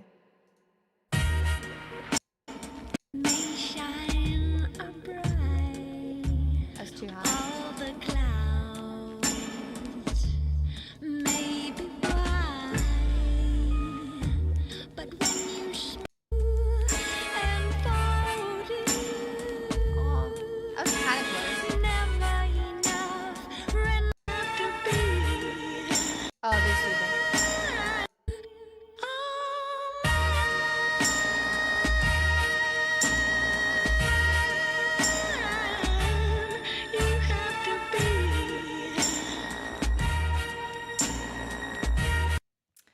ADD doesn't mind. Do you mind if I fuck with this? As in, like, if I just kind of sing it in a way, because I don't actually know it very well.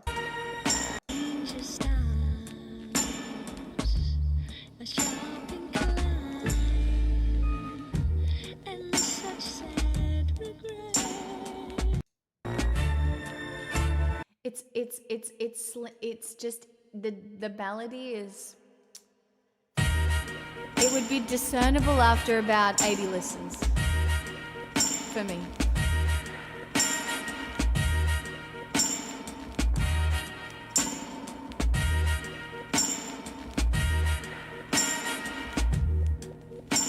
All the stars may shine up bright. All the clouds may be white, but when you smile, oh how I feel so good that I can only wait to hold you, for you. Never enough when your heart to me. Oh no,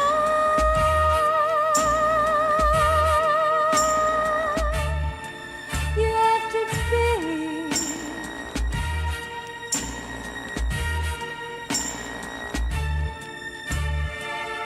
From the cloud,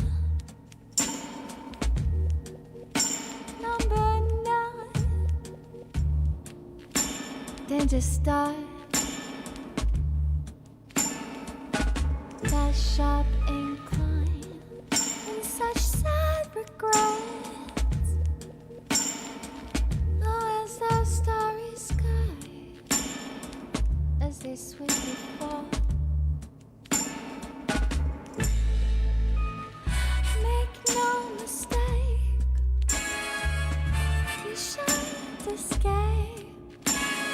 Tethered and tight, there's nowhere to hide from me. Oh, no,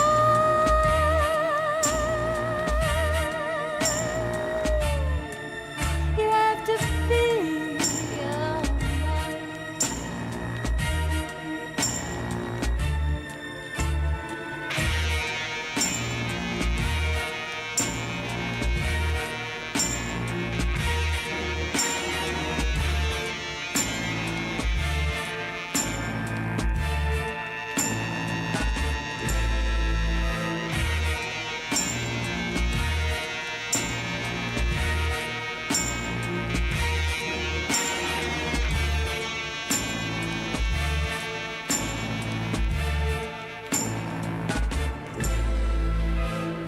So don't resist the chances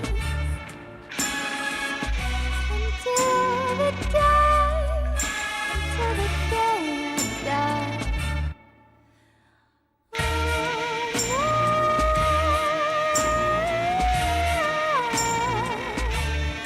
You have to be.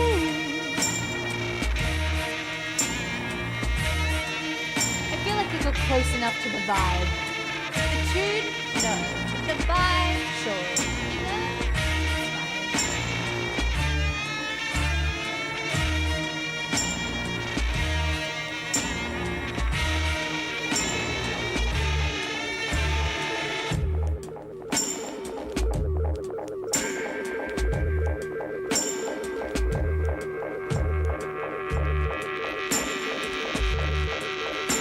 It's in my boat. Have to be. Then we got one more Porter said. Because you're all influences. I think I know this one a little better.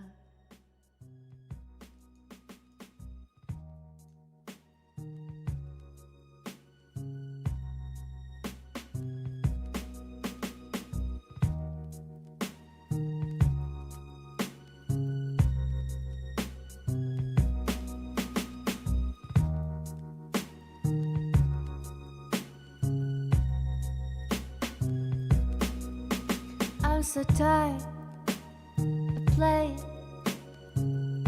with this bow and arrow. Gonna give my heart away, leave it to the other girls to play. But I've been a temptress too long. Just give me a reason to love you. Give me a reason to be a woman.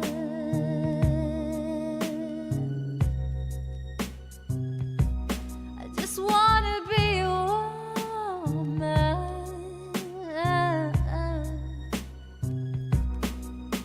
From this time on chain, we're all looking at a different picture through this new frame of mind. 1,000 flowers could bloom. Move over and give us some room, yeah. Give me a reason to love you. Give me a reason to be a woman.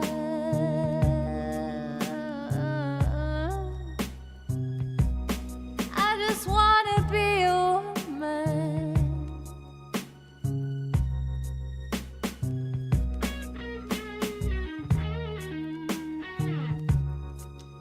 The slutty guitar means it's officially a sexy song.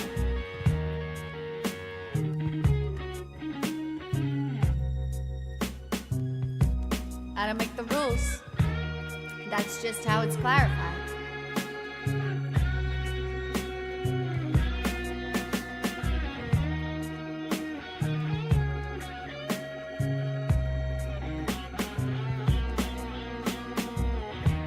So don't you stop being a man. Just take a little look from that side when we can. So a little tenderness,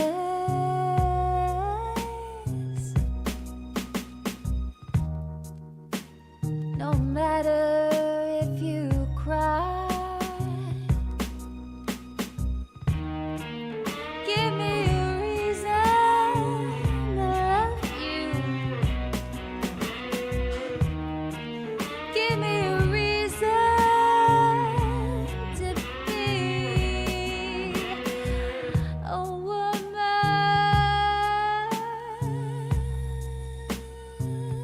I just wanna be a woman. So I wanna be a song woman.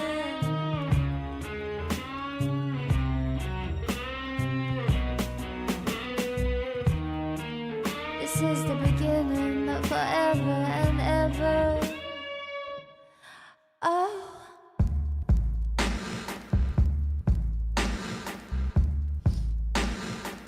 It's time to move over. So wanna be. I'm so tired of playing with this bow and arrow. Gonna give my heart away, leave it to the other girls to play. For I've been a temptress too long.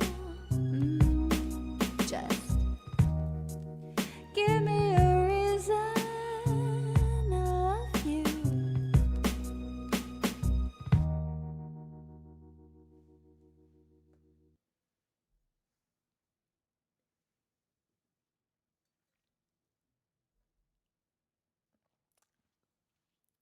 Two out of two tonight, Evan.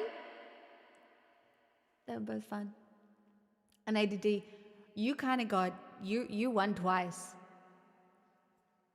You know, as an influencer. Ooh, okay. Killing me softly with his song.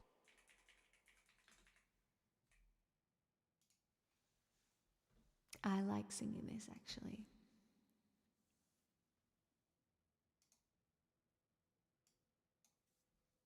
Thanks, guys. Thanks for all the roses. If you're still here, I appreciate it so much. Oh, jeez. I don't want that track. I want this one.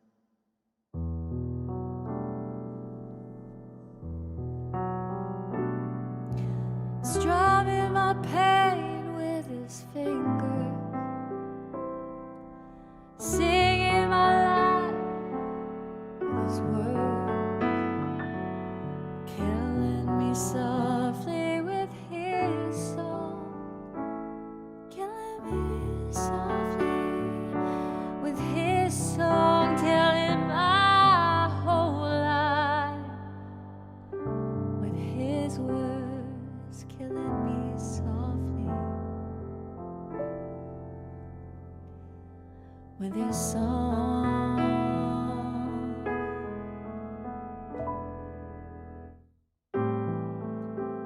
I heard he sang a good song. I heard he had a style, and so I came to see him to listen for a while. And there he was, this young boy, a stranger to my eyes, strumming my pain with his fingers, singing my life with his words, killing me softly with his song, killing me softly with his song, telling my whole life with his words, killing me softly with his song.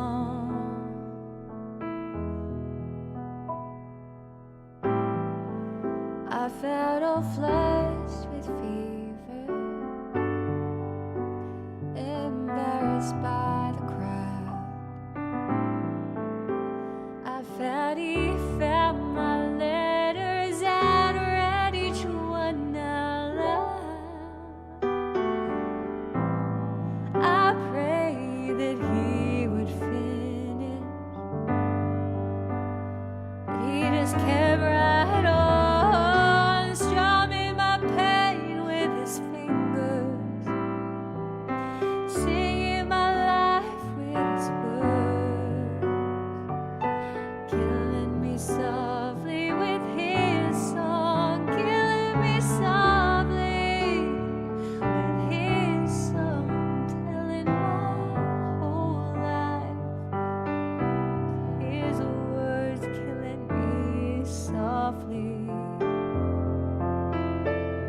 with his song.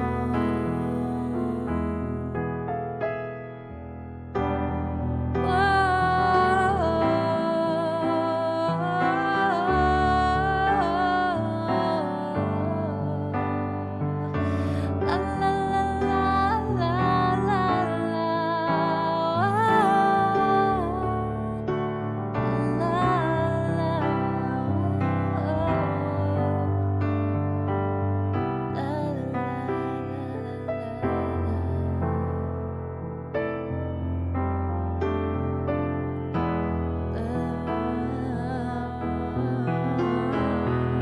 strumming my pain with his fingers, killing my life with his words, killing me softly with his song, killing me softly with his song, telling my whole life his words, killing me softly with his song.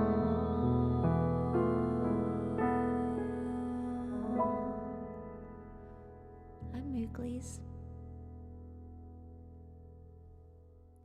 Well, Poggies, thank you for the request. I am extremely grateful. Bigleys, how are you doing?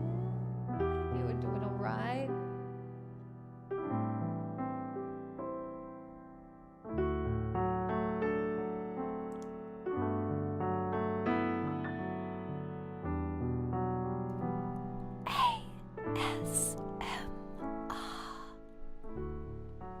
Creepy hello, horse with no name.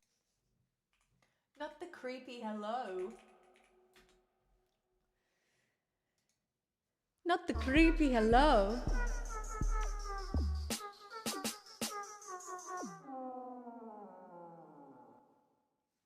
Ordinary world.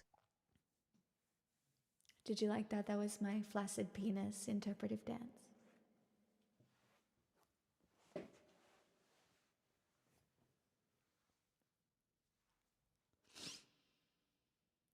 Super Cheetah, that's very astute of you.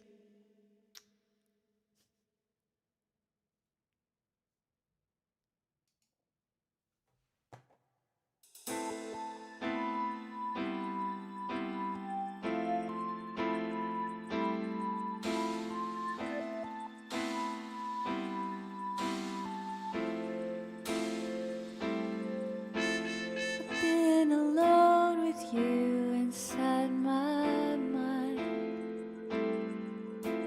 and in my dreams I've kissed your lips 1,000 times.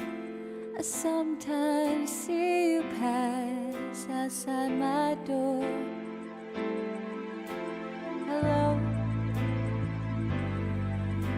is it me you're looking for? I can see it in your eyes, I can see it in your smile. You're all I've ever wanted, and my arms are open wide, 'cause you know just what to say, and you know just what to do, and I want to tell you so much. I love you.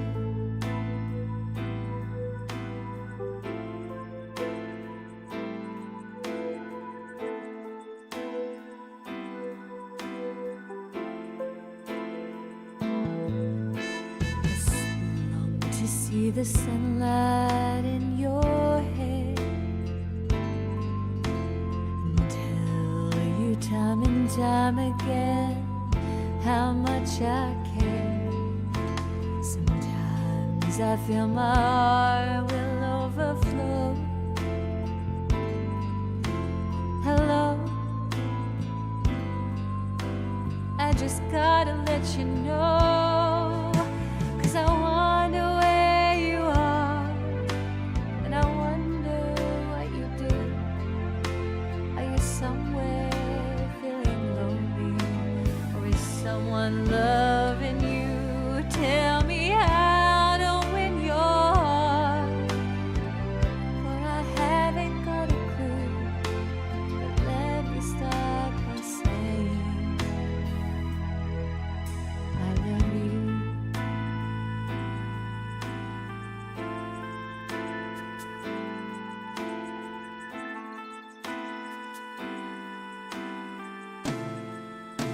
And slutty guitar.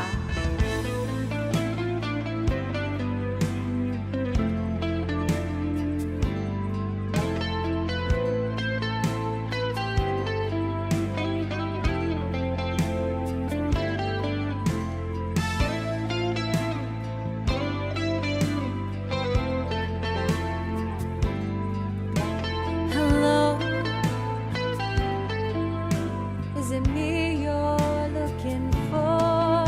'Cause I wonder where you are, and I wonder what you do. Are you somewhere feeling lonely, or is someone loving you? Tell me how to win your heart, for I haven't got a clue. But let me start by saying I love you.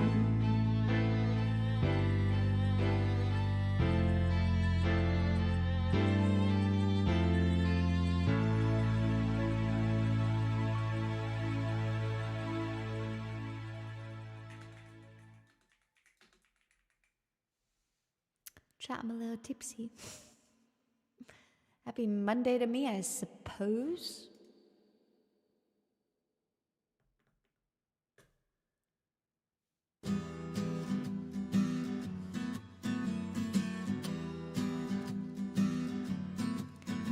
On the first part of the journey, I was looking at all the life. There were plants and birds and rocks and things. There was sand and hills and rain. The first thing I met was a fly with the buzz and the sky with no clouds. The heat was hot and the ground was dry, but the air was full of sand. I've been through the desert on a horse with no name. It felt good to be out of the rain. In the desert, you can't remember your name, 'cause there ain't no one but you to give you no pain. La la la la la la la la.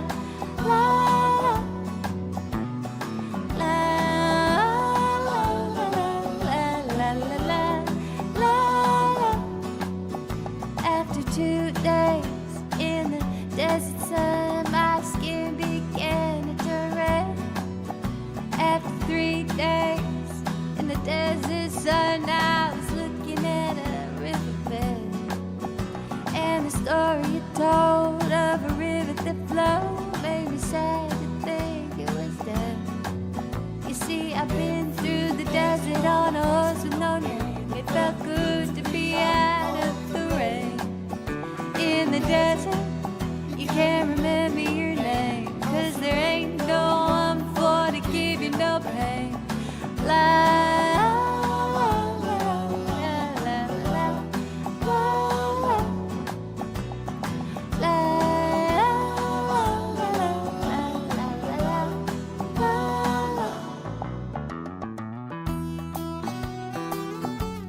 Did you pick this with the slutty guitar too? This one doesn't feel as slutty. Oh no, yes it does. I mean, I'll make the rules. After 9 days, I let the horse run free, 'cause the desert had turned to sea. There were plants and birds and rocks and things. There was sand and hills and rain. The ocean is a desert with its life underground, and a perfect disguise up above. Under the city lies a heart made of brown, but the humans will give it no love. Yeah, I've been through the desert on a horse with no name. It felt good to be out of the rain. In the desert, you can't remember your name, 'cause there ain't no one but to give you no pain. La la la la la la la. La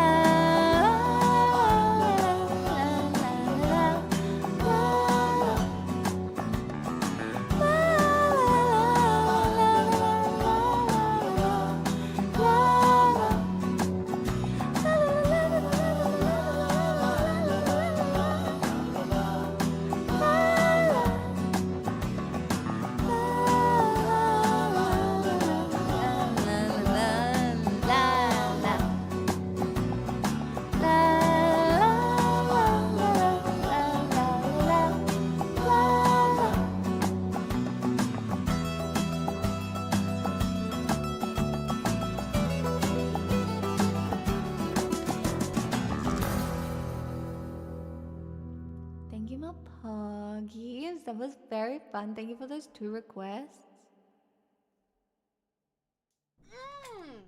Boy!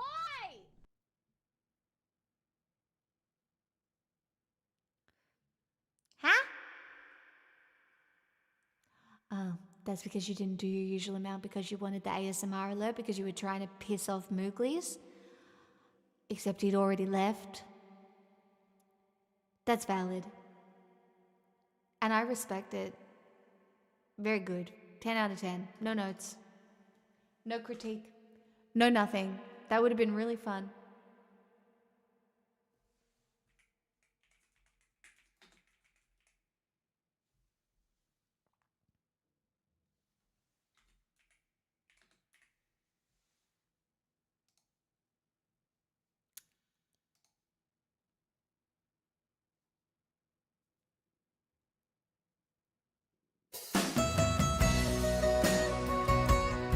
More slutty guitar?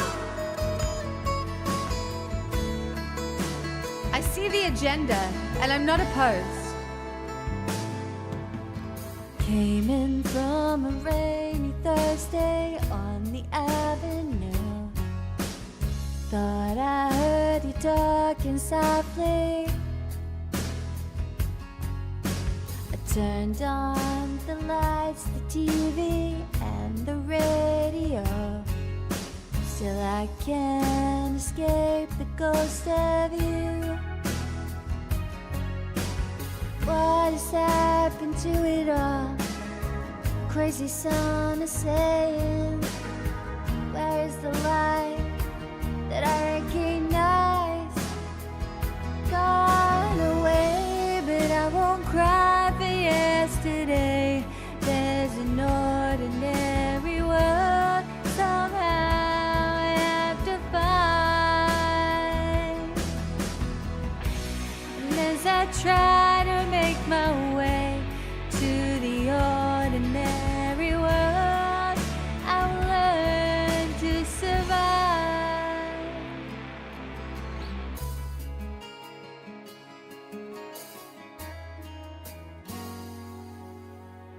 Passion or coincidence once prompted you to say, pride will tear us both apart. Well, now my pride's gone out the window, crossed the rooftops, run away. Left me in the vacuum of my heart. What is happening to me? Crazy, some would say. Where is my friend when I need you most? Gone away, but I won't cry for yesterday. There's an ordinary world somehow I have to find. And as I try to make my way to the ordinary world, I will learn to survive.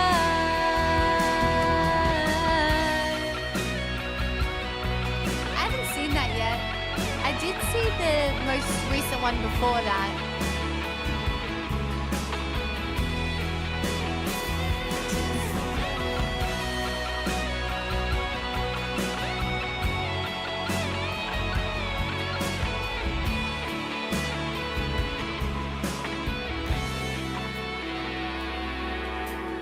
Papers in the roadside tell of suffering and greed. Live today, forgot tomorrow. Oh, here beside the news, holy war and holy mood. Ours is just a little sorrow talk. Oh, I don't cry for yesterday.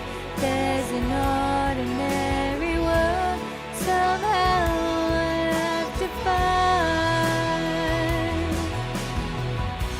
And as I try to make my way to the ordinary world, I will learn to survive. Everyone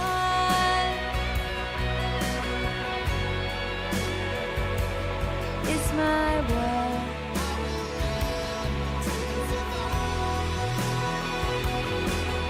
Anyone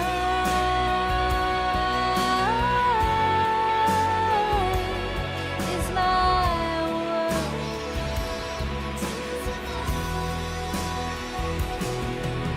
Anyone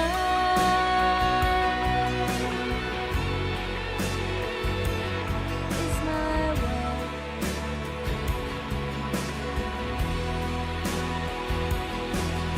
Everyone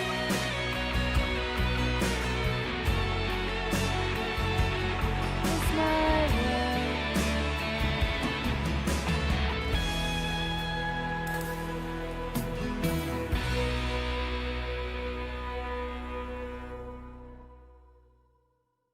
Delightful. Thanks, Dottie.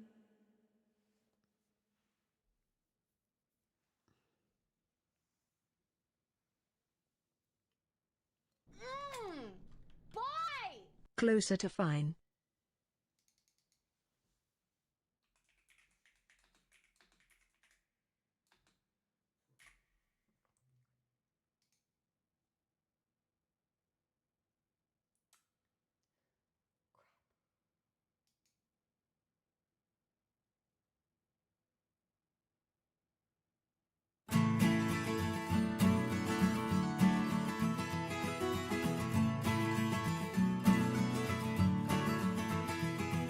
I'm trying to tell you something about my life. I don't know. Maybe give me insight between black and white. And the best thing you've ever done for me is to help me take my life less seriously. It's only life after all. Yeah. Well, darkness has a hunger that's insatiable, and lightness has a call that's hard to hear. And I wrap my feet around me like a blanket. I sailed my ship of safety till I sank it, Crawling on your shores. and I went to the doctor. I went to the mountains. I looked to the children. I drank from the fountains. There's more than one answer to these questions, pointing me in a crooked line. And the less less I seek my source, closer I am to find. I forgot this entirely. Closer I am to find. And I went to see the doctor of philosophy with a poster of Rasputin and a beard down to his knee. He never did marry or see a B-grade movie. He graded my performance. He said he could through me. I spent 4 years prostrate to the higher mind. Got my paper and I was free. I went to the doctor. I went to the mountains. I looked to the children. I drank from the fountains. There's more than one answer to these questions, putting me in a crooked line. The The less I seek my my source, some source, definitive. closer I am to find. Closer I am to find.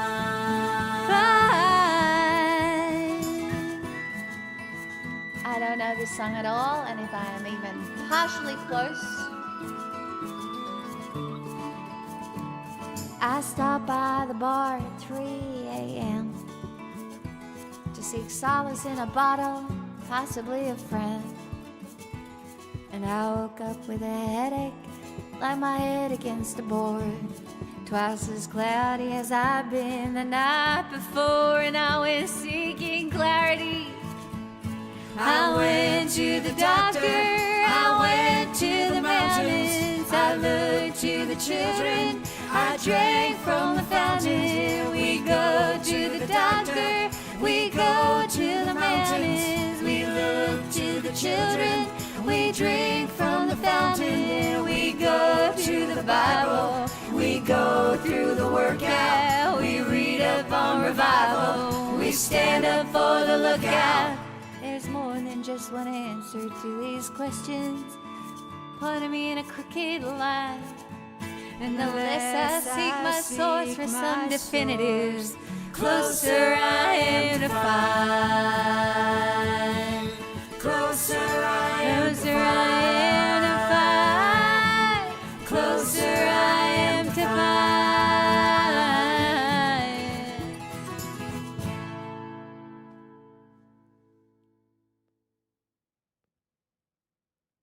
Was I close? I don't even know. Was I close to 5? Like, I could not tell you the last time I paid for anything. In Too Deep, Genesis.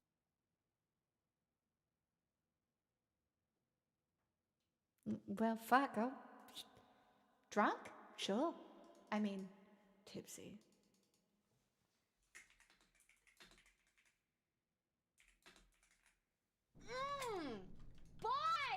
fake into you. Huh? Is that a song?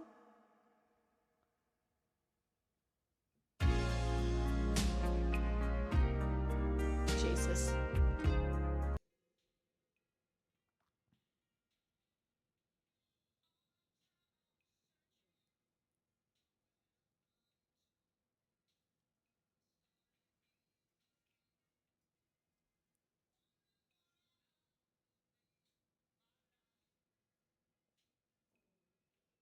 Oh, I know. I know it's the middle of the night. No, it's early in the morning.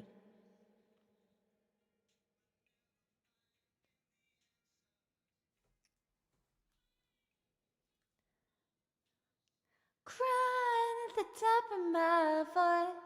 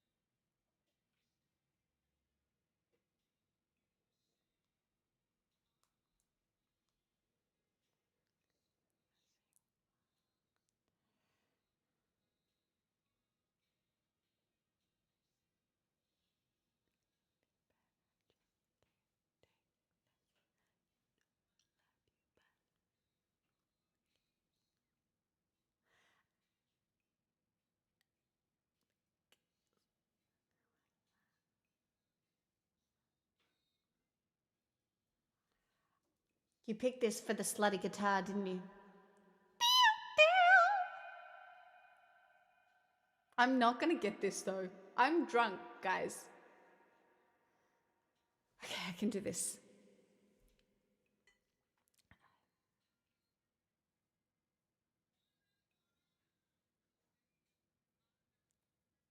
Life.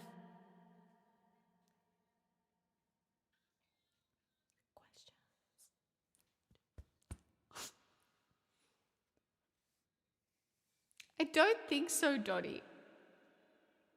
Not off the top of my head, but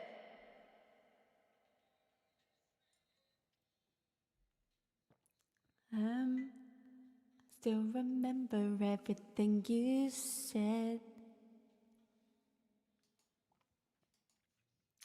Let's just see what happens, shall we? If it's really bad, we'll try Rock Dweller 2.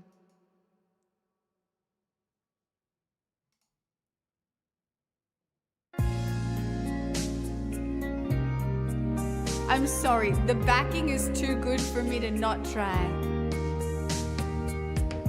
All that time I was searching with nowhere to run to, started me thinking, wondering what I could make of my life, and who'd be waiting, asking all kinds of questions to myself, never finding the answers, crying at the top of my voice. No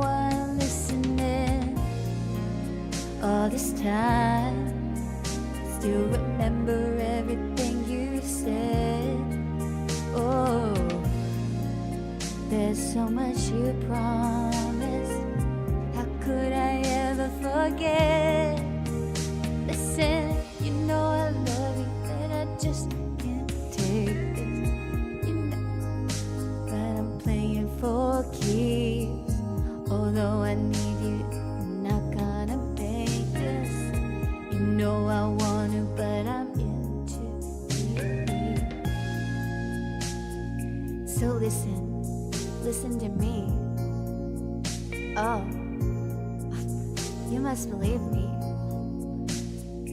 I can feel your eyes go through me, but I don't know why. Oh, I know you're going. Can't believe it's the way that you're leaving. It's like we never knew each other at all. It may be my fault. Gave you too many reasons being alone when I didn't want to. I thought you'd always be there. I'm singing this as if Meatloaf would sing it. I almost believed you. All this time I see you, remember everything you said. Oh, there's so much you promised. How could I ever forget? Listen, know I love you, but I just can't take this. You know I love you, but I'm playing for keeps. Although I need you, I'm not gonna make this. You know I want to, but I'm in too deep. So listen to me. I can feel your eyes go through me. Key change.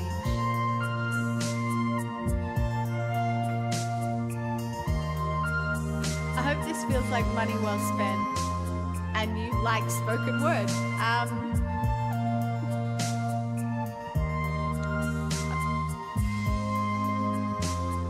I'm ruining it.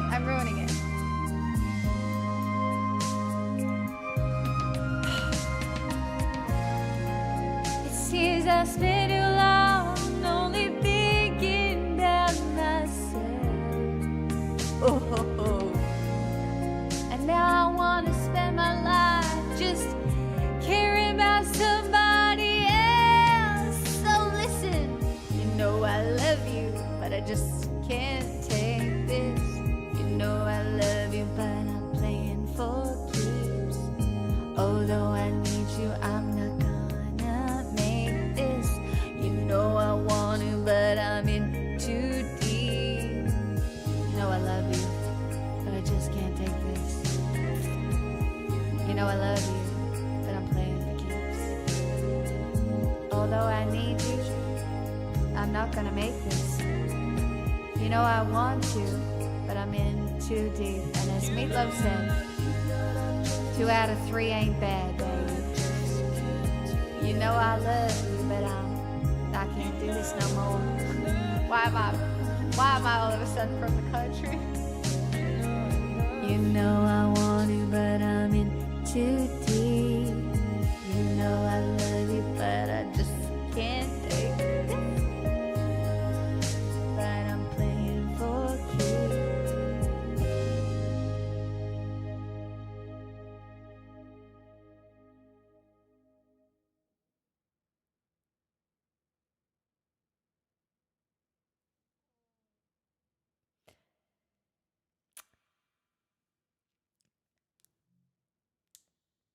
Yeah, did you like that chat? Or you don't want to know what my choice was? Save it for another day, I suppose. That was deep and real. I really felt that. I was in it. I was feeling it. Like, I was deep in that.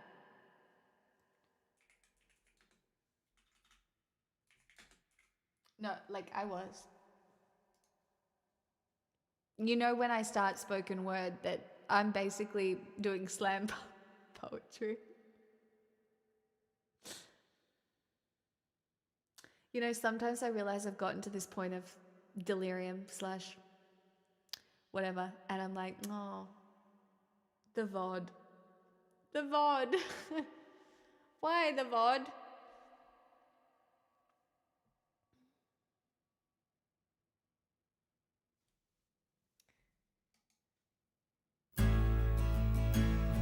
But then I realize my VODs only get 100 views or so, and who gives a fuck?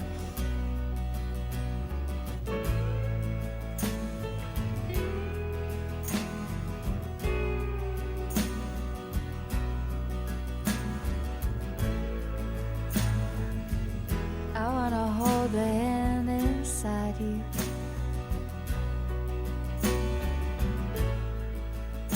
I wanna take the breath that's true.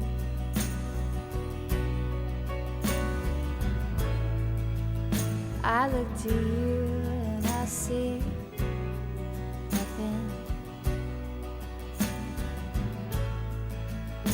I look to you to see the truth.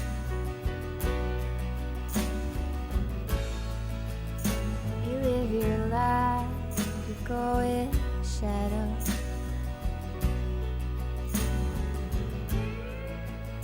You come apart and you go black.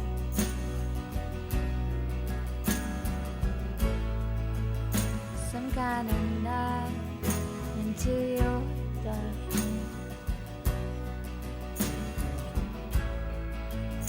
Colors your eyes and what's not there.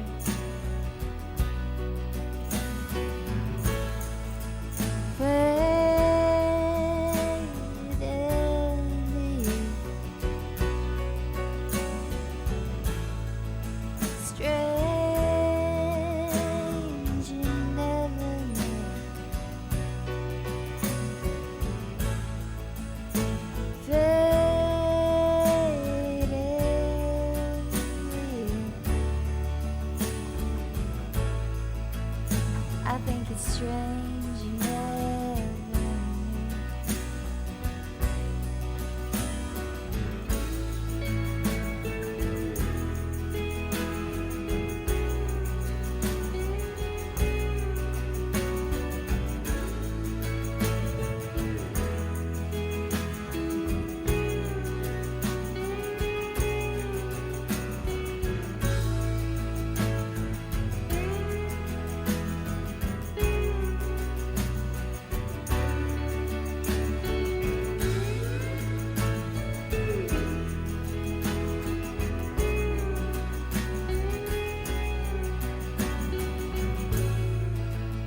The strangest light comes on slowly.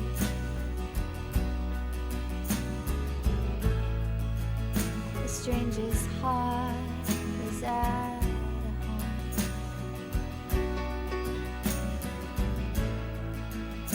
You put your hands into your head.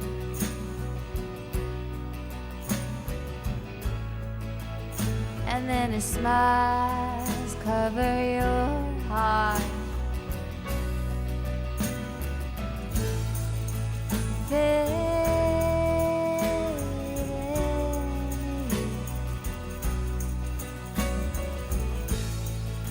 Strange you never knew.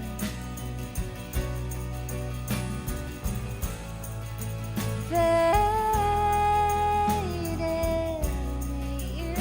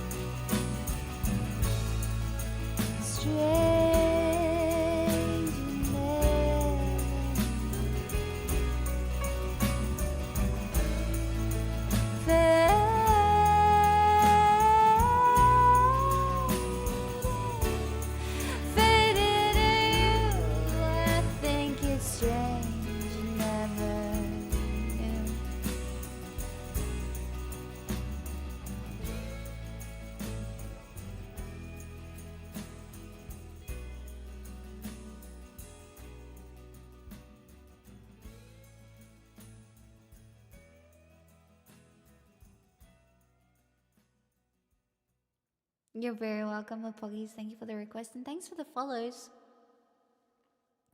Jake, welcome. If you're still here, thank you. I'm very grateful. Everything is bubblegummy?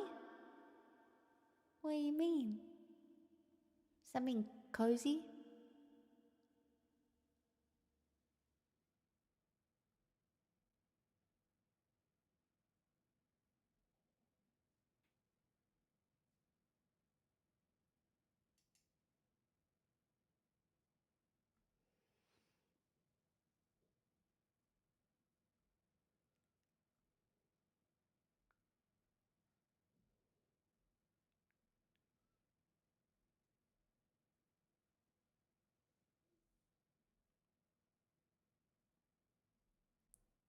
Aww.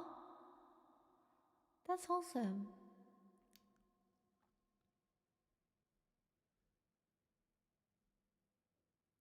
Hi, commentator.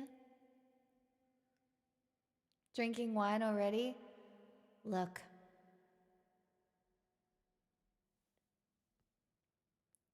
Do you know what?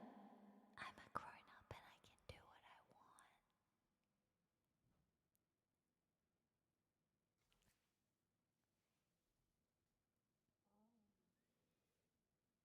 It's kind of crazy.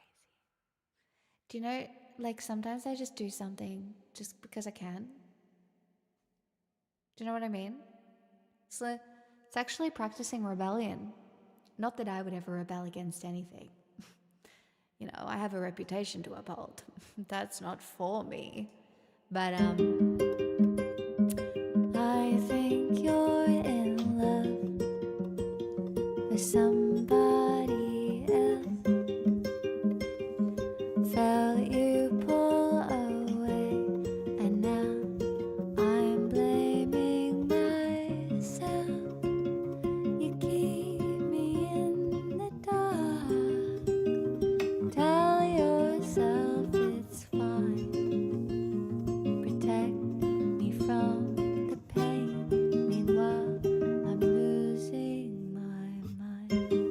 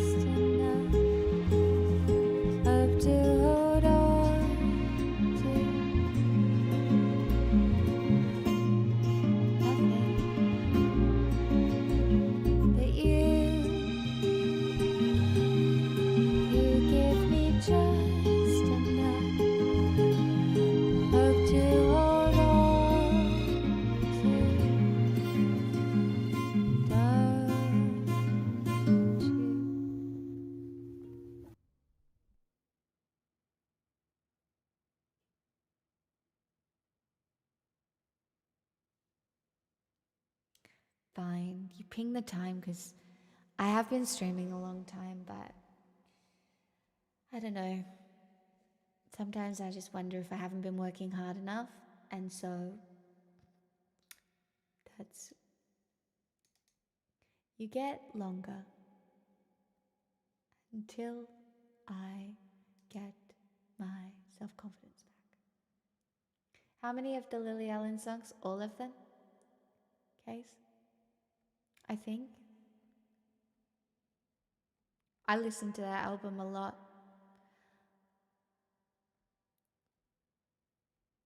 So,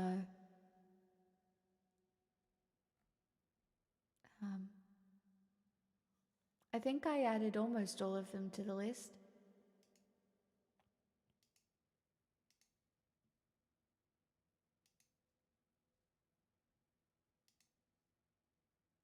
Which is the tennis one? How does it go? What's a lyric?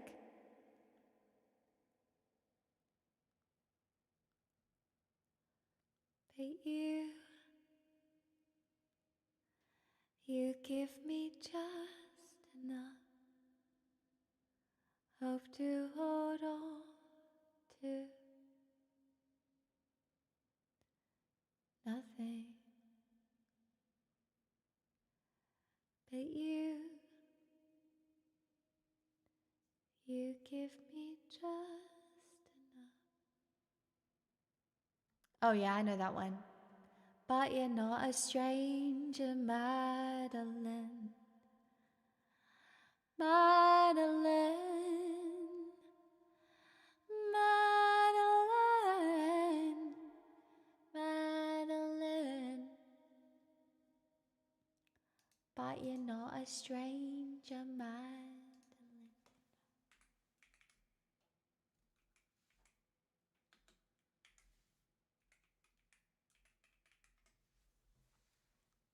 Chatting back tomorrow night.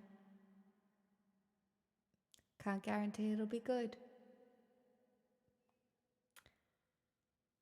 but I'll try.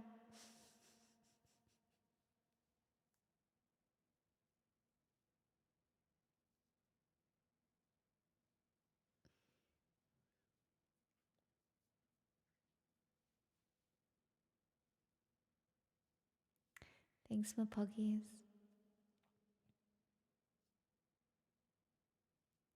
You're welcome, Rangy. Thanks. Thanks, you guys. Don't do anything I wouldn't do, but it leaves a little bit for you to work with, so you'd be fine. Bye. Dottie, thank you for the live learn. My poggies, everybody else, thank you for the requests.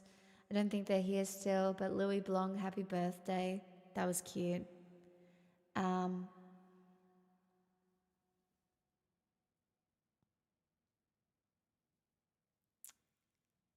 getting a haircut tomorrow. So maybe the split ends being chopped off will save me from my inevitable doom. Okay, bye.